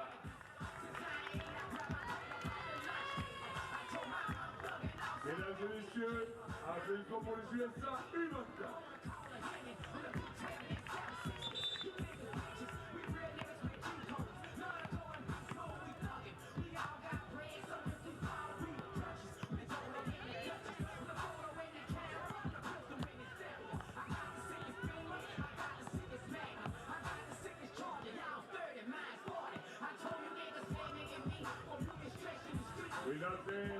No game, mesdames et messieurs, sans être qui a fait le match.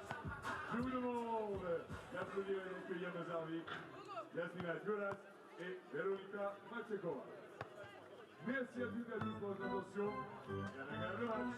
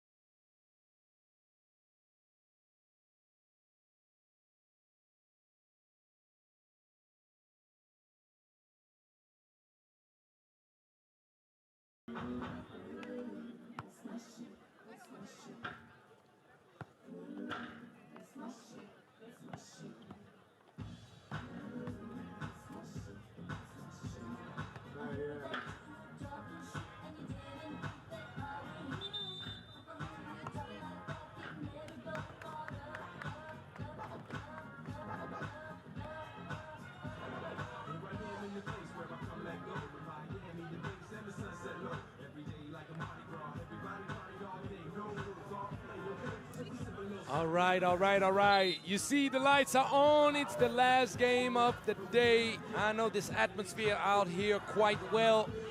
It's a little bit windy tonight, a little bit. Windy enough to perturb a little bit the shooting trajectories. But I tell you what, doesn't matter about the wind, doesn't matter what's going on. All that matters for both teams is whoever wins goes on to day two. Whoever loses, tournament is over. So, Yuanda, Team USA 24. Who's gonna walk away a winner? We shall see. Zoo, shooting the two.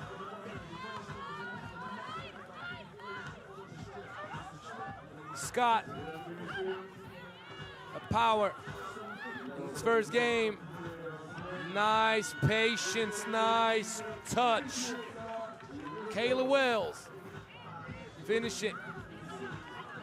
Stylatoi off the mark. She gets her own offensive rebound.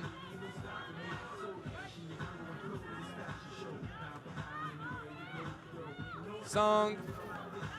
Ooh, ooh. That would have been nice. Scott was left mesmerized by the snatch back. And now Scott has size advantage, elevates right over her. But no, short. Stylatoi, the pass.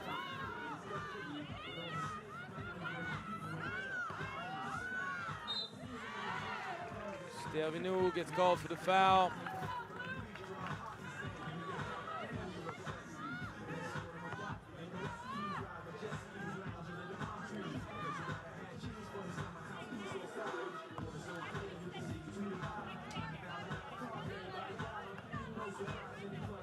Kayla Wells.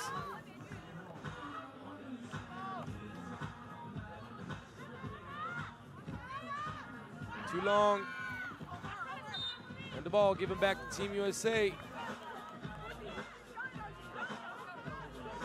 Taylor managed to put her hand on the ball. She deflected it.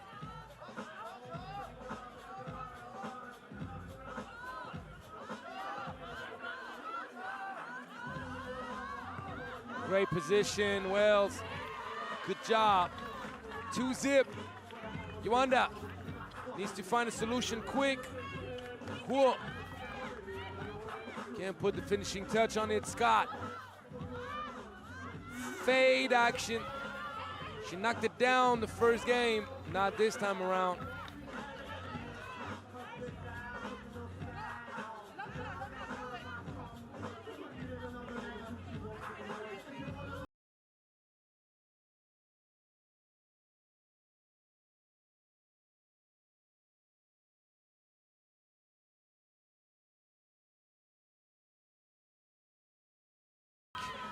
With the speed on her strong land, Donarski, and right away Song responds. Donarski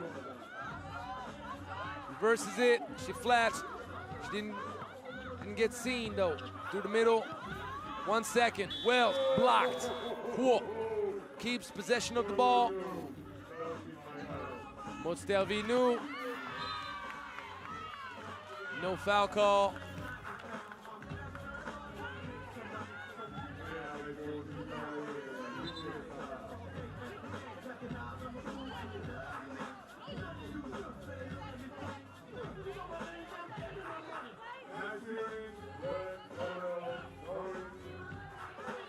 Song takes her time.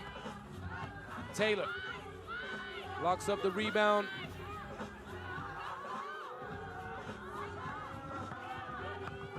Scott patiently goes to the other side using the rim and glass. Good defense by Donarski.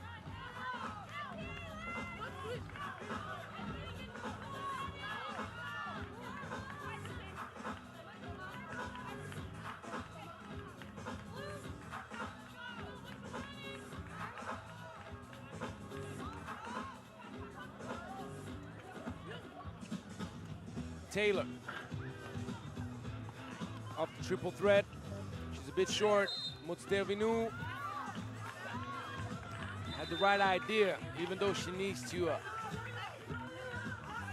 lob it up a bit higher because that ball was going to get deflected either way. It's a good thing there was a foul call on the play.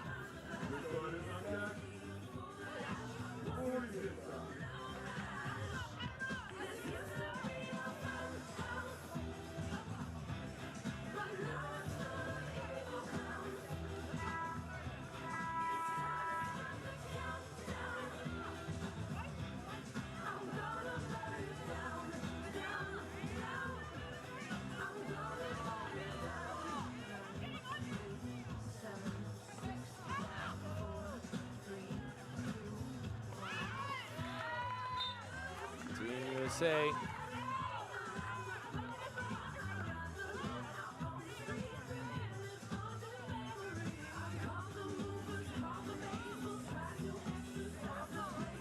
ball at the top.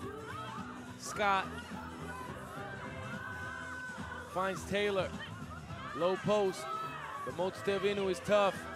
Great contest. Ball does not touch the rim. 12-second shot clock violation. Yuanda with the ball at the top.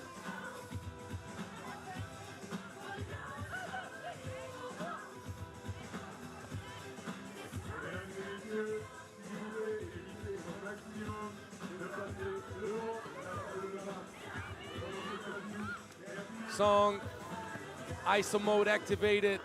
Oh, that was nice footwork, but got to put the finishing touch on any nice move you're doing. Because if you don't, can't make the highlight. Just letting you know. Wells, strong defense by Stelvinu. Donarski gets access, denied. Not as denied as this shot from Gyor. Madison Scott. Just saying no, no, no. Gyor at the top. Gets her cookies taken by Donarski.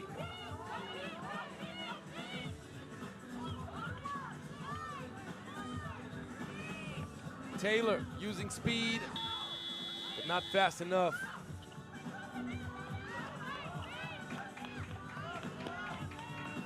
Motstelvinu, short.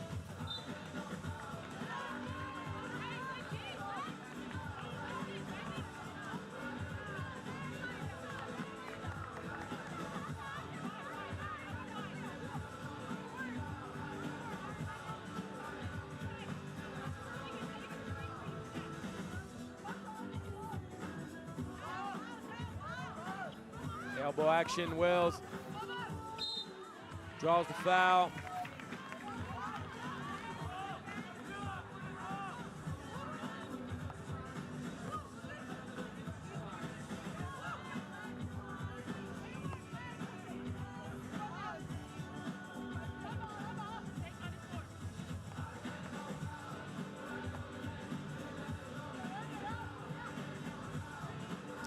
So Wells puts USA up 4, 5-1 lead. And Scott, that was a great block, but you gotta appreciate the toughness from Song. Taylor was going right back at her. Scott with the offensive board, keeping the 4-point lead in favor of USA U24. Great lob pass, and I like the finish. Zoo with her back to the basket, using the English off the glass.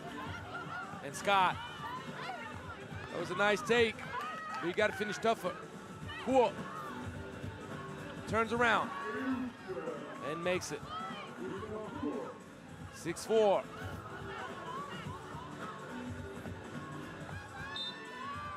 Ball gets deflected, 4 seconds left on the 12-second shot clock.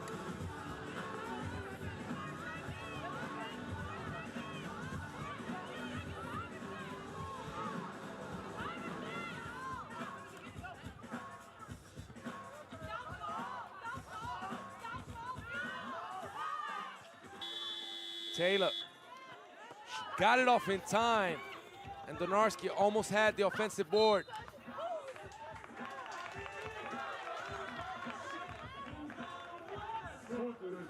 Donarski gets called for the blocking foul on the baseline. So Yuanda with the ball at the top.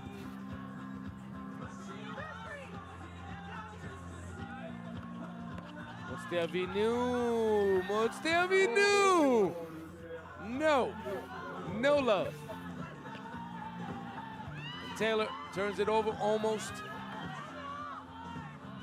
off 1 foot. 1 second left on the shot clock.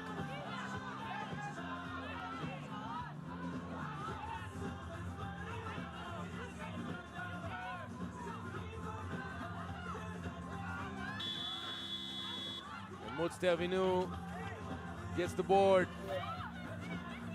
Cool at the top, ISO.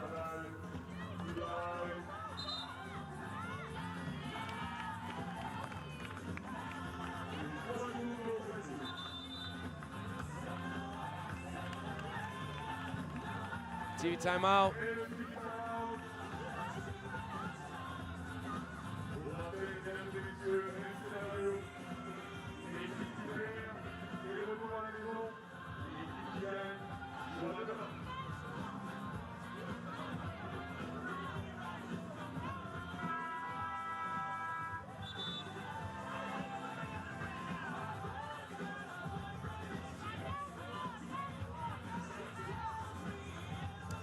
So, we're under 4 minutes to go in this game.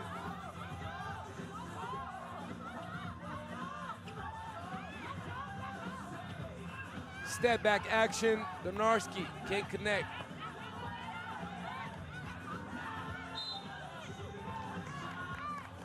Good aggressive defense. The ball earned back by Team USA.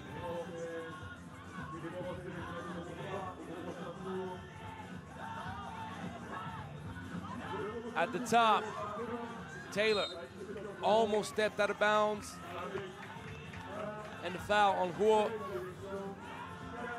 Matching up with Wells.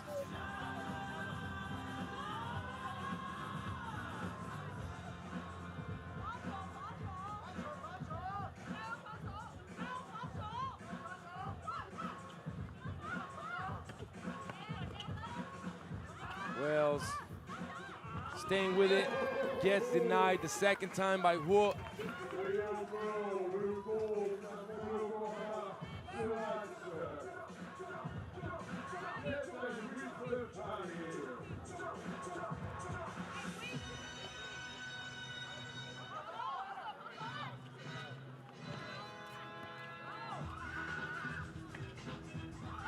Extra pass. Foul by Gyor. That bumped into Donarski, couldn't help herself. She believed in a shot attempt. Bit on the foul.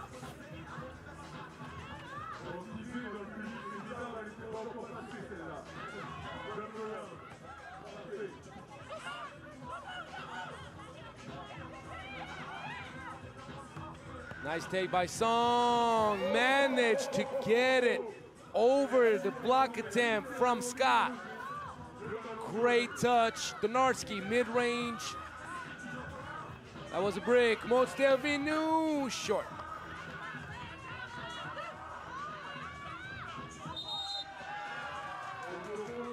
And the offensive foul.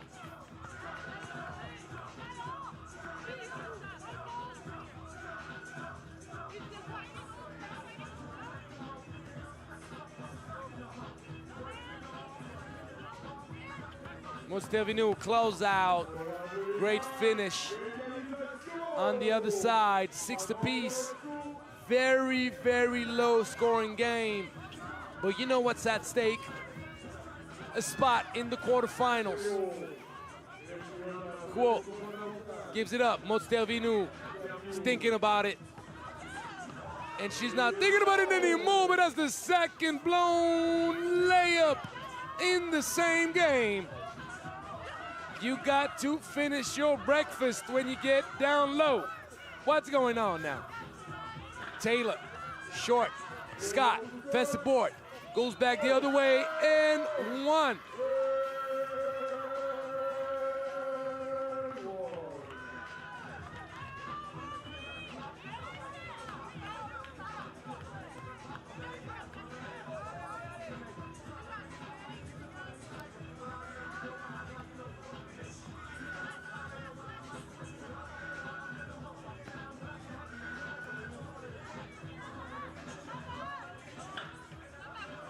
Missed free throw. Yuanda ties this thing up. This is a nice game. Well, let's be real. This is not a nice game. It's a nice finish of the game. So I'm more clear because it's 8-7. So I can't call it a nice game. But in intensity, though, feels like a final playoff game. Turn around, you had to get another miss down low. Those ladies spoiling opportunities. Not this time. Zoo tying the game to 8 apiece. The last spot for the quarterfinals, Scott drives, draws the foul.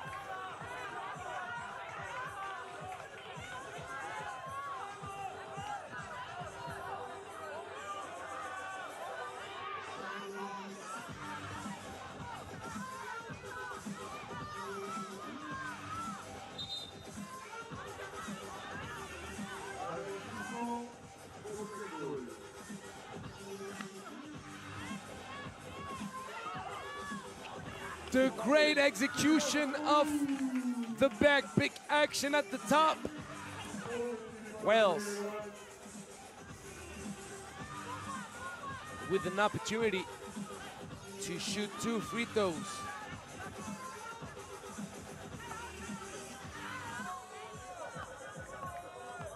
By the way, we already know 2 quarterfinals. We're waiting for this game to figure out the last 2. But we're gonna start off tomorrow at 5:30 with a banger. Canada will face up Team USA. Ooh-wee. 9-8.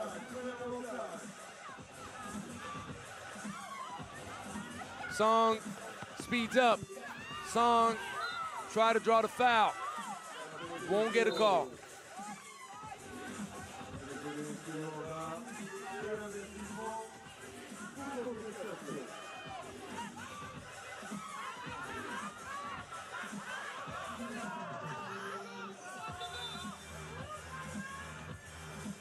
Team USA calls for timeout. It's kind of like a gift because they are giving an opportunity for Team Yuanda to figure out what to do with those 3 seconds left. Now we are under a minute left in this game.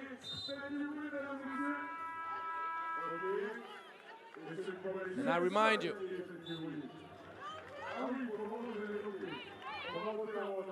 whoever wins goes to the quarterfinals. Whoever loses is out of the tournament. Song, the spin move. Beautiful. The speed, the composure. Scott on an island at the top. Monstevinu with the foul.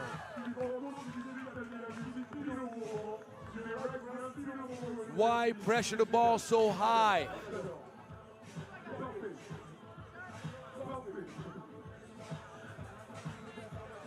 Giving an opportunity to the referee to whistle.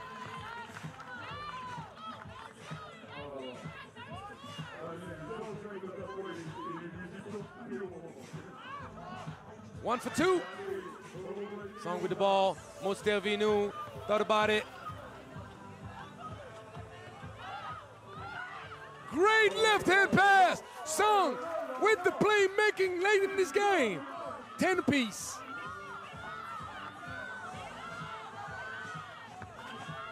Scott, such a strong move.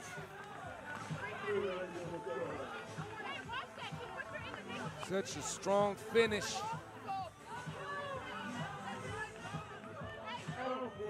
(11-10).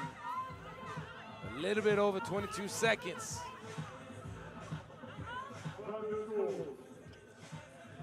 Team USA can afford, but Monstevinu left by herself. She's off. So now, USA simply needs to hold on to the ball. And this game is over.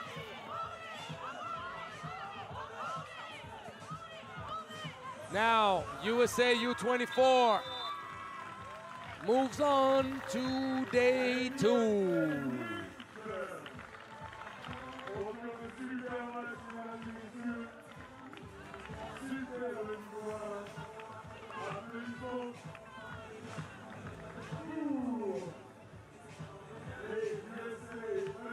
So that was a very nice first day of competition.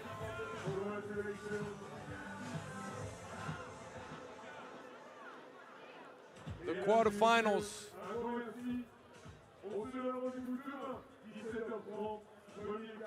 are set. We're gonna have Canada against USA.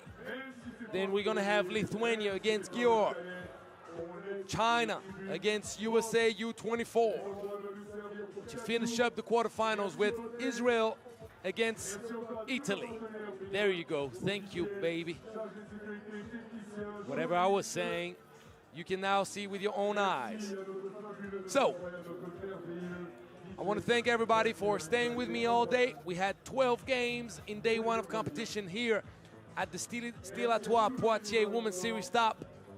I remind you, 24 stops all around the world this year. Never seen before.